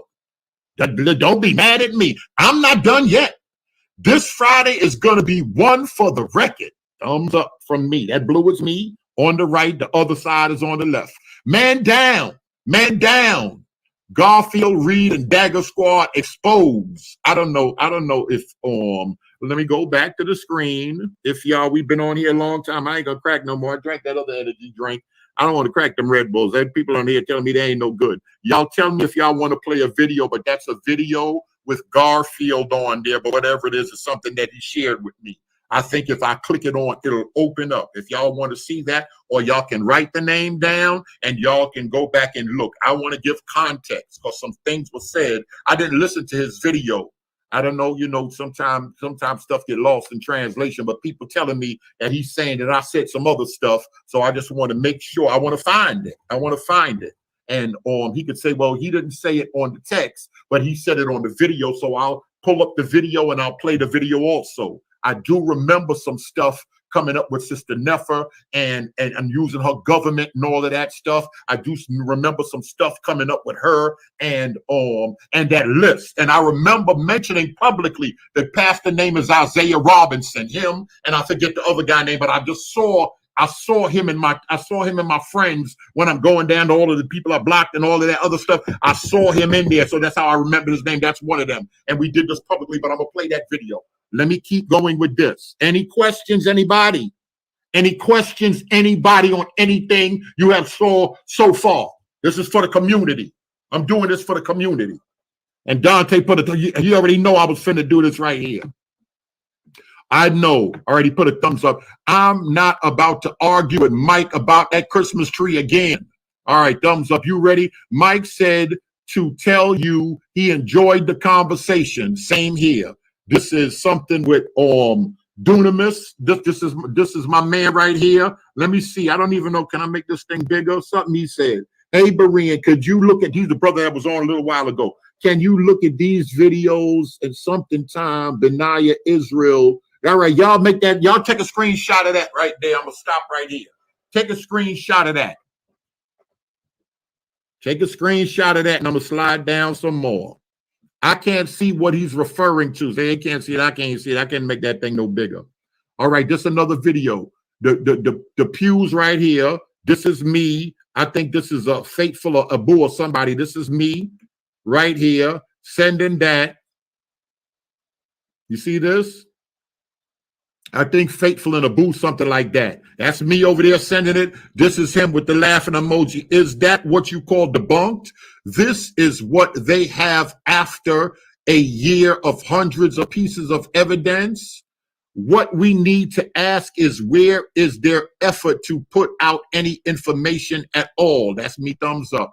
I tell you, if that guy is in the comment section the next time we go live, okay, I'll address it. Make sure to check the 2 videos I'm dropping today.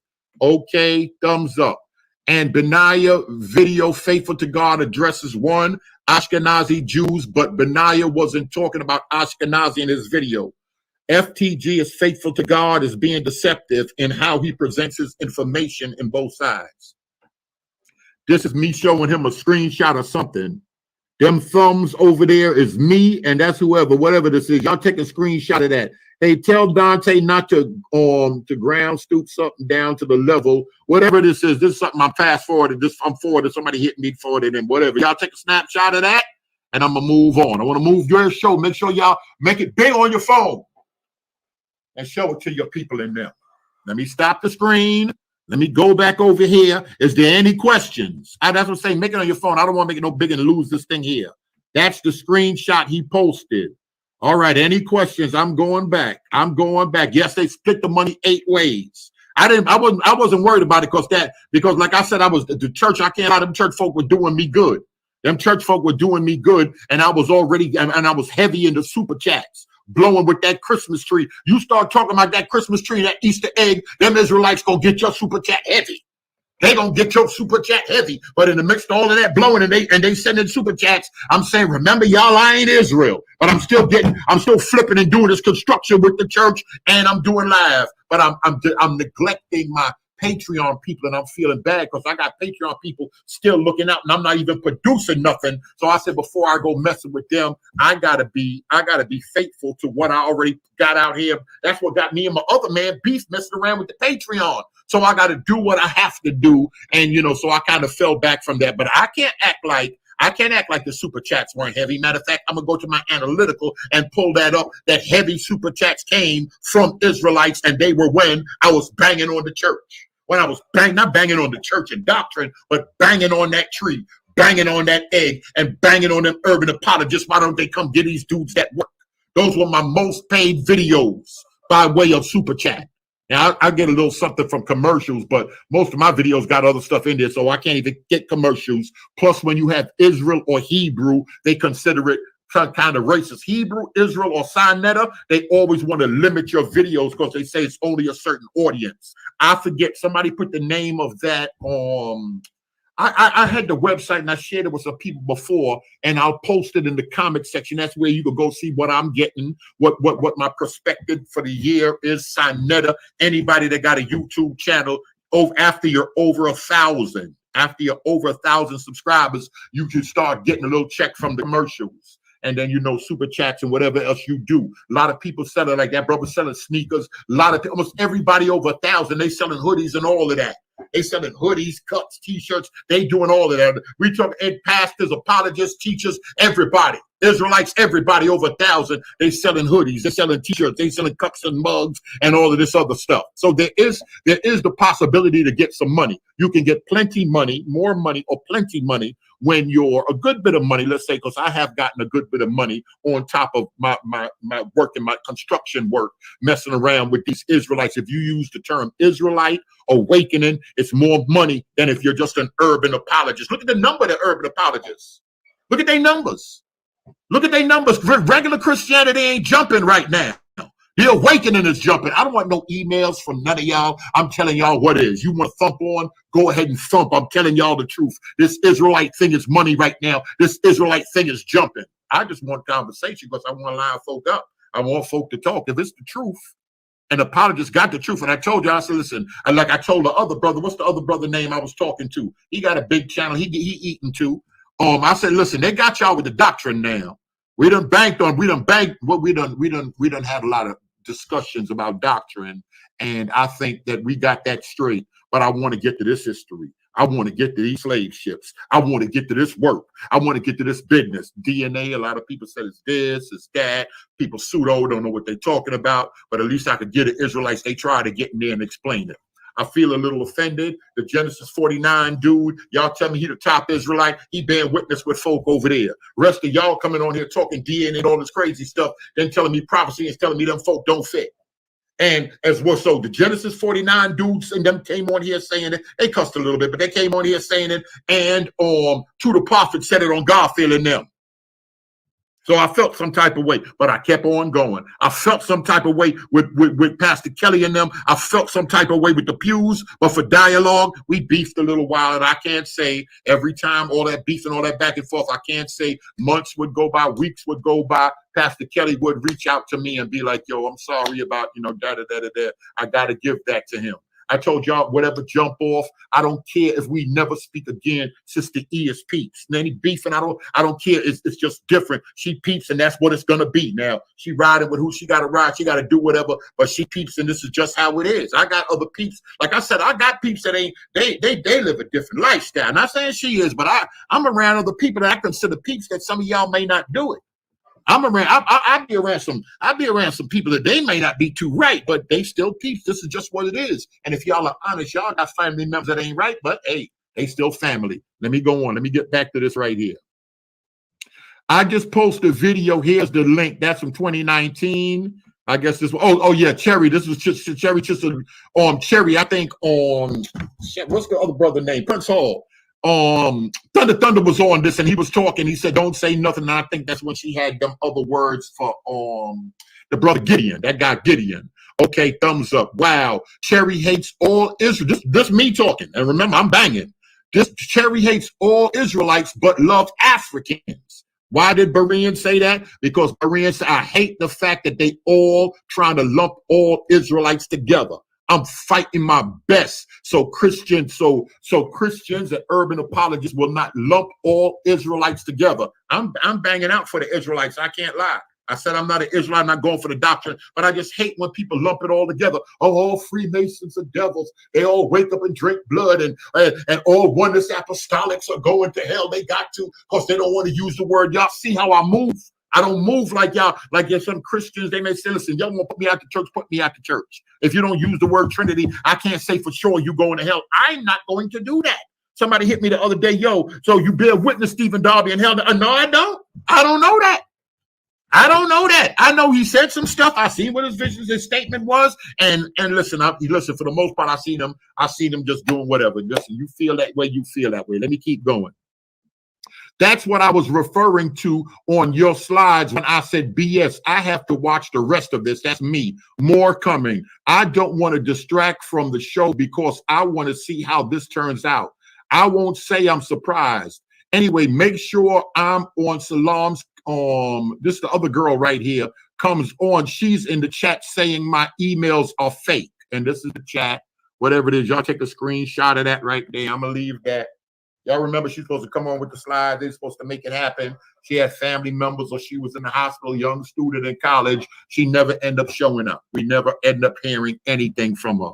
And y'all know I spoke about that 4, 5, 6, 7, 8 times.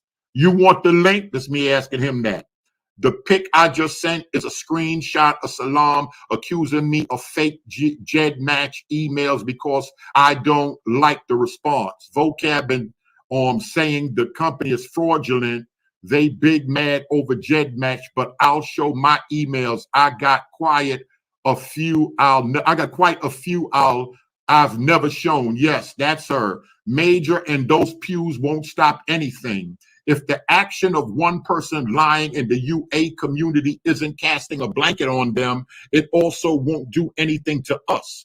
They haven't done anything except expose majors. That's Pastor Majors with the pews. Just make sure on Christmas Day you don't miss their Christmas gifts. I'm going to expose the whole UA community about DNA. The pews are irrelevant, which is why I never push them. All right. Faithful to God will be dealt with as far as his video on me. I'm going to address that too. That's me a thumbs up. I told you this would force people to step their game up. If Major fails, he fails. My sources have been available to fact check since 2015 on my website, and Faithful to God lied in his video debunking me. I'm loving all of this right here. Their Christmas gifts is going to send the roaches scattering. Me, thumbs up. Please set up a convo with me and Mike on pork. Thumbs up. Mike, like that tree. This is Pagan Mike. I'm talking about Pagan Mike. This ain't nothing I ain't going to say behind Mike back. I said, Mike, love that tree. You try to stop the awakening. This Berean, this is me. I said, Mike, love that tree. I see I'm not going to bother Mike about that tree. This is me talking. Mike ain't giving that tree up.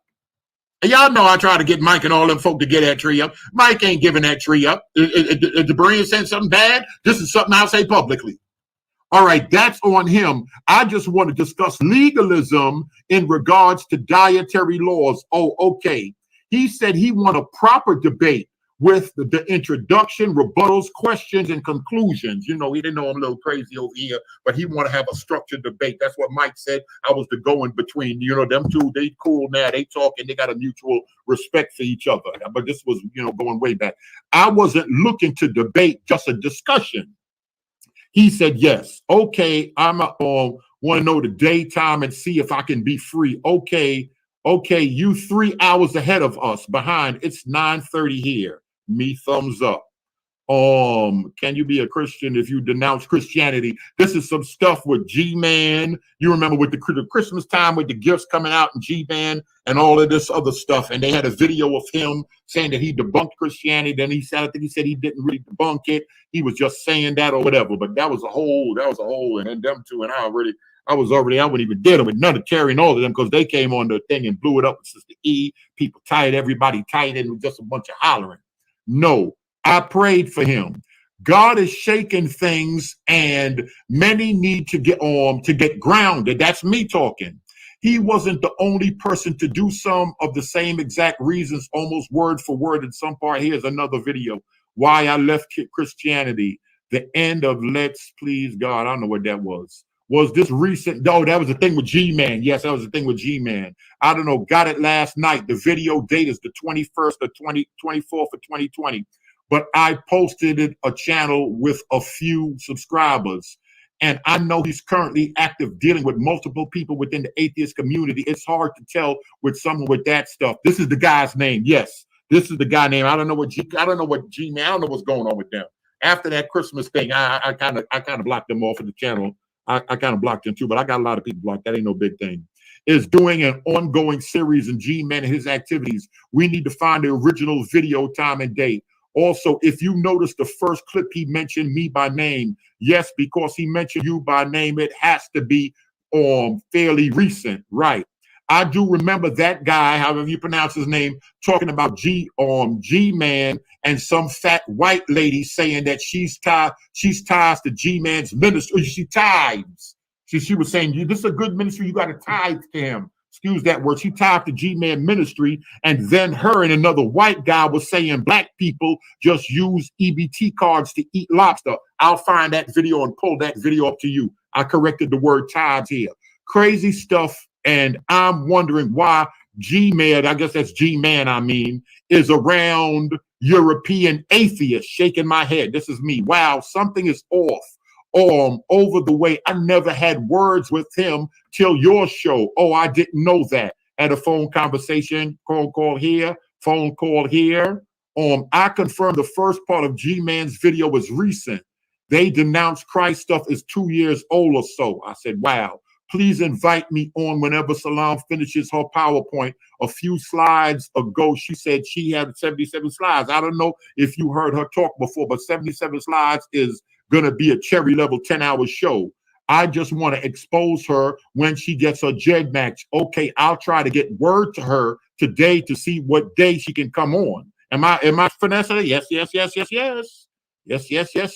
That's what I do. Hey, what are you looking at? Time you looking around? 7:30, 8 o'clock. Tonight I'm free. Who's going to be on? Mike. Okay, I'll be ready. I'll send a thumbs up. I'll send a link. I need to do it another night. I had some family stuff come up. Okay, I'll let him know. Thanks.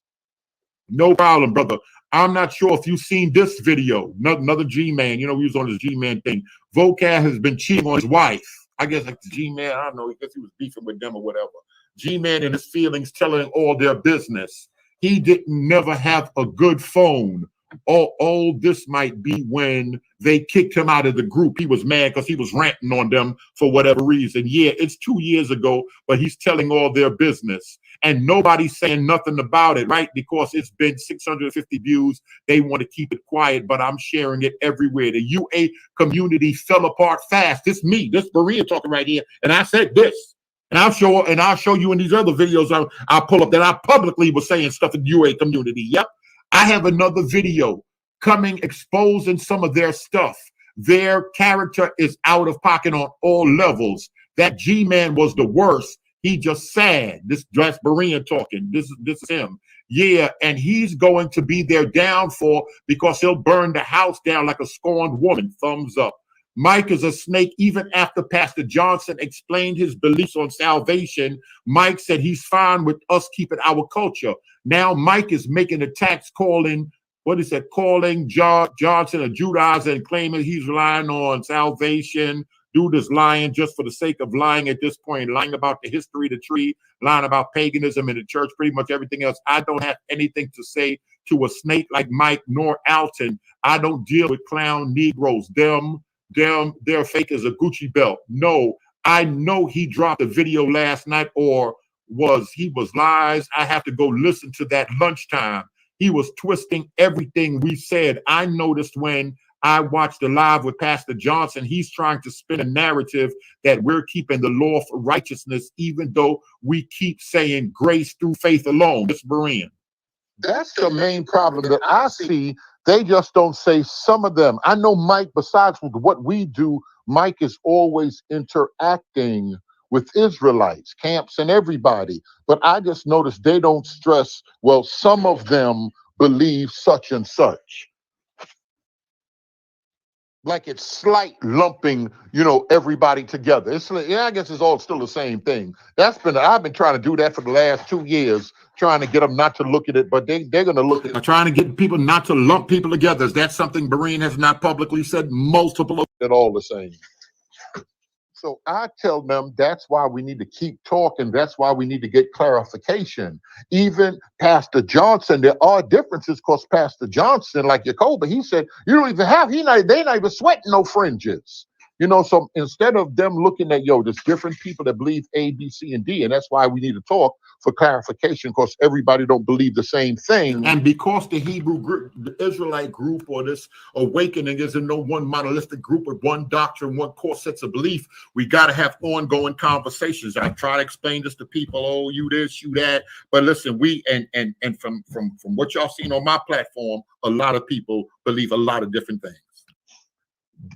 They just see it different. Yeah, I'm not sweating the fringes either. I don't rock fringes myself. Neither does Sister E, I don't believe. So it's a lot of us actually that don't rock fringes. But yeah, we keep trying to explain it to Mike. And then what Mike does is he goes and makes posts and videos and then retwist it to however he wants to say it. And to me, that's not conducive to honest dialogue.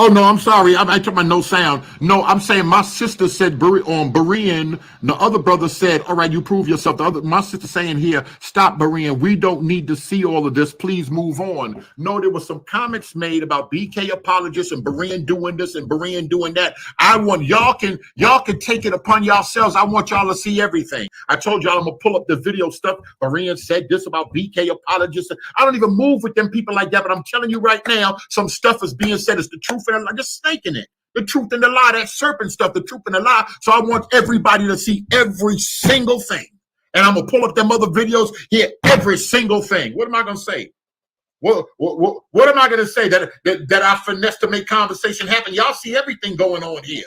And I want people to see what's wrong with everybody seeing everything. Dante put it out like he got that work, right?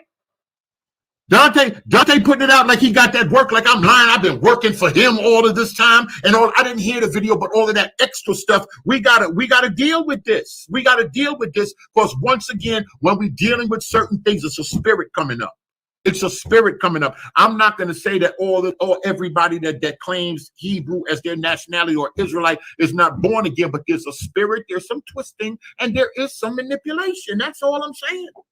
That's all I'm saying. Show the BK stuff. Sure, we talked about Salam. I blew at her. Where you at with them videos? You better produce them videos. Somebody said her people was in the hospital and da. Everybody that's been following, y'all know all of this stuff. Y'all know all of this stuff. Y'all done heard all of this stuff. He was back and forth. Y'all already know that back in last year, Mike was like, yo, that's a snitch list. I ain't thinking about that list. You know, Alton already wrote something on that. We just got to put it all out, right? We got to put it all out, right, Israel? Berean lying? Berean trying to get y'all for the bag? I wouldn't be doing this if I wanted the bag. Because like I said, y'all help me. Y'all, listen, y'all can't lie. Y'all gave in the super chats. I can't lie. But now people mad because I got pastors on here praying. I tell you, I could forgive the lie. The Richard Katz was a lie. I could forgive the Richard Katz lie. But when these dudes come in here and start talking about ambassador and the gospel going forth is milk, and then they going on other channels talking about I go over there to disrupt, and everybody, all my peoples are sending me screenshots from all your lives with you funny people, and then they'll come and jump on my channel trying to talk like no.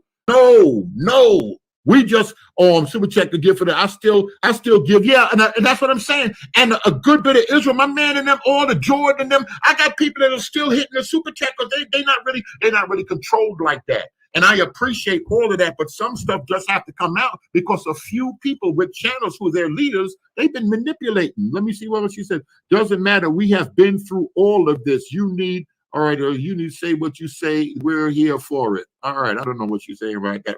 Yeah, but listen, I hate to do it. And I still hit you. Yes, and people do. And I appreciate that. People still do. But I want y'all to know I'm on the up and up with this. I want y'all to know it ain't that much going, but in all of this communication right here, you ain't finding here just Garfield and Faithful. You ain't finding no BK apologists, Berean this and that, and you ain't finding none of that. Was it beef with Nefertiti when they wanted to use her government name and she hit me and this and that? Absolutely so. That other beef came up, Faithful hit me. It wasn't really beef. But I wasn't really talking with Cherry and them, but that's the brother name already. Faithful hit me and be like, yo, Dante and them, Joe, try to reach out to Dante. Dante busy saying Cherry husband government name and all of that. I turns around, I hit him, yo, do me a favor for the team. Take this one, yo, just don't use her husband government name. She blow, he ain't got nothing to do with nothing. And I wasn't even talking. Cherry and them over there talking about they wish I was dead. I had a heart attack, something crazy. But I still went ahead and did because yo ain't got nothing to do with nothing. It's okay, it's all good. It's all good. No beef. I'm going to go ahead and hit him. Dante ain't never paying me no mind because he in his feelings. He want to blow. I'm like, all right, that ain't no big thing. That water underneath the bridge. He ain't never get back with me about it. And that's just what it is. Then he get on to Faithful and Garfield and all of this stuff. But if y'all don't want to see it, y'all ain't got to see it. Ain't nothing in here. Ain't nothing in here about BK apologists. Ain't nothing in here about what he talking about. Ain't nothing in here. So whatever dude Brown there talking about, just admit it, Berean. Just say it. Just say it. I'm going to show it. I ain't going to say it. I'm going to show it. Funny type people run around here questioning me. I tell y'all I keep it a buck.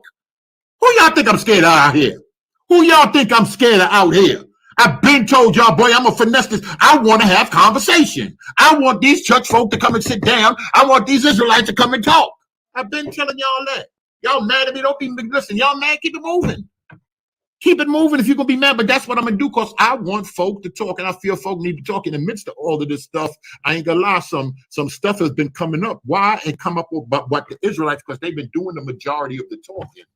Now pastors are coming out. Pastors that used to be in the awakening that's confessing, yo, that's the F.T.G, that awakening ain't that. Other pastors coming on preaching the gospel, arguing, and I'm here like the host. And shout out to Mike. Mike was one of the first ones coming on. Be like, when everybody was saying, yo, don't go over there to Berean. The Israelites don't go over there. Mike came through. Mike was coming through. We on our good cop, bad cop, getting it in. Dude, Mike know Berean trying to be in the middle. Mike know what it is. And I told y'all.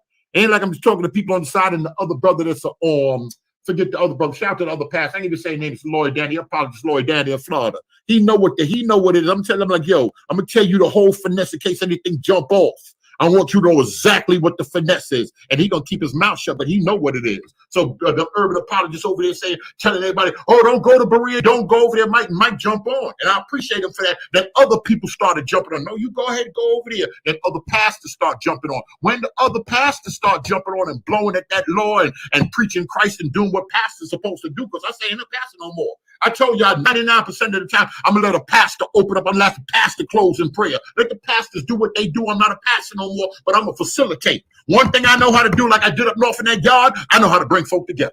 I know how to make folk. I'm gonna get some folk together now. It might be, they may not like it, might be a zoo, but I'm gonna bring some folk together, and folk gonna build, folk gonna talk and say what y'all want. People need it. So more pastors coming, more pastors start coming. They notice people start getting mad. Now I got more people to examine doctrine. I got more people to come on immediately. How come it's all the pastors on this? No, it's only one Israelite. How many times y'all had Mike Holloway surrounded?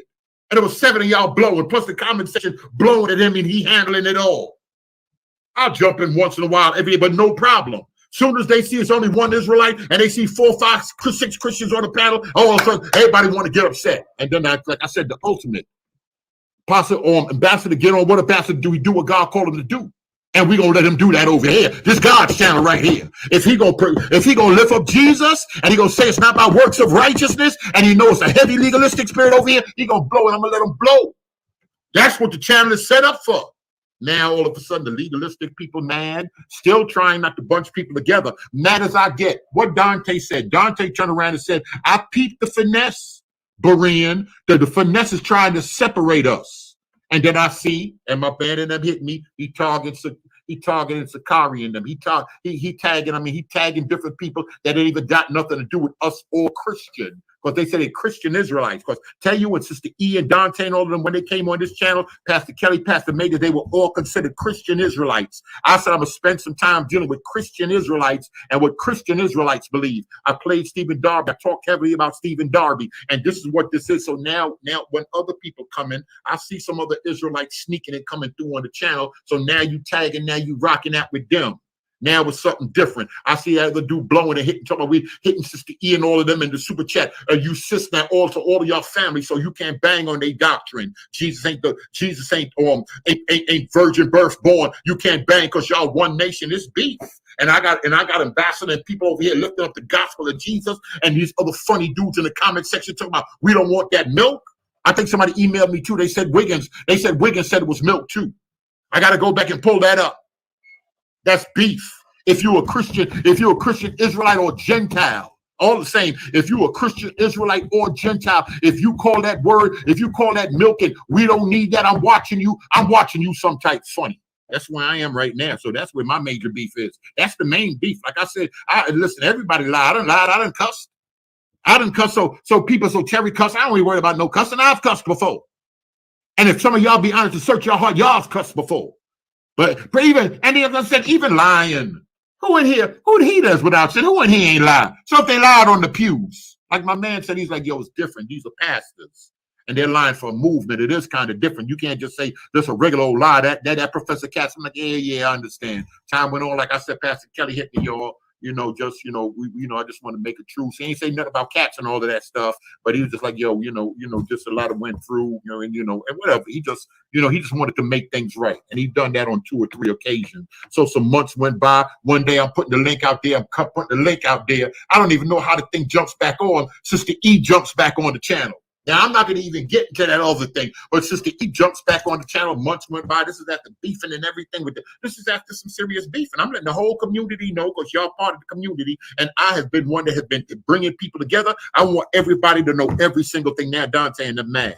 So now Dante and them mad. He going to flip it like I've been working for him. I want to throw BK and them up underneath the bus. Am I going to amp him? Yo, you killing him. I got to amp him. Yeah, I'm going to amp him. I want conversation. Ain't nothing wrong with that. I don't think he said so much stuff that was that bad. He want to get out there, and when you get to the ego, that's going to make people talk. That's going to make me, I know how to do it. Don't play with me. Don't play with me. I done been up in that room with them other folk. Don't play with me. I know what I'm doing. Folk going to talk. Folk going to confess. And this is just what it is. I don't want nobody to be offended. Are there any questions in the community? I'm going to put the link out there. Are there any questions in the community? For anybody that want to get on, don't come on here and talk about no Christmas tree, no Easter egg. Don't come on here with no nonsense. Is there not one? Who want to come on and talk? Who want to come on? Who got something to say about the community, about the urban apologists, about what y'all heard today, about Dante and Kelly and all of them? Who want to come on and talk about anything? The floor is open right now. But I can tell you, we could go through all them slides. I'll make sure. I don't have no time right now. I'm going on 7 hours, put a whole shift in with this.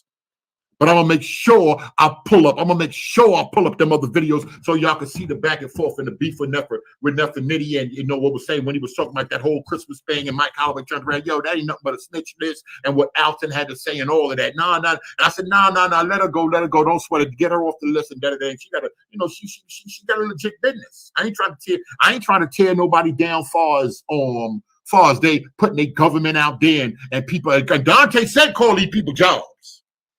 Call these people jobs. They a hate group just because she put out that Judah thing blowing at you. Hun Richardson, man, come on, man. Come on, man. Somebody said, I'm cussing right now. Faithful, come to the microphone. I'm here for the comments. Yeah. And I just got to say this. You know, I respect what you said about, you know, people make mistakes. And I acknowledge that people can make mistakes and they can repent of it and they can turn from it. But they never apologize for that mistake.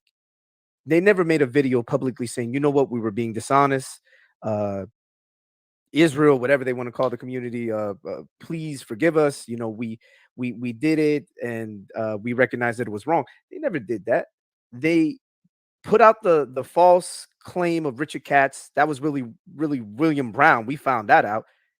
And then when it was exposed, what did they try to do? They tried to spin doctor it. Then they tried to turn it into we're being deceptive thing when they were the ones that were being deceptive. Man, listen to me. When I came on that one time and I tried to talk to Sister E and I tried to get Sister E to be honest and clear and just be objective, bro, like, you know, I got stopped at the door like, nah, what you doing? Let's just move on. Let's just move forward. Let's just move.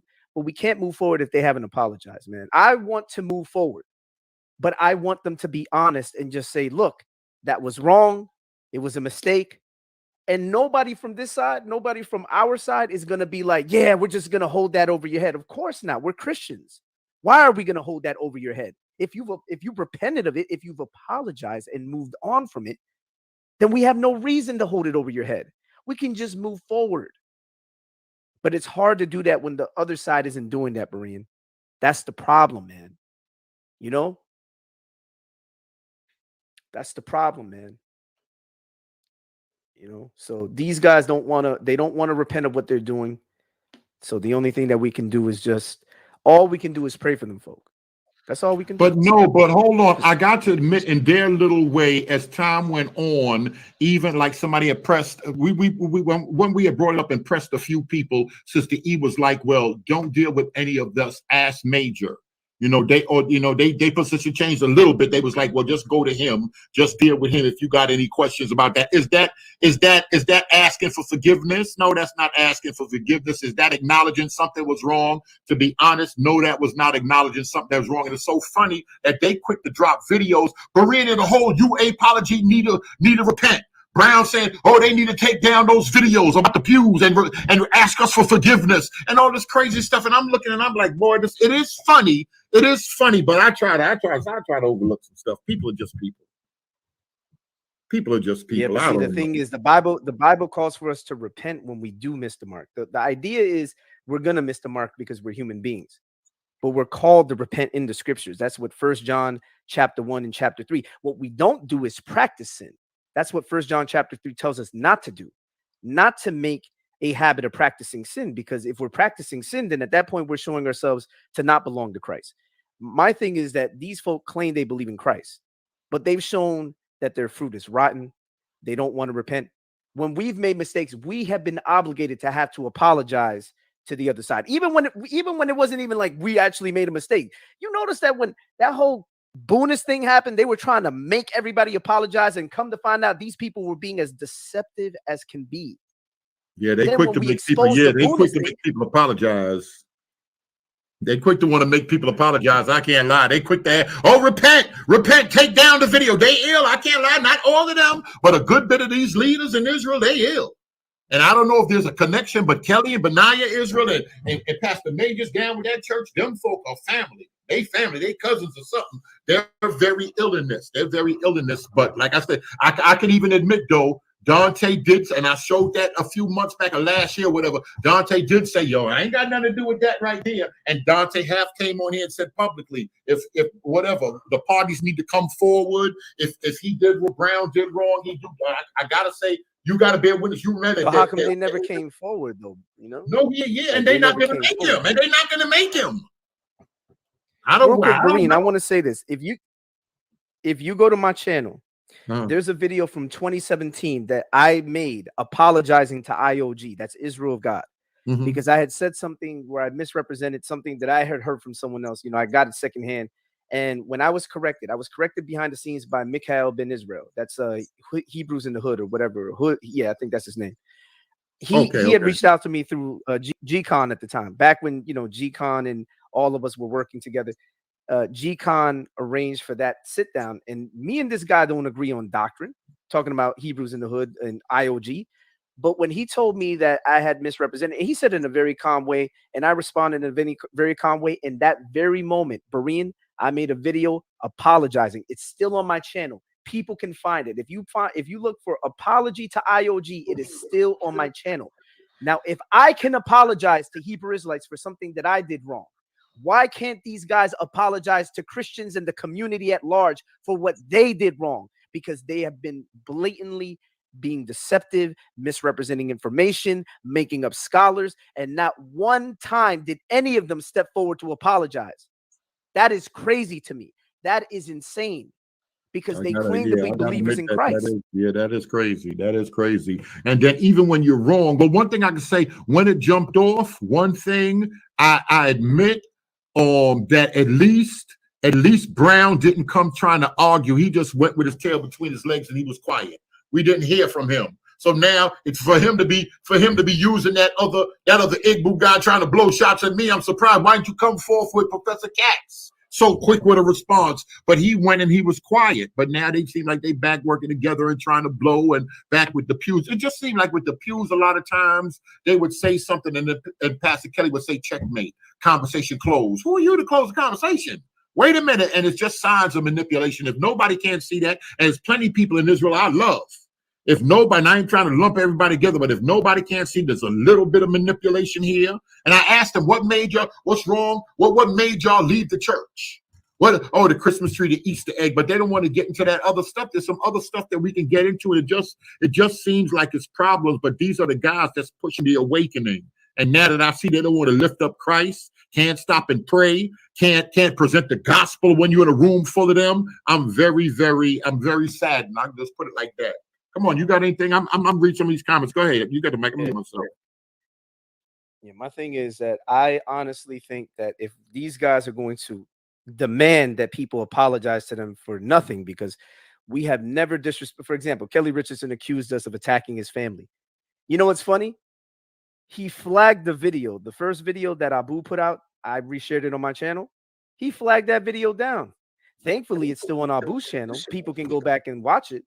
No, they were on the flag and spree for a minute. They wanted to flag everything. Then he started talking about the government and the government, y'all using his government name, so he's some top agent or something. He didn't say agent, whatever he do in the government, that because his name is being used, he got flagged. Videos are gonna get flagged. They wanted a lot of videos to come down. They were trying to get on the cleanup. They were, man, it's just funny. It's funny. It's just funny. Man, listen. They remember back in November, I think it was November 2019. It was in I think it was Thanksgiving or something.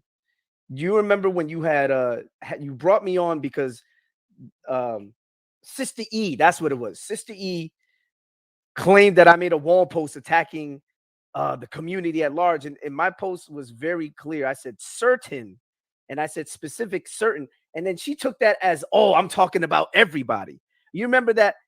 It's on my channel because, you know, the Berean had he had privated the video. Now, Brother Berean, were you told by them to private that video, the one with me and Sister E back then, because of how the interaction didn't go well for her? Because you were even agreeing with me. You were like, nah, Sister E, you bugging out right now.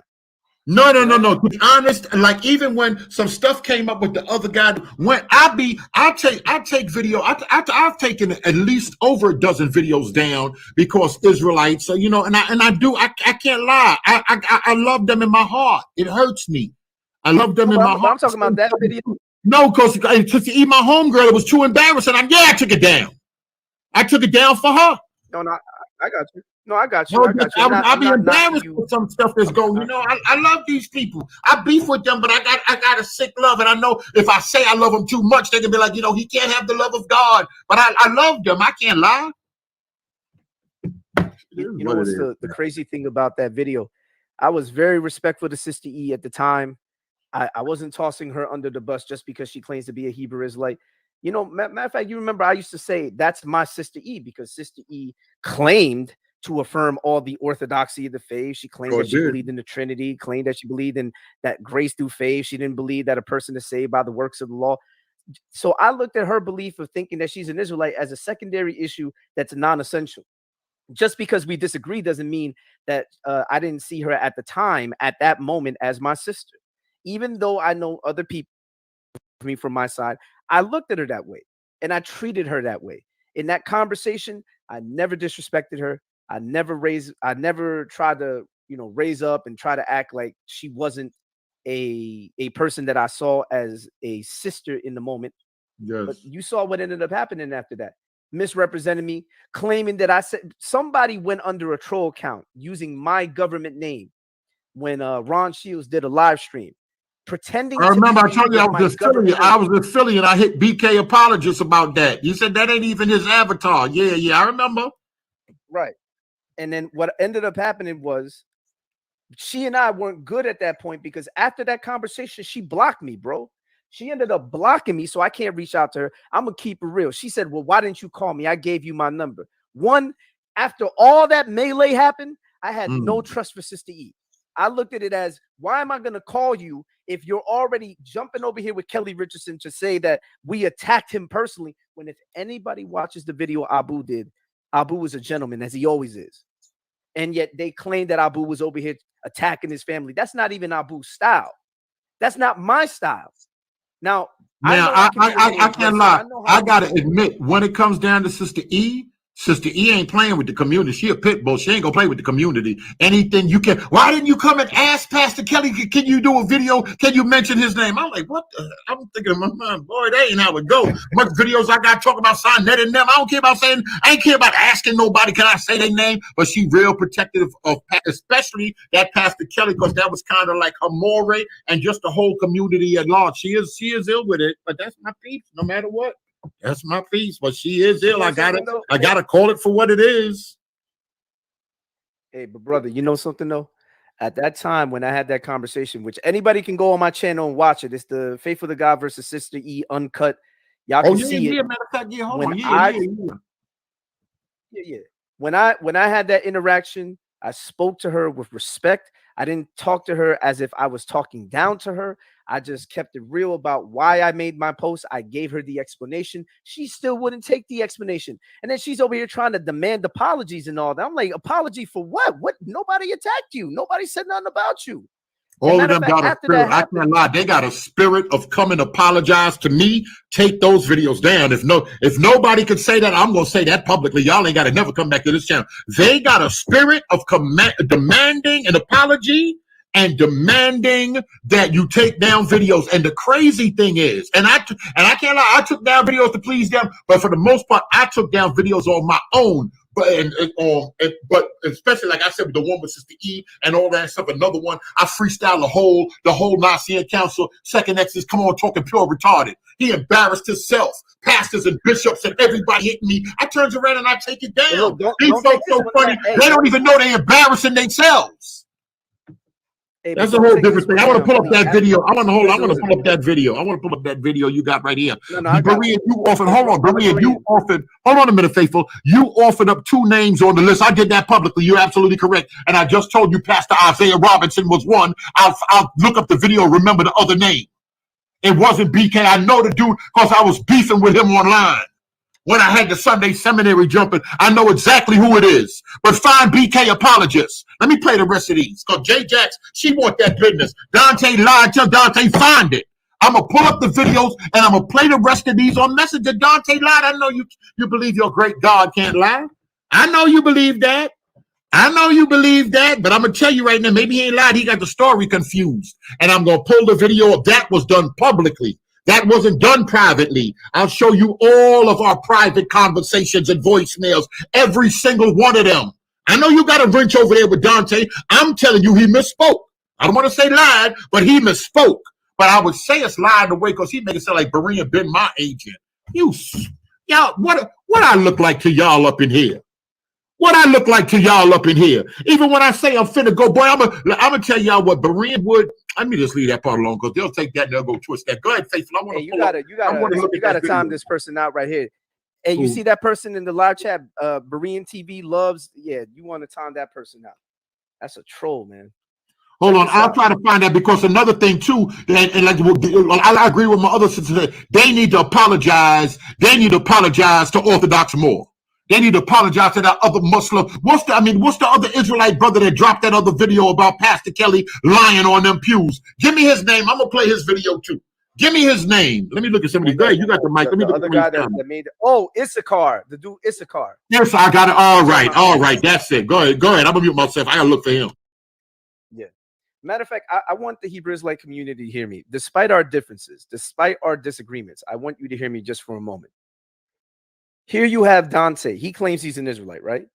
But he'll attack Issachar for making a video criticizing the Pew methodology of Kelly Richardson and William Brown, right?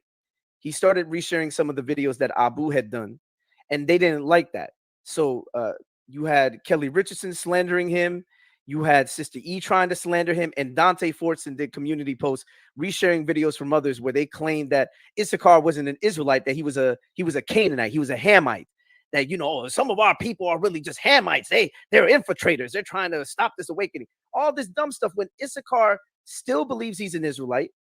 He still believes African Americans are Israelites. He just doesn't agree that there's any Hebrew on the pews. And he was just sharing his honest thoughts. And he thought that Abu made great arguments. The only thing is this. To me, when they started attacking that man, it was like, well, they'll attack Christians for not agreeing with the identity claim, right, Berean? But yeah, you got a dude that does believe in the identity claim, and they were still attacking him too. Lord have mercy. Crazy. I'm trying to find that, what you call it. It's in here somewhere. Trying to find that. Gideon, what's good? Come to the microphone. What's up? Oh, he left. I was trying to find that other video. Go ahead. I'll drop the video. Okay. And both of them, they're from that other dude. What's the other dude name that you just talking about? Ichkar, and the one with you and Sistine. And the one with somebody said that ain't mad at me. Somebody said I shouldn't took none of them videos down. I need to put all the videos I got. I need to just put everything up. Yeah, keep this one up. Don't take this one down because people need to see this. This needs to be on record, man. Please don't take this one down. Don't let them finesse you out of trying to keep this one up. I mean, no, but I can't lie. Like I said, I can't lie. Like I said, sister, eat my peeps. Certain people are just, I felt some type of way. Some people, like I said, the other dude was the second next to don't even know he talking crazy. Don't even know he talking crazy. Yeah, I'm gonna have Abu send it to me right fast because he had the video. Let's see if it's right here. Yeah, here we go. I think this is it right here. Yeah, we did a whole video, bro. We did a whole video where we actually defended Issachar because we were like, Issachar's not, just because we disagree with him on his identity claim doesn't mean that if he sees the pews and we see the pews and we're coming to similar conclusions that somehow Issachar is in line with us. No, Issachar doesn't agree with us theologically in many areas. Not at all. We don't agree with him on the identity claim. But yet Issachar, despite being a Hebrew Israelite, was an honest Hebrew Israelite. He looked at the methodology that Kelly and them were using for the pews, and he said straight up, dog him out. Nah, dog him out. Yeah, they called him a Canaanite, man. Like, you know what I'm saying? Then Dante had the nerve to claim that I was saying, look, check this out. When that whole thing in August of last year, when we were going back and forth, Dante and I, when 93 and I we put in that work. Marine, we put in that work. Y'all did. I can't lie. I can't lie. Yeah, we've been putting that work, man. Listen, they haven't dealt with 90% of our information, talking about 400 sources. Bro, they ain't dealt with the hundreds of sources that we put out, countering all this stuff that they be claiming. But anyways, that's beside the point. When Issachar put out his video, they attacked him. He called him a Canaanite. Dante put out a video where they were calling him a Canaanite. It wasn't Dante's video. He was resharing someone else attacking Issachar. I'm like, really?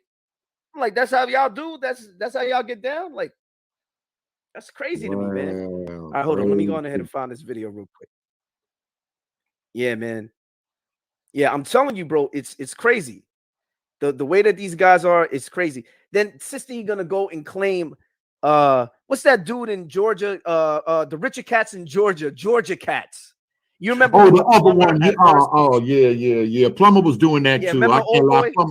Plummer was doing that also. Plummer came on with a video. I can't know how Berean ain't found him. I found him. I'm like, yeah, okay, you found him. He ain't matched the quality, but they want to believe so bad. When you want to believe so bad, I understand. They're not even looking. Listen, his degree was in Gothic. I'm like, what in the world? This ain't got nothing to do with the other one.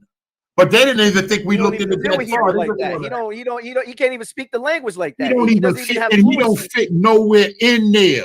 He don't want to. Shout out to the other dude. One Israelite hit me and said, "Yo, that man's name was used without his consent." But that wasn't even the dude. It's just that whole thing was just madness, pure madness. But once again, you see when Benaiah and Sister E, they put out that video, and then Benaiah says, "I was sitting on this." Yeah, matter of fact, we gotta pull all. We gotta. Man, I hate that faithful amping me up. We gotta pull all that out for the community.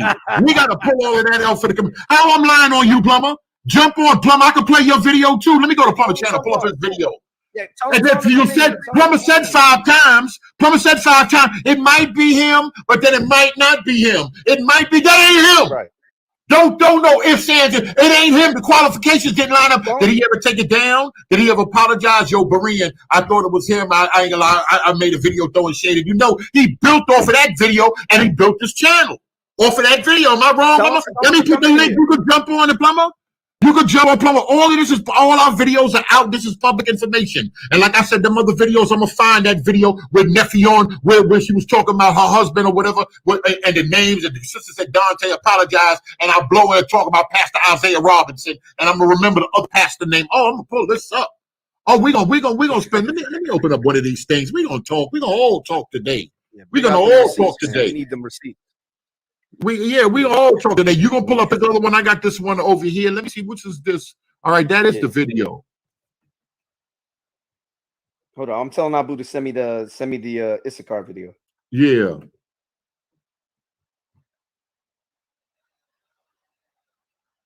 Matter of fact, I think we even I'm gonna put all of the videos back. I'm gonna put a good bit of the videos back up. I'm gonna put a good bit of the videos back up, and I don't know about unblocking all them people. I got a bunch of people blocked. Plummer, what happened? How that whole thing went down?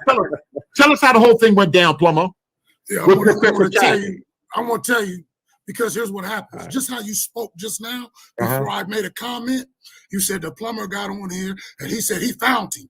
But see, that's just not the exact truth. And how that's was how, that hold on. And that's how I ended up even making the video in the first place, because you didn't speak the exact truth when you first talked about it. Talk about, well, I looked for the plumber. I even talked to this guy who's an investigator, and he couldn't find Richard Katz. But see, instead of just saying instead of talking right, and this is what keeps happening here on this channel between Israelites and Christians, is that the misrepresentation of words. So that's how I even made the video in the first place. I wasn't trying to build no channel, but I originally made the video because of what you said. And if you listen to my video, what you can put up, I said I can play right now. I want to play right now. Berean said that they can't find no Richard Katz. I said I didn't say no Richard Katz. I said that Richard Katz. Go play the first video. All right, I'll play. All right, I'm gonna play yours. All right, I'm gonna play yours. But my thing is, Plumber. But hold on, Plumber. You've been up top. You read a lot of books, Plumber. You not no dummy.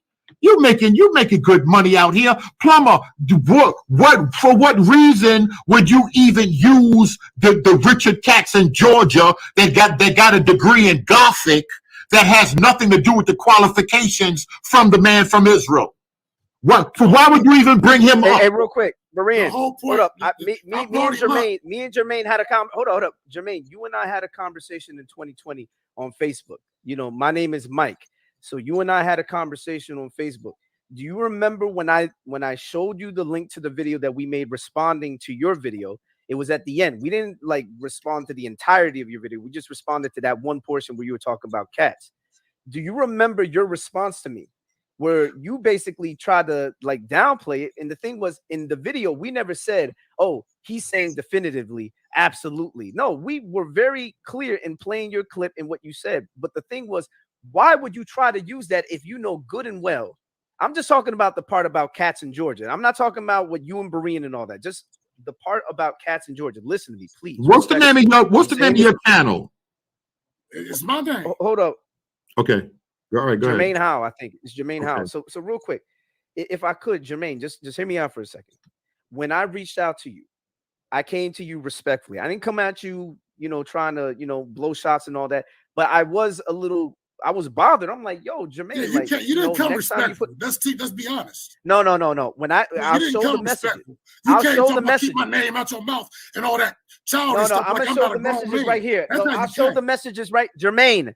I'll show the messages right now and read it word for word what we said. Do you want me to do that right now? Yeah, you came like with if you're gonna put my name in your mouth. Jermaine, do you want me to read the messages right now? It was something to that effect, correct? Jermaine, you don't even remember. I'm just saying, let's not talk over each other. Oh, look, all this don't even matter. The reason why I didn't apologize is because I'm still not even convinced that these cats is telling the truth. I don't know who telling the truth, who telling the lie. So I left the whole thing alone because I don't even really care, actually. And that's what my response was to you. You can have Richard Katz. Isn't that my response to you? Take it. I don't care. It don't do nothing for me. The Most High told me who I am, so it don't do nothing for me, whether he is or isn't real. No, but you missing the point. That was my response to you. But wait a minute, we said from the hold on. Good. So that's why I just real quick, Berean. No, just hold on a second. I don't Jermaine, listen to me. I'm not asking you to apologize. Just listen to me, Jermaine. What I'm trying to do is clear the air here. First of all, I'm going to get these messages right now in Messenger because I know for a fact that you remember we had that conversation. I didn't come at you blowing shots because I showed the screenshots to Abu and Abu read what we said. The only thing I said was that I thought that you need to be more careful because what you're doing in some ways seems like you're trying to stick up for these folk instead of just being like, look, like you just said, whether cats is real or not is irrelevant, right? For you personally. For us, it's relevant because these people tried to push this guy like he was an actual professor, and straight up, dude doesn't exist. It's William Brown. Now, my thing is this. If Will Brown was pretending to be a professor, that has no bearing on you, that has no bearing on your ethnicity, that has no bearing on the truth that you claim that you're pushing. It has nothing to do with you or anything like that. All it has to do with the pews. They ain't got nothing to do with nothing. Yeah, it got to do with the pews, and it has to do with the fact that these guys were being dishonest. If they were dishonest, Jermaine, I promise you, I'm not lumping you in with them. I promise you, I'm not lumping you in. Listen, please, Faithful. Like I said in the video, I don't know. What I was responding to was the fact that it seemed to me like Berean was playing like nobody can find anybody named Richard Katz. That's how I approached the video. Number two, that's what the whole video was about. Okay. So my whole point wasn't that I found Richard Katz. And I said that like 3, 4, 5 times in the video. 5 times exactly. I don't know if this is the real Richard Katz or not, but I was able to find a guy that named Richard Katz that is a linguist. Okay, so all right.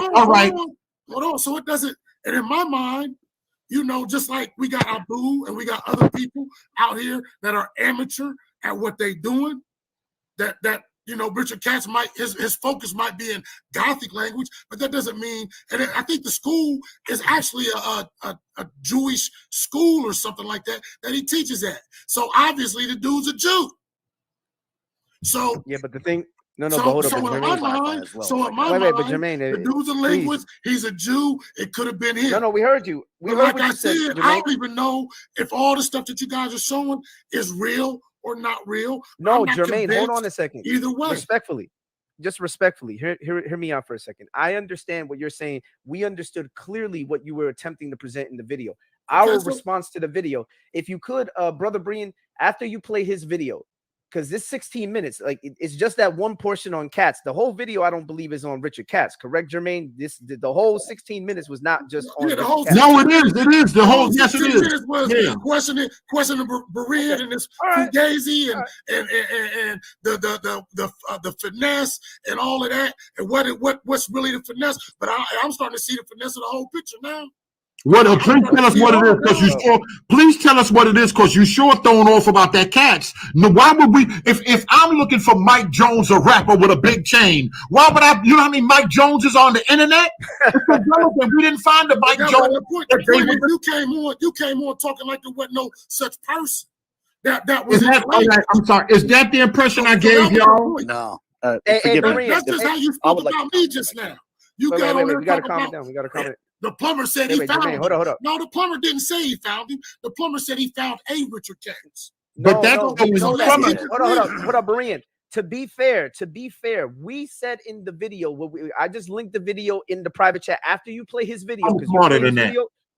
No, hear me out, Berean. After you play his video, you can play our video. I'll give you the timestamp where we responded to this video that you're about to play. When we did the response to this video, we were careful to present Jermaine's position exactly how he had presented it by showing his actual clip, because we played the clip and all we did was respond to what he was saying. We responded to the fact that dude said, he says, now it might not be him, because he did say that it might not be him, but hey, but he laughed. You won't see where he laughs. He's like, man, but he thought like it was a doggone coincidence. What we did was when we showed the dude, I said, wow, like a lawyer, he threw doubt in there. What we did was when we found the Richard Katz that he was making an argument over, like saying like I found a Katz, like because he said, look, this is what Jermaine was saying. He thought we were saying we couldn't find any kind of Richard Katz whatsoever, right? Like, oh, we were just looking and we couldn't find anybody named Richard Katz that was a professor. No, that wasn't the argument, Jermaine. Well, the argument was that no, please, respectfully, Jermaine, just so you can hear us. All right, go ahead. And I promise I'm gonna let you rock. I promise. The thing that we were saying, Jermaine, respectfully, I say this to you as a gentleman. When we saw your video, you seem to have misunderstood what it was that we were saying, that we couldn't find a Tel Aviv-based Hebrew professor named Richard Katz, because that's what William Brown and Kelly Richardson were claiming about Richard Katz, that this Richard Katz persona was supposedly a Tel Aviv Hebrew-based professor. So what you found was, yes, you found a professor named Richard Katz who just so happened to be Jewish, obviously, because, you know, the name Katz, and he happened to be in Atlanta. But our thing wasn't that we couldn't find a Richard Katz or Richard Katz's. We were saying we couldn't find the specific guy in Tel Aviv that supposedly is a professor of Hebrew that William Brown and them were pushing, because at the end of the day, we found out the dude was just, they made him up. Now, as far as you may have assumed that we were saying, oh, we can't find a Katz or anybody by the name of Richard Katz who's a professor. And that wasn't our argument. That was not our argument. All right, go ahead, man. Okay. But here's my point. Here's my point, Faithful. When I made the video, I hadn't even heard any video from y'all. When I made the video, it was strictly based upon what Berean got up here and said. I didn't even know you made a video. I think my video is before the one you do. I think Berean's statement and my video is before any video that you made concerning Katz not being there. That's the whole issue here.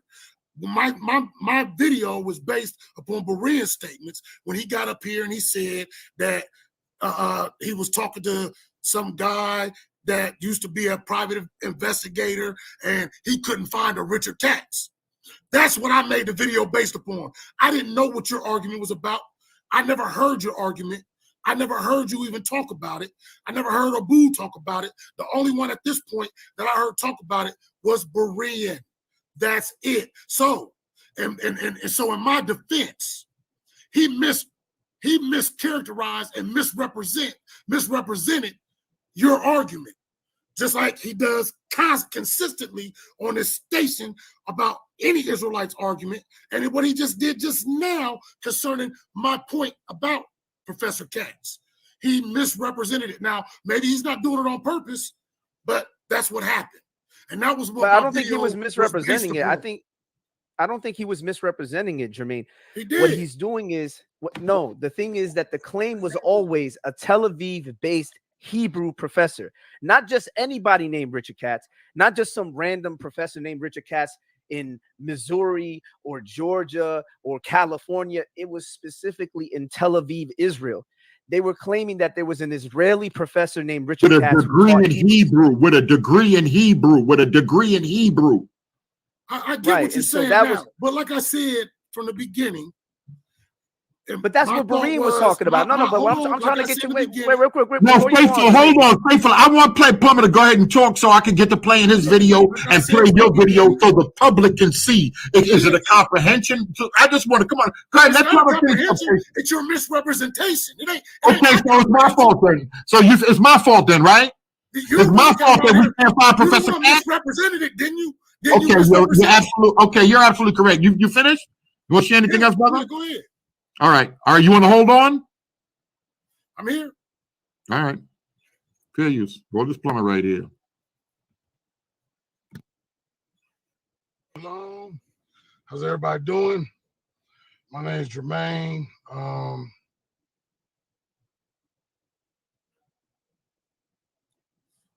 It's muted.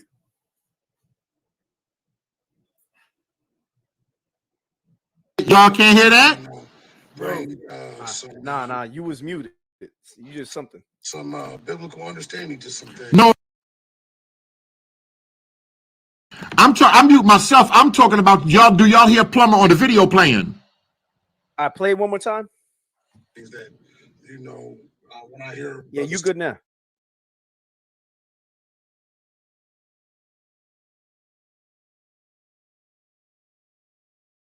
Hey, Berean, we don't hear nothing, man. So it seems like when you mute your mic, you're muting the audio over here too. So you need to leave your mic unmuted so we can hear the audio, man. You might have to keep your mic unmuted. Yo, Jermaine, you there, right? You can hear? No, I can't hear nothing. Oh, so y'all can't hear nothing when I'm doing that? Nah, like you had to keep your mic unmuted, it seems. Okay, all right. I'm up. All right, so let me see.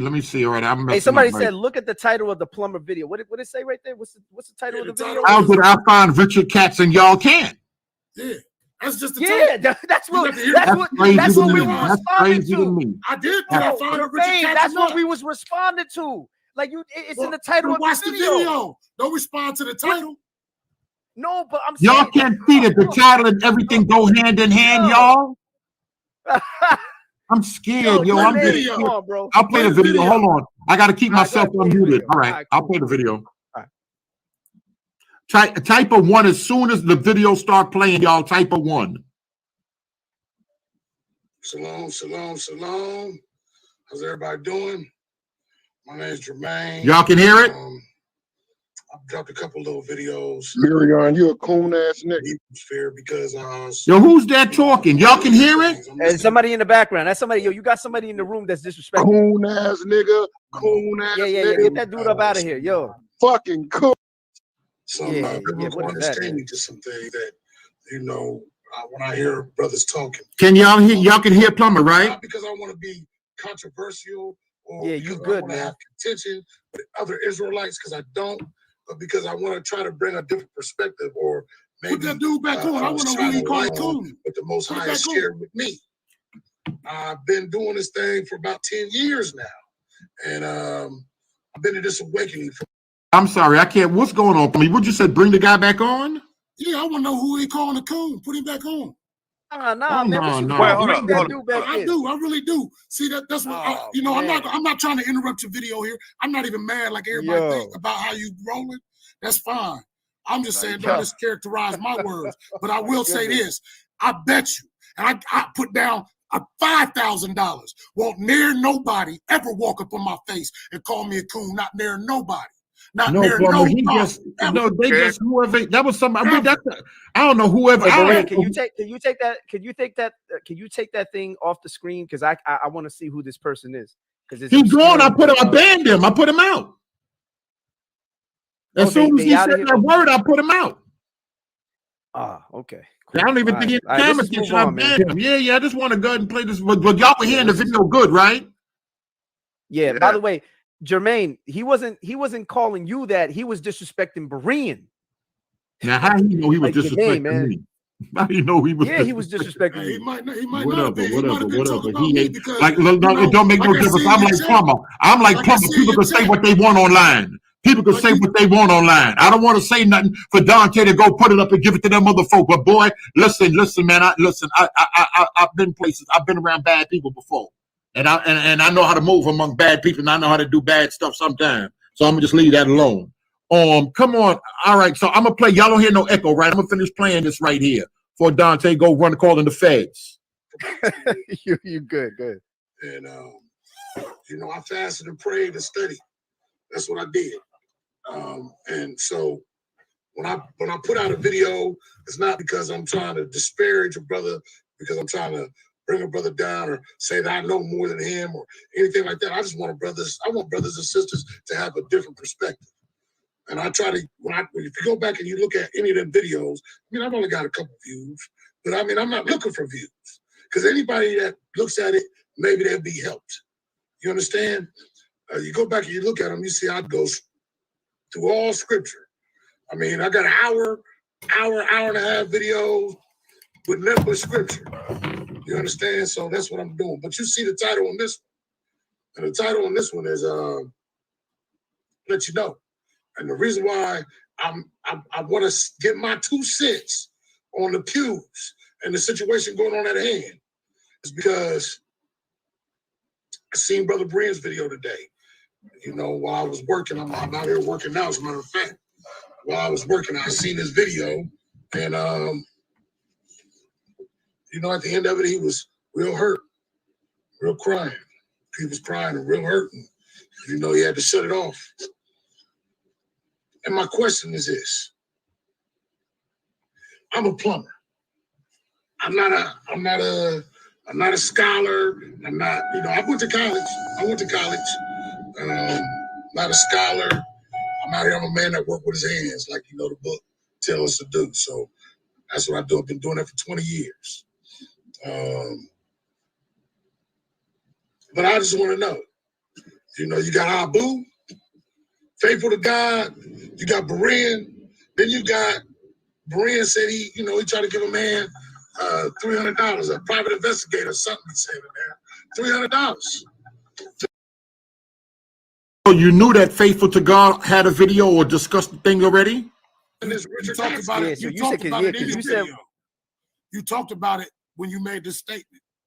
I made my video. I talked about Faithful to God and them. Yeah, but you didn't talk about the video, them having a video, but you talked about them in the video. Okay. That you made. Okay. And nobody can find him. This is why I'm making a video, because nobody can find him, right? And Berean even said that the guy came back and told him that the man don't exist. So here's my thing. I'm a plumber.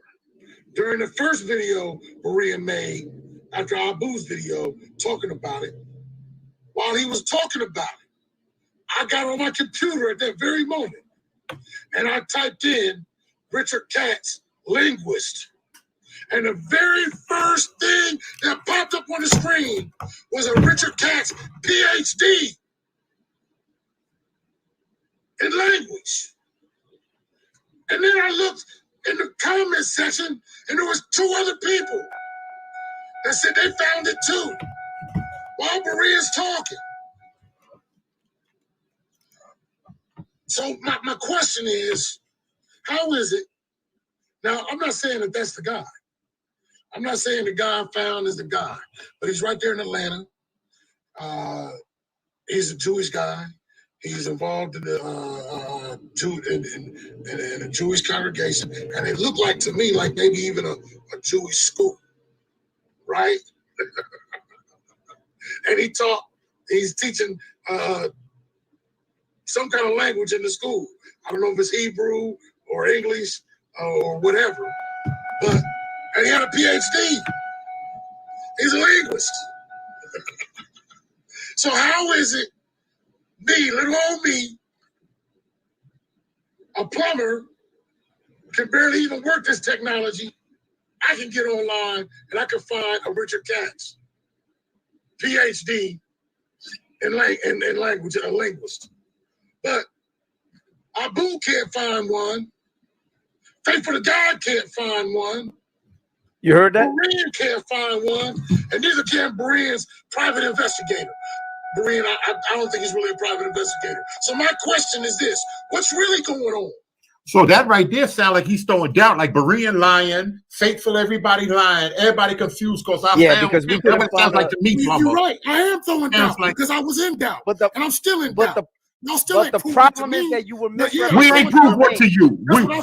Wait, can't- Berean. I got you the didn't video. prove to me Hold up, Jermaine. that, Hold on, Jermaine. that Hold up. Richardson or Brown was lying about anything yet. And I done Okay. listened to all your little videos about it too. Okay. And I'm Bro, still listen to not me. convinced. Hey, Okay. And it's Berean, not because, Berean. hold on, it's not because I'm a gangbanger or I'm riding or I'm a fan. It's not Okay. none of that. It's Hold that, on, it's Berean. that I know, Bro, I faithful, know, relax. I know Jermaine, just like you said, Faithful, when Faithful get excited, he over talking everybody. Let him talk. He's like, just like I know everybody's saying that y'all saying that they doing a little trickery.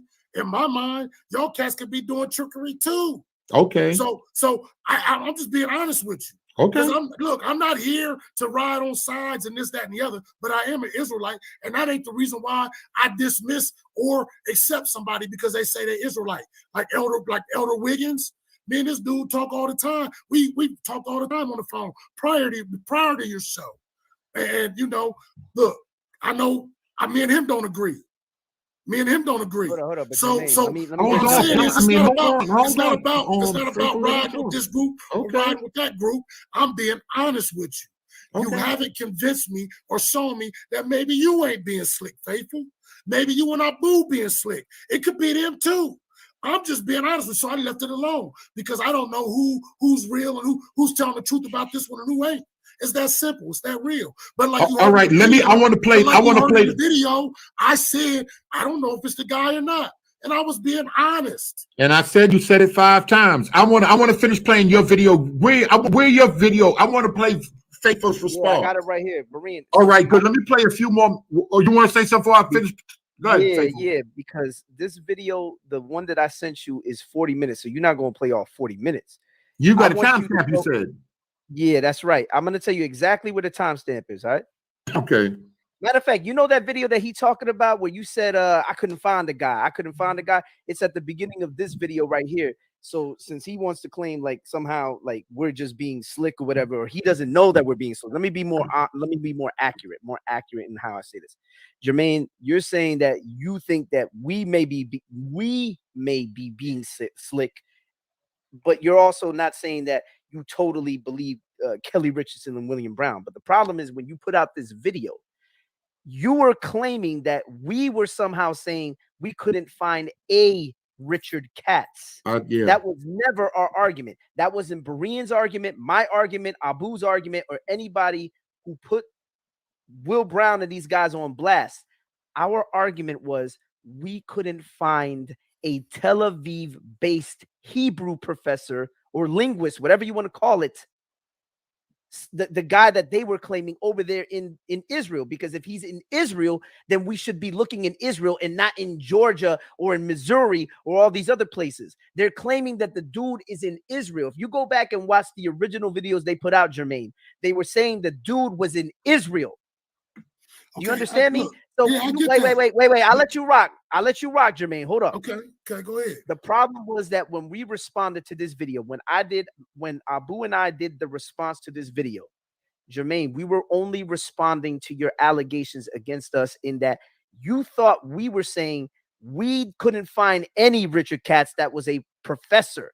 And it wasn't even just like, no, but the thing was that we were clear. No, please just listen. I'll show you videos before you made this one. I'll show you videos. You didn't see I know you didn't see the videos. Hold up. Just listen. I can show you videos before you did this one that you obviously didn't watch. I know you didn't watch. You understand what I'm saying?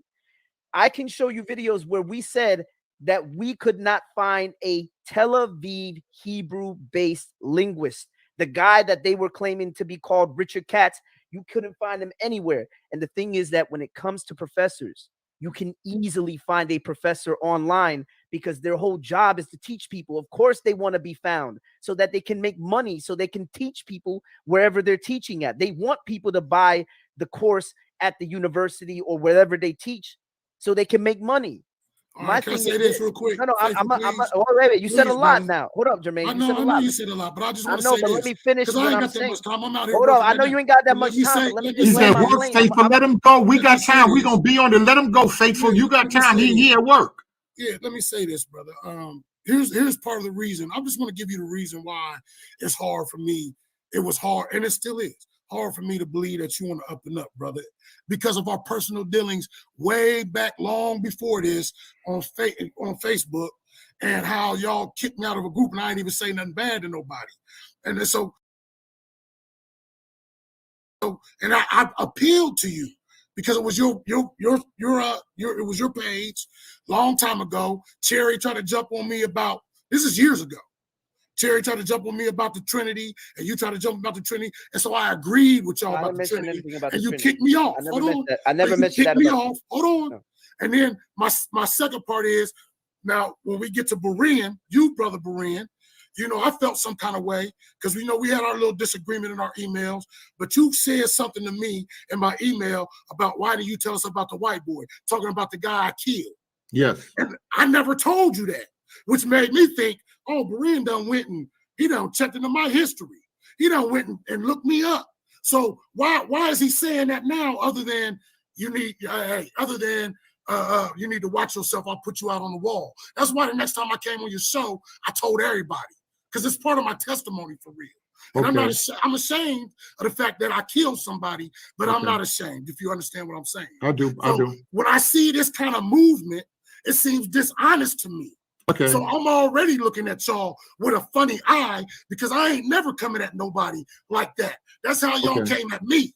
On two I different got you. No. Now you see now, hold on, Faith, but do you see now he giving background why he feel a certain way? No. Go ahead. All right, I respect that. I understand. So that's why it's hard for me to look at your stuff, Faithful, and say you being honest because y'all played me dishonest in that group, and that's it. Okay, I know. I gotta respect. I can't do nothing but respect that. Yeah, let me respond to that, Berean. I want to play the videos, Faithful. I'm gonna apologize. Yeah, but he's saying a lot. He's throwing out allegations. No, he's trying to apologize right now. Just like I apologize to Berean. He's throwing out allegations. I gotta defend myself. Oh, Father God, this is the problem with Faithful. He let it go. He's trying to apologize. At least he's an Israelite trying to apologize. This is the first one we got here. Let him apologize. Wait, Jermaine, are you apologizing, Jermaine? Brother? Just like I apologized to Berean about the little words we had. Yes. You understand? I apologize also. And so I apologize to you and the fact that I prejudged you according to past dealings. Yes. And I didn't look at you as being an honest person from the rip because of what happened those years ago back in that Facebook group. You understand? I can't do nothing. I accept the apology. And I want to say to you, Jermaine, I wasn't trying to disrespect you in this room. Even when I said the plumber, the reason I had mentioned that is because we're talking about Richard Katz, and there was a whole lot of stuff that happened. But since you're apologizing, I accept the apology. And listen, as far as that thing that happened back then, I promise you, bro, it was the rules, because we have rules in vocab's form. You're talking about vocab's form. The thing is that if you could look at it, because I'll literally screenshot it and show you that if we ask a person to address a particular question, which you weren't doing because we had asked you a question. Now, maybe you didn't read the rules at the time, and I understand that maybe there was a miscommunication on both of our ends. Like maybe you didn't know what I was doing. I was simply trying to enforce the rules because I'm a co-admin in that group. I wasn't trying to disrespect you. It was more like, if you're not addressing the question, bro, you can't, you know what I mean? You were talking about that you weren't trying to answer anything and all this other stuff. And I was like, but Jermaine, if you're not going to answer the question, I can't keep you in the group, bro. And so I had to remove you because of that. You have to understand we had rules in the group. You know, we still got rules in the group. You just kicked me out. No, no, I did, man. I could show you where the interaction, I was like, bro, we have rules in here. Now, this is the thing. Regardless, though, Jermaine, if you felt disrespected, it was not my intent to disrespect you. I will apologize if you were offended by what happened. That's not why I was trying to do all that. I wasn't trying to disrespect you.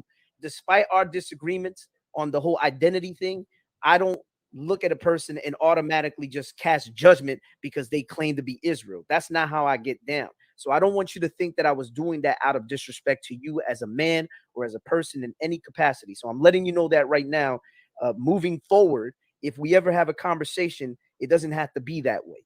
We can have cordial dialogue, even if we disagree. We don't gotta be disrespectful. We don't have to be. We can be gentlemen. So I accept your apology. I hope you accept my apology, and let's just move forward. All right. Yeah, and I want to make sure that I apologize publicly too, because I brought the white boy up, and like I said, I got that from didn't come from you, and that was wrong also. People already know I like Plummer. I want to have Plummer on the panel, no matter they feel you Judas or whatever. But I just like you. I just like you, and I'm sorry for doing that. I'm wrong for doing that. I'm gonna try to apologize to more people. Also, if I've done wrong, I definitely don't want to offend nobody, and I really consider you.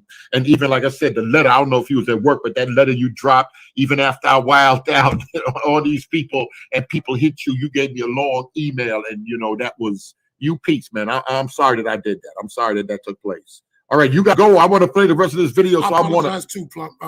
Berean. Yeah, man, we all trying to work through it, man. I really appreciate you, man. I really appreciate you. Just jump back on, or just hit me if you want to jump on. I want to try to get to the rest of this video. I know you got to work, I know you got to, you're busy or whatever. But just let me know. Peace. All right, peace. All right, y'all. Here we go. A few more minutes of this. Make sure you give me everything. Make sure you give me everything faithful as far as where to take it, where exactly to play. Yeah, definitely. No, I mean, at that point, I mean, he apologized, but if anybody wants to, yeah. Oh, okay. I don't know what is that this. Is this the finesse that No, Berean this keeps talking about? Is this the finesse? Now let me get now. Well, I don't even. Let me switch to this other gear. We saw what happened with the first. No, I was playing. No, I was finished. I was trying to finish playing up his video, but Plum already shared how he felt. He thought it wasn't that cats, and we can just get to that other video. I don't see it. Where Boo at? I thought you said he was. It's right here. I got you. Where Abu at? You funny. Shout out to Abu. Right, hold on a second. No, he didn't answer. I got back on. Yeah, he was in here. He had come in here. He was in here. Okay. And he had to drop out. So this is the video. I'm gonna give you the timestamp. So you want to go to Faithful to God channel 3446. Okay, hold on. Yeah, no, it's right there. It's right there in the private chat. I got it. You just go to 34. I'm going straight to 40. I'm going straight to where? 34 minutes and 46 seconds in. 34. All right, 34 minutes, 46 seconds. All right, let me see.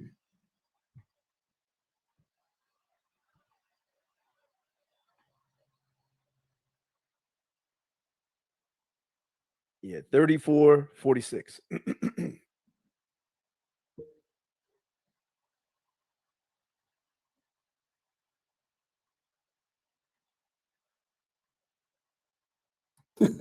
Now, I know Dante wants to say that he wasn't taking a position on the subject, but insinuating that Berean might be in on some sort of conspiracy is pretty strong language. You hear it, but you echo it. And then Dante shared. Oh, now I'm making it so you want to play like now. I gotta mute my now I gotta mute myself. Go ahead, see the echo now.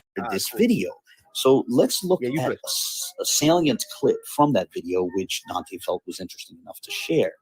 This clip will run for slightly over 2.5 minutes. Here we go.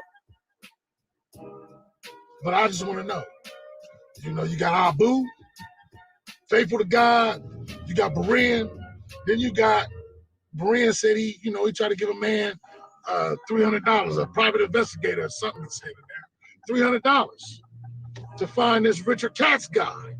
And he said that and nobody could find him. This is why I'm making a video, because nobody could find him, right? And Berean even said that the guy came back and told him that the man don't exist. So here's my thing. I'm Plummer. During the first video Berean made, after Abu's video talking about it, while he was talking about it, I got on my computer at that very moment and I typed in Richard Katz linguist. And the very first thing that popped up on the screen was a Richard Katz PhD in language. And then I looked in the comment section and there was 2 other people that said they found it too while Berean's talking. So my question is, how is it? Now, I'm not saying that that's the guy. I'm not saying the guy I found is the guy, but he's right there in Atlanta. He's a Jewish guy. He's involved in the in a Jewish congregation, and it looked like to me like maybe even a Jewish school, right? And he's teaching some kind of language in the school. I don't know if it's Hebrew or English or whatever, and he had a PhD. He's a linguist. So how is it me, little old me, a plumber, can barely even work this technology? I can get online and I can find a Richard Katz, PhD in language, a linguist. But Abu can't find one. Faithful to God can't find one. Berean can't find one, and neither can Berean's private investigator. Berean, I don't think he's really a private investigator. So my question is this: what's really going on? What's really going on? So this is what the man in the video was referring to. A guy with the same name who got a PhD in linguistics from the University of Georgia in 2016. Well, the University of Georgia's linguistics department actually posts the doctoral dissertations of recent PhDs. And when you scroll down to the year 2016, you can find a link to the relevant gentleman's doctoral dissertation titled The Resultative in Gothic. When you click on that link, you get a PDF of that dissertation. The piece is on the Gothic language, which is a Germanic language. It's not a Semitic language. Moreover, Hebrew is not mentioned even once throughout the nearly 300 pages of this dissertation. If you can find the gentleman's LinkedIn page, you'll see that the gentleman's BA and MA, just say his bachelor's degree and his master's degree, were in English. So none of his degrees pertain to Hebrew. On top of that, when he lists the languages that he has at least some proficiency in, he lists Spanish and German, but he interestingly does not list Hebrew. At this point, thinking this gentleman is relevant to the controversy over Brown's Katz character, the Katz character introduced by Brown, it's an indication that the people pushing this as a possibility aren't thinking very deeply on the question. We're not just talking about any man named Richard Katz with a PhD. We're talking about an alleged professor of Hebrew who supposedly teaches at a university in Tel Aviv, pointing to a guy in a completely different continent whose various degrees did not pertain to Hebrew and who might not even have a meaningful proficiency in Hebrew is frankly unhelpful. So no, this is not an adequate reply to the point that there is no trace of the Tel Aviv-based Hebrew professor named Richard Katz, nor does it cast doubts on what Berean shared about a former marshal telling him that the man does not exist. And as I've reached the end of the video, I should probably take this moment to wish everyone a happy new year. On that note, I'll close here. As always. So you see it, right? You weren't saying that, you couldn't find just any Richard Katz. It was specifically that Tel Aviv-based Hebrew professor. That's the same thing we were saying. And that's what anybody would look for. But I guess Plummer, I don't know, people hitting my phone. People, I guess that's how he understood it. That's how he understood it. He understood it as no Richard Katz would be found. If the old man taking money and willing to do something, he's going to look for the man in Israel I tell him to look for. If that's not the man, he ain't gonna hear. Like, I ain't gonna even raise more money because it's based on the man that I told him, this scholar in these languages that I told him existed, not no guy down south that don't even fit the profile. He just ain't gonna bring me any Mike Jones. But Plummer heard it or understood it a different way, and he put the video out there. I just looked at it a little different. I looked at it like he's just out there, and he's gonna kind of fugazi it a little bit to put doubt, like a lawyer, to protect Kelly and them. And I'm just looking at people protecting the whole lie. Clearly, people in Israel, like you showed me the other video. I mean, like the other video you're supposed to pull up that I played before. The other Muslim guy said he didn't believe it, and Kelly and them was blowing at him. It's so crazy. I'm gonna I want to play. Well, you're up in that other thing. I know my sister was like, well, why would you bring that other stuff up? I believe it is imperative. And I don't want.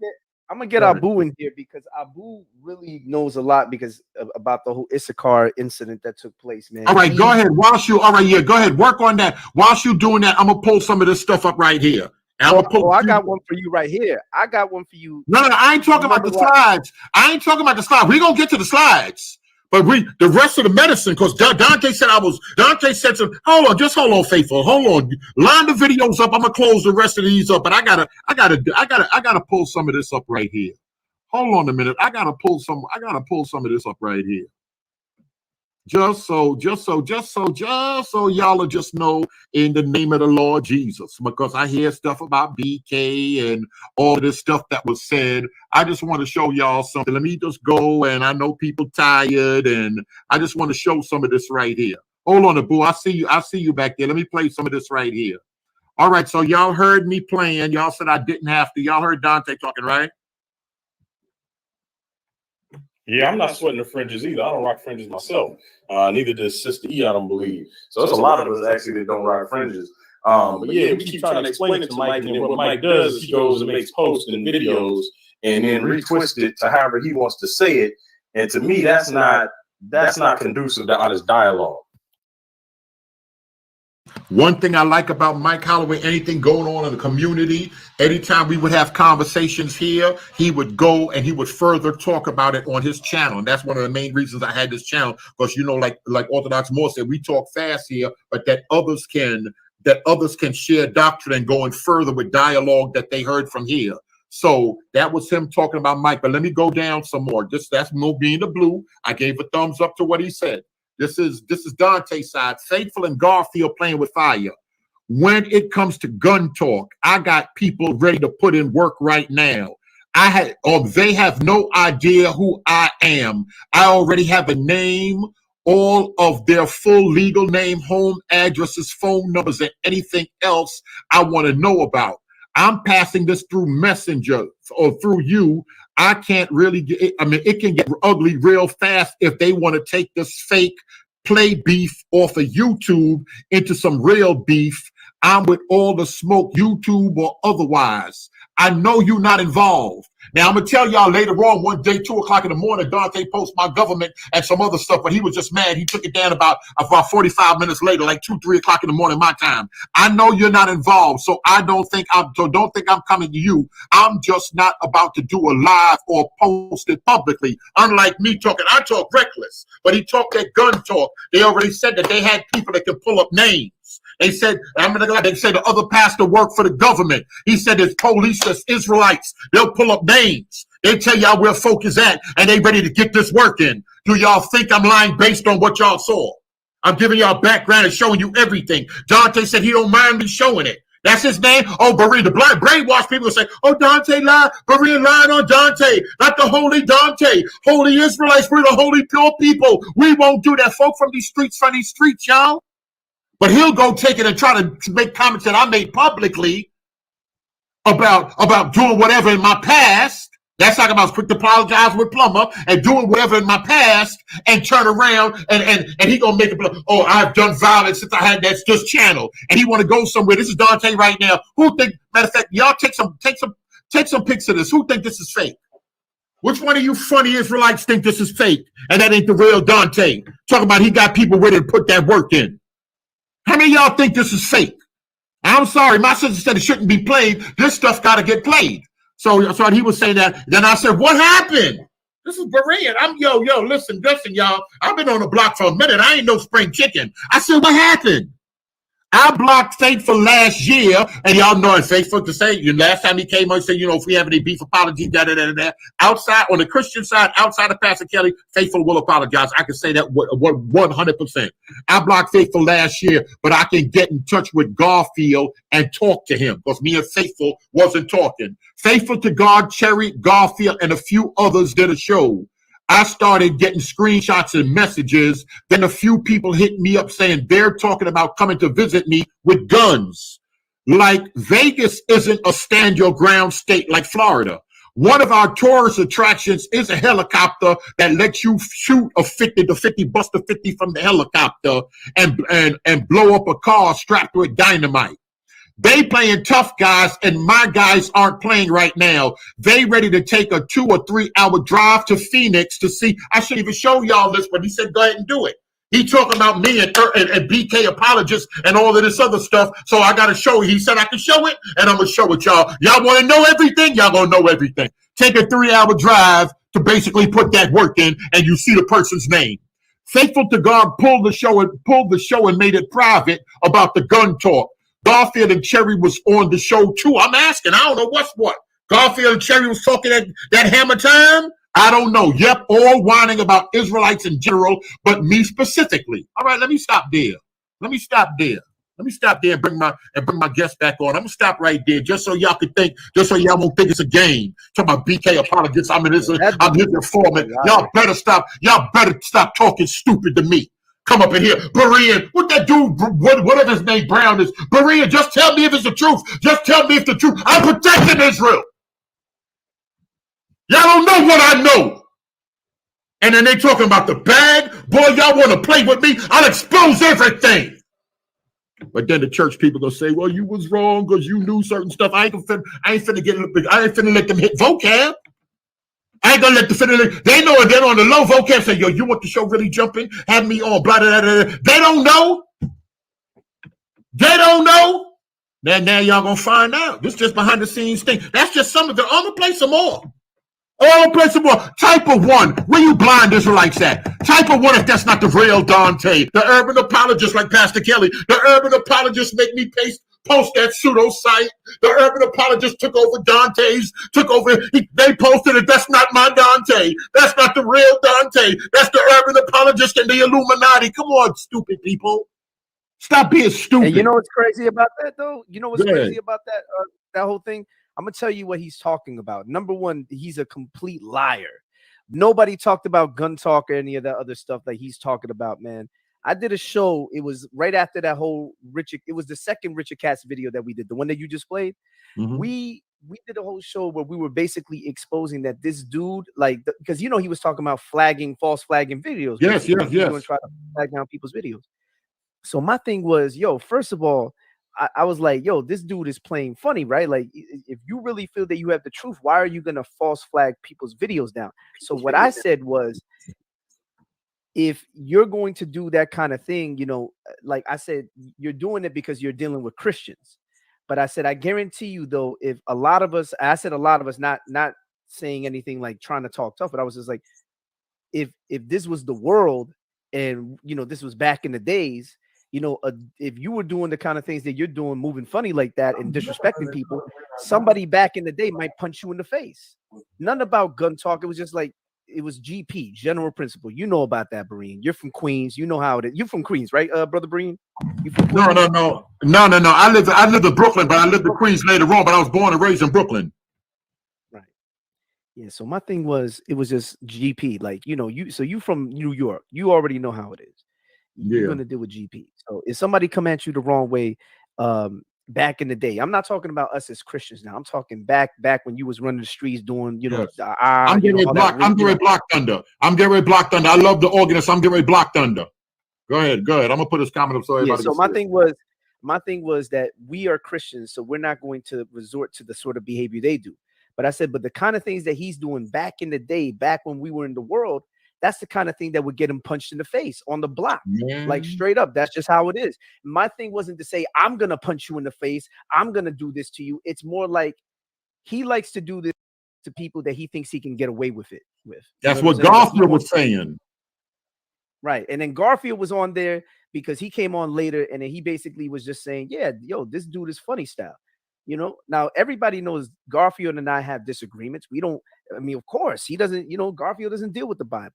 But my thing was, even on that point, we saw a point of agreement because this dude is acting this way with everybody. It's not just with us. It's also with like dudes that claim remember the dude, Jonathan Smalls. Dante was. Yeah. I remember. Yeah. Shout out to him. I ain't seen him in a minute. Yeah. And Jonathan Smalls claims to be Israel. He claims to be Israel. Yes, sure do, but he said it. And he said throw the whole movement in the garbage. He ill with it. He said throw the whole movement. But Faithful, look at the screen. She talking to you. That's a bunch of lies because this Dante right hand right here. This is one of his wrenches right here. Yeah, that's a complete lie because if Jay Jax would have actually seen the live stream, but they said you took that down. No. That's a bunch of nonsense about that I said something about gun talk. I never said anything about gun talk. Anybody that knows me knows that I don't play with that. I don't go playing games talking about gun talk and all that. I said back in the day, I said the way that he is acting, he does this with us because we're Christians and we turn the other cheek and all that. But if this was back in the day, just off of GP on the way, like if he did what he's doing to us to somebody else, they would have just rocked them in the face. She said she's heard it. She's saying she heard you say that. Tell her to pull receipts then. Where are the receipts? Pull Pull you receipts. heard that now. It's receipt time you ain't now. got receipts, then you DuckTales. All you saying is DuckTales. Then come up on here, pull your receipts. No, you bear the burden of proof. I was in that live stream, so you come up on here and you bear the burden of proof and demonstrate it. If you can't demonstrate it, then you're just DuckTales. That's all it is. DuckTales. Point blank. Matter of fact, I'll find the video. Let me find it, see if I can find the video. It's not on my channel anymore. I took it down. When I took the video down, it wasn't because, I was afraid or anything. It was just because it was one of those kind of videos where, like, for example, the Holy Spirit sometimes will tell you to take down a video. He was talking about flagging our videos. And I was like, yo, if he's going to flag our videos, then all of us are going to flag their channels and their videos. Brothers and sisters told me, brother, don't do that. That looks wrong. It's like we're going railing for railing. So what I did was I listened to the advice of my brothers and sisters and I took the video down. The fact of the matter is that J-Jax doesn't know what they talking about because first of all, if they were in the live chat, they would remember. Matter of fact, watch this. I'm going to put them on blast. J-Jax, I want you to tell me the chronology of what you saw. Since you claim that you saw everything and you knew in it supposedly that I said this gun talk, at what point in the video did I say anything about gun talk? Give the exact timestamp. Tell us who was in the room, and we'll pull the people in the room who were there, and we'll show that you are a liar. Now, I want you to go ahead right now and tell us exactly who was in the room, what was being talked about. Matter of fact, I know exactly what happened. I can tell you the chronology. First and foremost, Brother Berean, I began the room going back and forth with that dude, Judah Natsara. You know who Judah Natsara is, right? No, maybe by face. He's one of the Torah only cats. He deals with just the Torah. He's a Hebrew Israelite. He's crazy. Okay. He came on there talking wild, reckless, disrespecting Christ, disrespecting the New Testament. I talked to him first. Check this out. When I talked to him, you had a dude from his side who was more calm. He came on. I had a conversation with him. Watch this. After I had a conversation with that dude, it was the dude that he used to be in Sakari. Now he runs with the Torah only cats. When that happened, I played. After I had a conversation with them, I didn't have no more Hebrew Israelites because it was one of those come get this smoke kind of rooms. It was me calling out the Hebrew Israelites to come get the smoke, right? Mm-hmm. I said, let's go ahead. Let's get to it. Let's debate. Right? It was like, you know how I do my Christian versus Hebrew Israelite rooms where I'm like, Hebrew Israelites, get the smoke. So I had those two guys on. Nobody else. I was like, come on, Hebrew Israelites, y'all not going to come in the room? So what I ended up doing was I started playing the video, the one that we just played with the plumber. I played that video. Are you following me so far? Mm-hmm. I let that whole video rock. After that video rocked, I was like, yo, any Hebrew Israelites going to come on? Sister Cherry jumps on. And Sister Cherry's like, Brother Faithful, you need to see this. This dude, Dante, is talking about false flagging videos. That's when I got livid. I was like, yo, what is this dude's problem? This dude is crazy, da-da-da-da. I started saying to everybody, you know what? If even one of our videos get flagged, we're taking all of their channels down. We're flagging all of their channels. You know, I started saying that. I was livid. I was angry because I was like, yo, this is like the height of disrespect. In the midst of that, I was saying, you know, the kind of things that Dante is doing back, he wants to do this to us because we're Christians and we turn the other cheek. But if this would have been back in the day off of GP, the kind of things that he's doing would have gotten him rocked in the face. That's what I said. I never said, oh, we will bust guns and none of that dumb stuff, man. You know, that's how I know that this woman doesn't know what she's talking about. Yeah, the Spider-Man gun. Yeah. So that was the whole basis of that. Then what we did, Berean, I'm going to tell you the whole chronology. When I found the video, because it was like 7 or 8 or 9, it was a long video. It was like 9 hours. Bro, when we got to the point, then the Hebrew Israelite came on and we just had a conversation and they said, look, man, I'm not like these dudes. That's not how I get down. We had him, Sister Cherry, it was myself. Then later Garfield comes on, and I think 93 and someone else came on. So we were having a conversation at that point about how these guys are deceptive, how they'll blatantly make up lies. Like this woman is making up a lie on me. I talked about Blacktastic, how he was originally defending me with that whole Sister E thing, because then Sister E, at the same time that Dante was claiming that he was going to false flag our video, Sister E was going on Kelly, or she had gone on a few days before, and then he was resharing a lot of this stuff from her too, from Sister E. That Sister E claimed that I had disrespected her. Now, we had already handled that because I never disrespected Sister E. That was somebody who went under a pseudonym. I told her I had a debate going on at the same time that person was in your live stream. And I'm hosting a debate. Witness. Yeah. I remember all that. So we had Blacktastic had reached out to me. He says, "Yo, was that you?" I was like, "No." I told him. He was like, "All right, cool. I'll go ahead and reach out to Sister E." Because Lord, you just keep saying, "Play the video, play the video, play the video." It's so. Yeah, I gotta find the video. I gotta go look for it. All right, well, find the video, but find the video. But let me tell y'all something right now. So y'all think it's a problem that the 12 that police officers out here that's Israelite sending Dante information? You can't see this a racist murder cult? Want to line folk up to murder them? Yeah, let me go ahead and find this video. Berean, I'm gonna tell you like this video. I'm gonna play some more of this. Y'all think it's nice. Dante, they said Dante, I didn't even watch the video, but people blowing at me. Then you got people on here asking me, tell the truth, Berean, tell the truth, Berean. If Dante got some other stuff that I'm missing, please pull it up because I do remember I'm gonna have to go find that video now and all of this next. But it's most of y'all in here. Hold on, most of y'all in here, a lot of y'all in here was around when Nefer was on that live when all of this stuff went down. Nobody's saying that, so I got to go digging up. I got to go bringing this now. All our personal side business coming up. Our personal talk and all of this got to come up now. This is crazy. But do y'all think it's a problem? Israelite officers giving out people when they don't like what's going their way? Imagine, and this other dude worked for the government. Imagine what these liars are doing. Maybe they did influence that church to change that, what you call it. We got to keep it. Listen, I fear for my life. I don't know. People hitting me, I don't know what it is. That's probably 12 hitting me. That's probably 12 hitting me. Then what I'm going to do, I'm going to get paranoid and bring that thing out with that thing on it. Oh man, that thing, I told you, I got to pray. Crazy. You know why Jay Jackson's doing that? I'm going to tell you guys the logical fallacy that she's committing right now, or he or she. I don't know if that's a he or she. The logical fallacy they're committing is called the red herring. When you have pointed out something salient like this right here, what she's trying to do is move the conversation in a different direction. Now, she blatantly lied. She's bearing false witness. Because I never said I'm gonna go and pull out a gun. That's not even my style. You know me, Berean. You know how I get down. One thing I don't do is threaten people with gun talk. No. That's a no. That's right, Alton. You hearing all of this, Alton? I hope you hear. I know you at work. You hearing all of this? Now hold on a second. Now you got your man over there, Mike Baker. He talking real reckless. Tell Mike Baker to jump up on you know Baker said he don't trust. You know Baker don't like you. Yeah, but I'm sorry, Baker. I'm sorry. I didn't mean like that. Yeah, Baker bugged out, man. But no, look, don't worry about don't worry about Baker. Don't think about Baker right now. Cool. We got to be focused.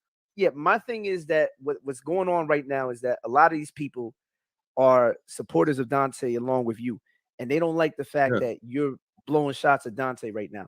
Yes. What they want to do is they want to Dante peeps. I'm not somebody that Dante ain't saved. I ain't gonna say Dante ain't saved. I ain't like y'all. Go ahead. Matter of fact, I'm gonna tell you right now. I'm gonna ignore the chat. They could. Yes, do that. Yes. So we could, cause it's a lot to cover. Yeah. I agree with that. You know what? I'm not even gonna entertain the nonsense. When I find the video, it'll be on my channel, and y'all gonna get exposed like y'all typically do, since you guys like to try to misrepresent me. And then you end up getting exposed. You guys always end up getting exposed in the end, because like we did it with the thing with the plumber when he said, you know what he said. Now, respectfully, he apologized. I apologized to him. I like plumbing. I do like plumbing. I had to set the record straight for what it was. But here's the crazy thing. That's how I know these guys are liars, and they are willing to defend the falsehood that guys like Dante promote, because for them, if you expose Dante, somehow they think it exposes their identity claim. Here's the thing. If Dante falls, it has no bearing on who you think you may be. Dante going down. We said that with the pews. We said that from the beginning. But they want to have everything as a package deal. The pews and they want to have everything as a package. I don't know what it is, but to be in all honesty, Dante in the beginning, Dante wasn't going for that, Professor Katz. He knew that wasn't right in his exact, and he didn't want no part of it. I got to be honest. So, you know, we might be beefing now, but I got to keep it 100. I got to keep it 100. He wasn't part of that. He knew that whole thing was shaky. But now later on, whatever happened after they talk and they all band together, but originally Dante wasn't going for that Professor Katz at all. Right. You know what's the crazy thing too?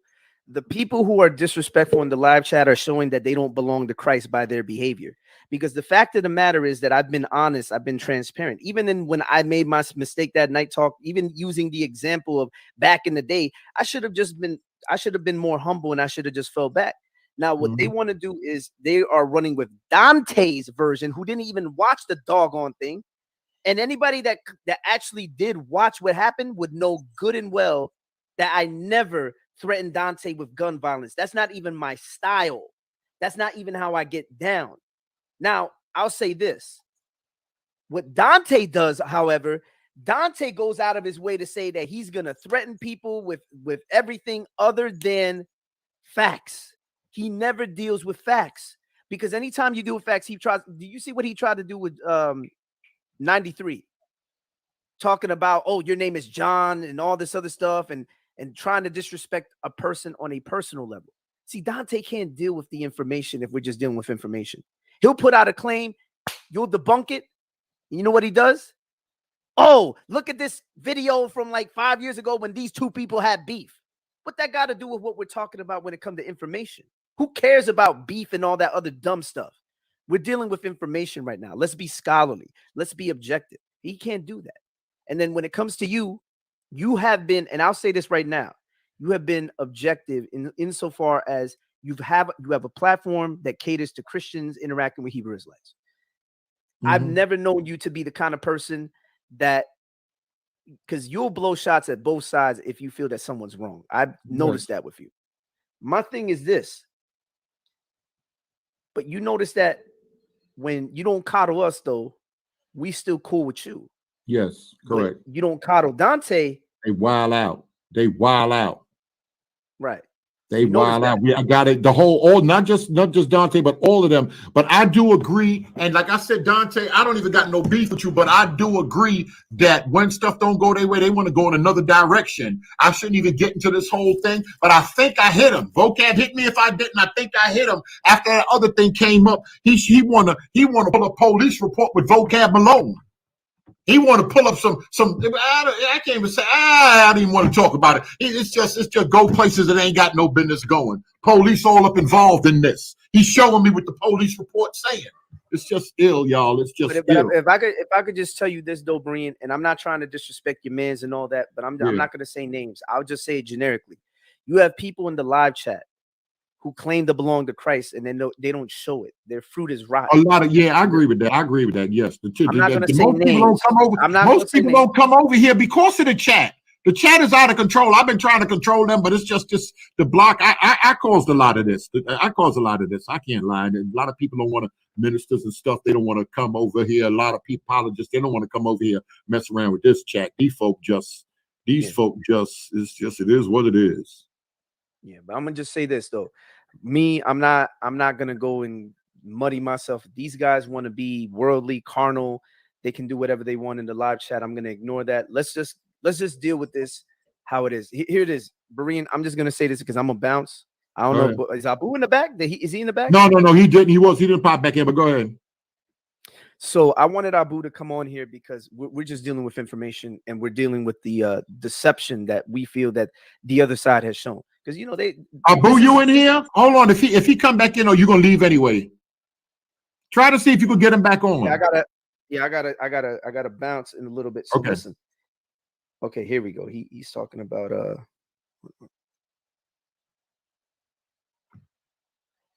right. Yeah, I'm telling him to come back in. Okay. He was probably waiting in the back and all that. And so he didn't know if we were just gonna go on a spiel about that. See, you notice how these people throw us off. Like we're talking about something, then they got us trying to talk about something else, and because they want to get, that's a red herring. So everyone knows what a red herring is.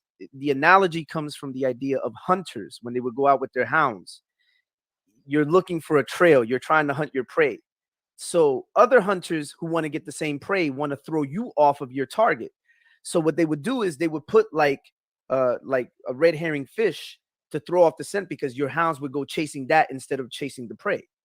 So the idea of the analogy of a red herring is that when your opponent throws out a red herring, they're trying to throw you off of the original topic at hand. They're trying to get you to argue side topics over here to ignore the actual relevant topic at hand, because they know exactly. Yeah, it's like a detour. Yeah. Go off on this detour here and this detour here, so you don't actually deal with the information at hand. You know? Yeah. That's how it is. And then on top of that, another thing that some of the guys, I'm not saying everybody in the chat, but some of the folk in the live chat, some of them that they're doing is also called a whataboutism. That's a form of tu quoque fallacy. A tu quoque means it's an appeal to hypocrisy. It means you too. So basically, if somebody accuses you of something, you say, well, you too. Well, you da-da-da, or well, you too. So like the objection is basically, if somebody accuses you of doing X, Y, Z, then you just accuse them of doing X, Y, Z. And then by the hypocrisy, it negates the criticism they're leveling at you. But no, that's not how it works. Let's say this. So Berean, theoretically, let's say theoretically, I was a car thief. And I'm criticizing a car thief, but the car thief says, well, you can't criticize me because you steal cars too. It wouldn't negate my criticism towards him.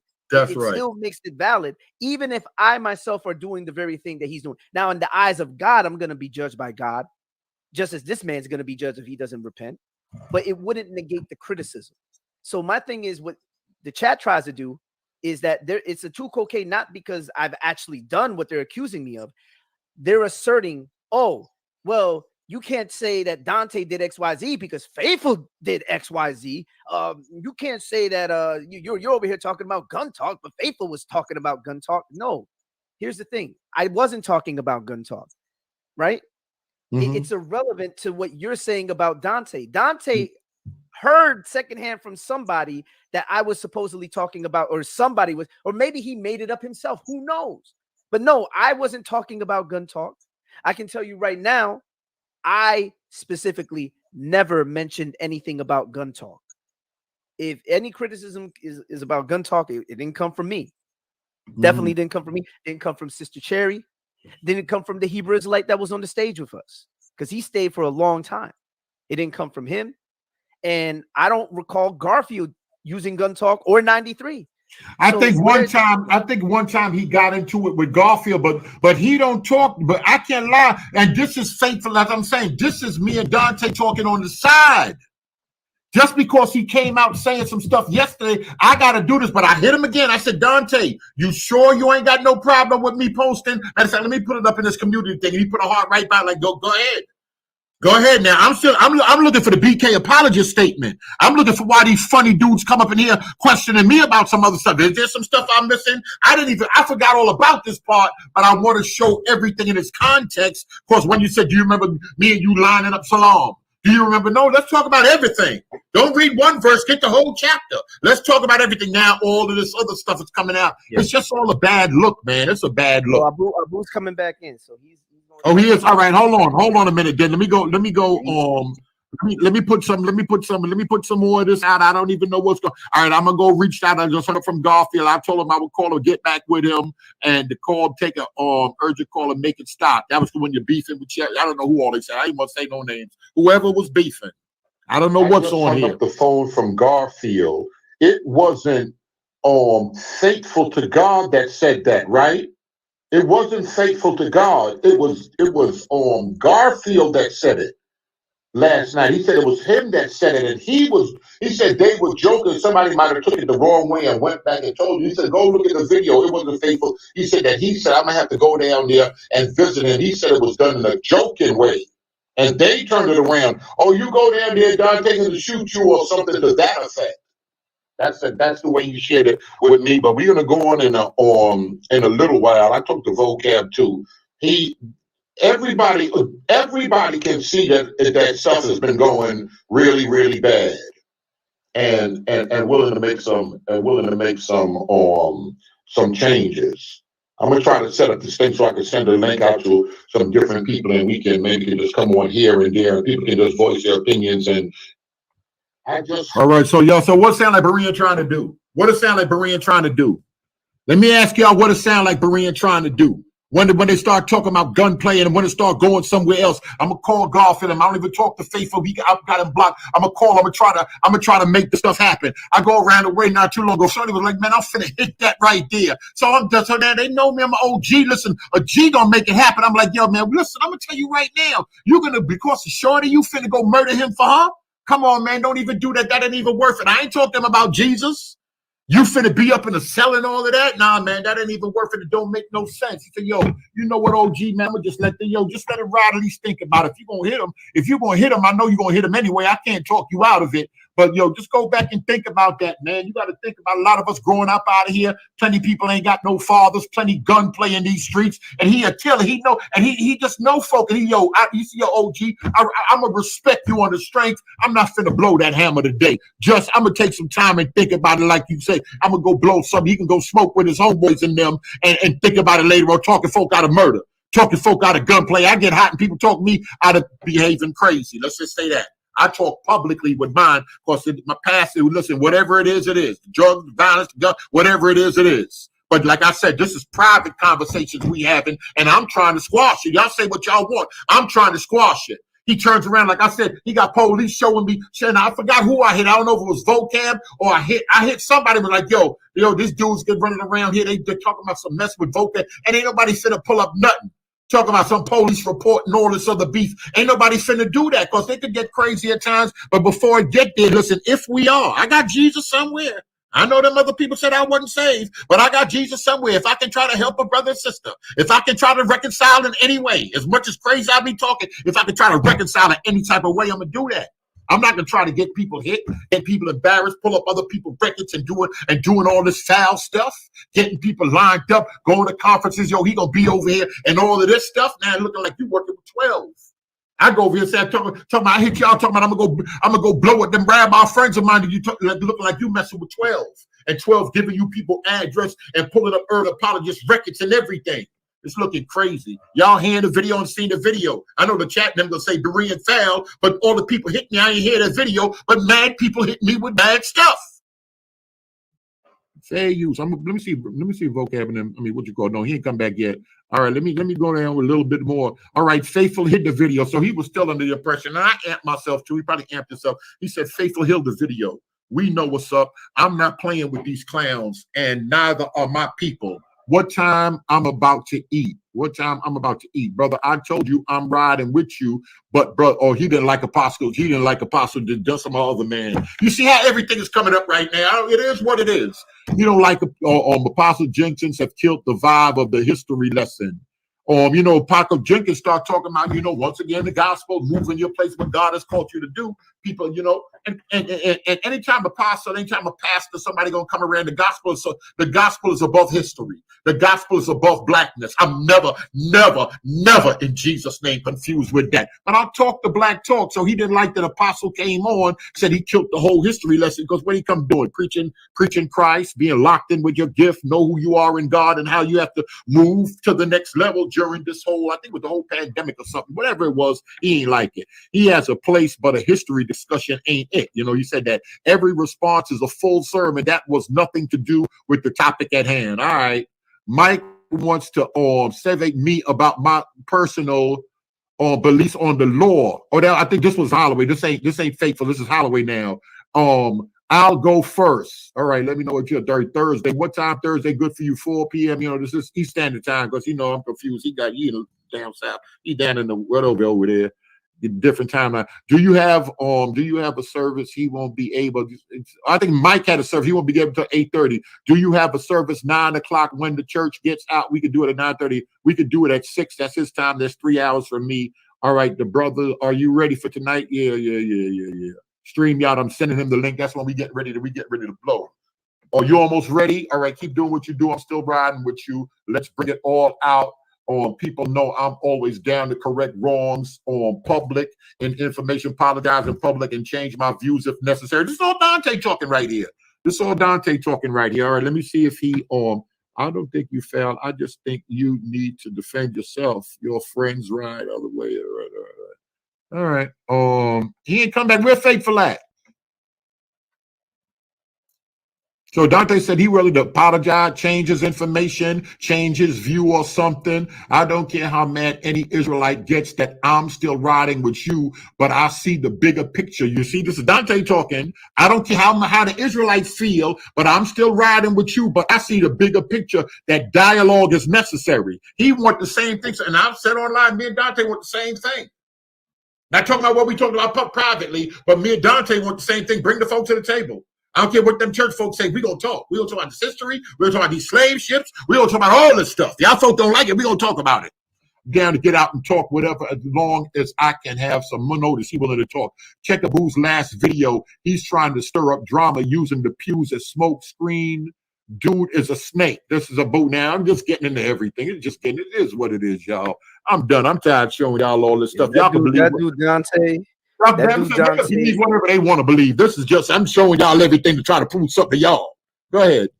Yeah, that dude Dante is the king of red herrings, because he claims that he wants to have these discussions, and yet when we were giving him that work on that information, that's I don't know what else again. That's Abu. I'm gonna put the link out there in case anybody wants. This is his idea of, he wants to have a conversation where he doesn't get criticized. Like, that's why he wants to come over on your platform, because he thought that you were going to coddle him. He thought you were just going to protect him at all costs. And nah, that's not how you get down.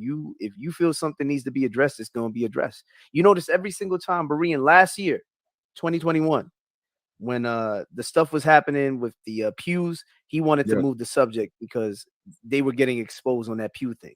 Right, more specifically, Kelly Brown, Will Brown, Kelly Richardson, and William Brown. Yes. So my thing is that he wanted to move it away from that. He thought that was a smokescreen. Nah, I did a video in 2020 exposing Dante on that Barbeau and Sao Tome stuff. Dante, I saw in earlier in your messages when you were scrolling. I'm getting ready to put I'm getting ready to put the reel up next out right now. Go ahead. Yeah. I remember when I exposed that 93.9 exposed him on the Barbeau thing. He He claimed that we lied and all that, but you know what's funny about that video? That wasn't that long ago. How long ago was that video? Wasn't that long ago, right? That was 2020. Check this out, November 2020. That was before the cats, the whole cats fiasco. We had blown shots. We exposed them. Yeah, we exposed Dante on his website, the Black History in the Bible website. He had an article talking about Jean Barbeau, where it says Anglo women. Now, check this out. I'm going to real briefly. He had an article. There was a slave trader and explorer by the name of Jean Barbeau, and he was writing about all his missions and all that. So he talked about Sao Tome, the people over there, right? So you had Jews that were exiled into Sao Tome. So he had a secondary source. It was a nautical magazine that talks about the Jews being expelled, and something to the effect of they married with Anglo women. Now, if you hear that, it says they married with Anglo women and produced mulatto children. Now, if you hear that, what does that sound like? Anglo, he probably thought, oh, that's white women. They're married to black men, because the Jews, that's what he's thinking, and hence mulattoes. So that means the daddies were black and the mamas were white. Turns out that when we fact checked his information by going to the primary source, it was the other way around. The primary source was saying that it was black mamas and white daddies, or non-black daddies. So once we did that, he claimed it was a lie until we showed the sources, because it was when I went on your channel that one time when Sister Cherry was on along with me, when I showed the source and then I put it out in the video. He decided he was going to delete that source off of his website. So he was live on air and he deleted it off of his website. But you know what he started doing? He started attacking Barbeau. But when he thought Barbeau was actually cutting his way, he was willing to rock with Barbeau and use that information like it was legit. But as soon as we expose him on Barbeau, what does he end up doing? He deletes it to try to cover up the tracks, like he wasn't, like he didn't just spend the last however long he spent having that article on his website. He gonna pretend that he doesn't, and he still has it in his books, and then he's gonna go out of his way to try to attack the source. Why wasn't he attacking the source when he thought the source cut his way? That's the hilarity behind it. So what Dante does, he'll throw out a red herring, accuse you of lying, even though this dude harbors liars. He never forced Will Brown or Kelly to step up and apologize. Yet he wants us to apologize for every foolish reason that he I guess because of his lack of comprehension, he thinks that everything is somehow like everybody's against him. He's always right and we're always wrong. He wants everybody to apologize to him, but he never goes out of his way to apologize. At least for me, I can't speak for anyone else. If he apologized to Nefertiti or someone else, that's cool. He never apologized to me for disrespecting me. I think they said he apologized. I can't remember. I think they said on the live over here he apologized to Nefer. If somebody remember that type one, I think they said he did. He said he was willing to change his position. Go ahead. Did he ever apologize to me that day when we were live on air, where I was calling him out? You know, the whole beef that he started with us, specifically me and Cherry, had to do with his assumption of what he thought someone else was saying about him. So, for example, I had a conversation with Teo in 2019. It was in December. It was December 1st, if I'm not mistaken, of 2019. Anyone can go back on Sister Cherry's channel and find her video from December the 1st, 2019. It was a long video. It was like 12 hours. She had one of them long videos. I'm getting ready to break today. Yeah, I was on there talking. No, it wasn't. That was the day. It was the 29th. That's when it was of or the 29th or the 30th. I forget when it was of November of 2019. The very next day, the 1st of December, he came into our live chat. He had already left a comment on the video, the Teo video. He had talked about, yeah, somebody said my name. I'm going to expose y'all. I'm going to tell you what happened, right? The day before when I was talking to Teo had brought up Dante Fortson. And I was like, oh, I don't know who Danny Fortson is, because I didn't hear him well. I just heard Fortson. It sounded like Danny. So I was like, oh, I don't know who Danny Fortson is. And it's true. I had no idea who Dante was at the time. You know, he wasn't on my radar. I was primarily focused on the camps, right? He ends up coming the next day because somebody told him I mentioned him. So you see how this little game works, where you got people that follow him that will tell him, oh, somebody mentioned you, but they won't give any context. They won't say if I mentioned him in a good way or a bad way. He just takes it as somebody's mentioning me. They must be disrespecting me. And then so he decides he's gonna try to attack us. So he ended up making so I'm like, yo, who is this dude? Who is this dude? I don't know who this dude is. He's in the live chat talking wild, reckless. Oh, yeah, I do. Yeah, I do remember that. Said when you said with a small channel, something like that, about his channel size or something like that. Yeah, no, the thing was that he came in there talking about, oh, I get these, I do this, I'm this, I'm that. I'm like, bro, that's why I mentioned. That's why I mentioned his channel size, because he was talking real bold, like he this big dude. And I'm like, yo, at the time I had more subs than him because he's talking about his numbers. He's acting like, yo, whoop-de-woo, I got these numbers. And I was like, wait a minute. I'm like, bro, I got more subs than you do. What are you talking about? It wasn't like I came at him like big homie, like you know, yeah, you know, you can't talk to me because I got more subs than you. That's not how it was. It was him talking reckless to me and my responding to him. He was talking about, I've interviewed Michael Heiser, I've done this. I'm like, bro, I've never heard of you. And then I just decided to look at his channel. I'm like, bro, you don't even got that many subs. Like, what are you talking about? So for me, it was one of those, like, he was trying to pull the big homie on us. Like, he trying to big homie us. Like, he trying to act like he a star, like he a diva or something. He got his diva on in the live chat. So in that moment, I was just pulling his card and I was just telling him straight up, like, what are you talking about? Like, what are you talking about right now, bro? Like, I don't know you. Yeah, Vocab did a video. He put my book, whoop-de-woo. I'm going to come at all of y'all. I'm like, first of all, how are you going to come at somebody for something someone else said about you? Like, what Vocab said about you has no bearing on me. I said, why don't you come up in here and we can talk? Let's have a conversation. He wouldn't come in. He never came in. And then he just decided he was going to make a video. He made a video like the next day or something, basically talking about us. And then in his video, Berean, he said, oh, Faithful seems sincere. He's just misdirected. You know, I feel sincerity from Faithful and I just feel anger from Sister Cherry. So his initial thoughts about me were not the kind of thoughts he had. But when he made a video about me, you know, he was still trying to blow shots, talking about we're influenced by white supremacy and all this dumb stuff. He didn't know that I came out of the maybe he was beefing, maybe because everybody already had beef with Cherry before they had beef with you. Look at this guy, look at the screen. Berean, this dude, Faithful, kills all your credibility. Y'all see how these people are, y'all? Dante made a whole video with me talking about all this other stuff. Now, Faith, what makes him kill the credibility? They trying to kill my credibility to Israel anyway. Oh, they all band together. Don't go on Berean no more. And why are they doing that? You talking about credibility being killed? No, they trying to kill it. Dante and them, the Israelites trying to kill it. You and Pastor Lion, Kelly and Brown and them, they trying to kill it.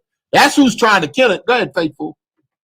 Yeah, your man Baker, real carnal. He over there talking about getting in the ring. Bro, we're dealing with information. This dude over here, Dante, wants to put on a clown show. He got the clown car posse. Not Dante. You're not talking about Dante. You talking about that's somebody else. Dante ain't posting here under his name. He over there talking about we just need to get in the ring and box it out, man. Oh, you talking about Baker? You talking about Baker? Hold on. Try to get in touch with a boo. I want to play some more of this. I'm try to get in touch with a boo again. Unless you got to go. I want to play some more of this. I just want people to listen. This y'all say, but Berean talking about them dudes over and mentioning who I told y'all. Shout out to him too. And you know I'm foul too because he did say something jumped off and we was on the live. Was it the 400-year debate? And Isaiah Robinson, that's the Baptist, he a Baptist pastor down there in Georgia. And he did say, he said, yo, time for us, Father, forgive me, even if I think about that. He said, yo, Berean, time for us, because we was already beefing. He said, time for us to bury the hatchet or something to that effect. And then I went and did that after that. I'm foul too, y'all. I got my car on sometime too. I'm sorry, Pastor Isaiah, forgive me, brother. Isaiah Robinson. I'm going to remember the other brother's name when I pull up this video. All right, the bigger picture. I want dialogue. Let me make sure y'all see this. Let me make sure y'all see this. All right. Let me see. Want more dialogue because I see the bigger picture. That's him and I talk. Check out Boo's last video. He's stirring the drama up again, using the pews as a smokescreen. Dude is a snake. Yeah, I didn't know they were talking about me in the Crafty Council video. I missed that video, but if Abu is all about the pews, why is he trying to stir up you and Kelly at all? The video had nothing to do with pews, just like his DNA video with vocab. Abu is moving like a snake. So you think he's concerned with the DNA thing now? I don't know him and vocab had any video. I didn't know him and vocab had any video dealing with the DNA. He's trying to stir the pot. The video he just released had no evidence at all and nothing actually to do anything other than getting you and Kelly to beef. Why would he make a video about back and forth between you and Kelly? It's similar to what Vocab did when he jumped on to stir the pot with Mason, Muhammad, me, and Kelly. Whenever you need me to explain anything on my end, I'm down. I'll say this. I told someone to apologize and fall on their sword. He's talking about Bishop Brown and Kelly and them for lying. I told them to fall on their sword and just say, yo, I made up the scholar. Y'all can take it if y'all don't want to believe the context, but this is how he said, yo, I told someone just to forget, fall on the sword. Just say, make whatever, just fall on their sword. And if I piece together that other stuff, let me just keep going because I won't put words in your mouth and then throw thumb. Like I knew he wasn't going, what you call it. We stubborn. Someone asked if I was going on your show tonight. Were you expecting me on tonight? I'm not free tonight. Yes, I usually need some notice. I have some business stuff happening over the next few weeks. I could try to free up a few minutes. Send the link, or did you send an email? Me, tell you want to jump on. Need the link. Send me that link because Alton is annoying. I'm sorry, I don't need to show y'all all this. It is what it is. Do you plan to address the fact that Vocab, G-Con, Cherry, Salam getting caught red-handed lying about Jed Match and also them lying about how to use Jed Match? Seems like they're being overlooked. Major lying doesn't trump 5 UA people getting caught. Pastor Major's lying doesn't trump 5 UA people getting caught. Catching all 5 of them together lying is much bigger than Pastor Major's. They're live now.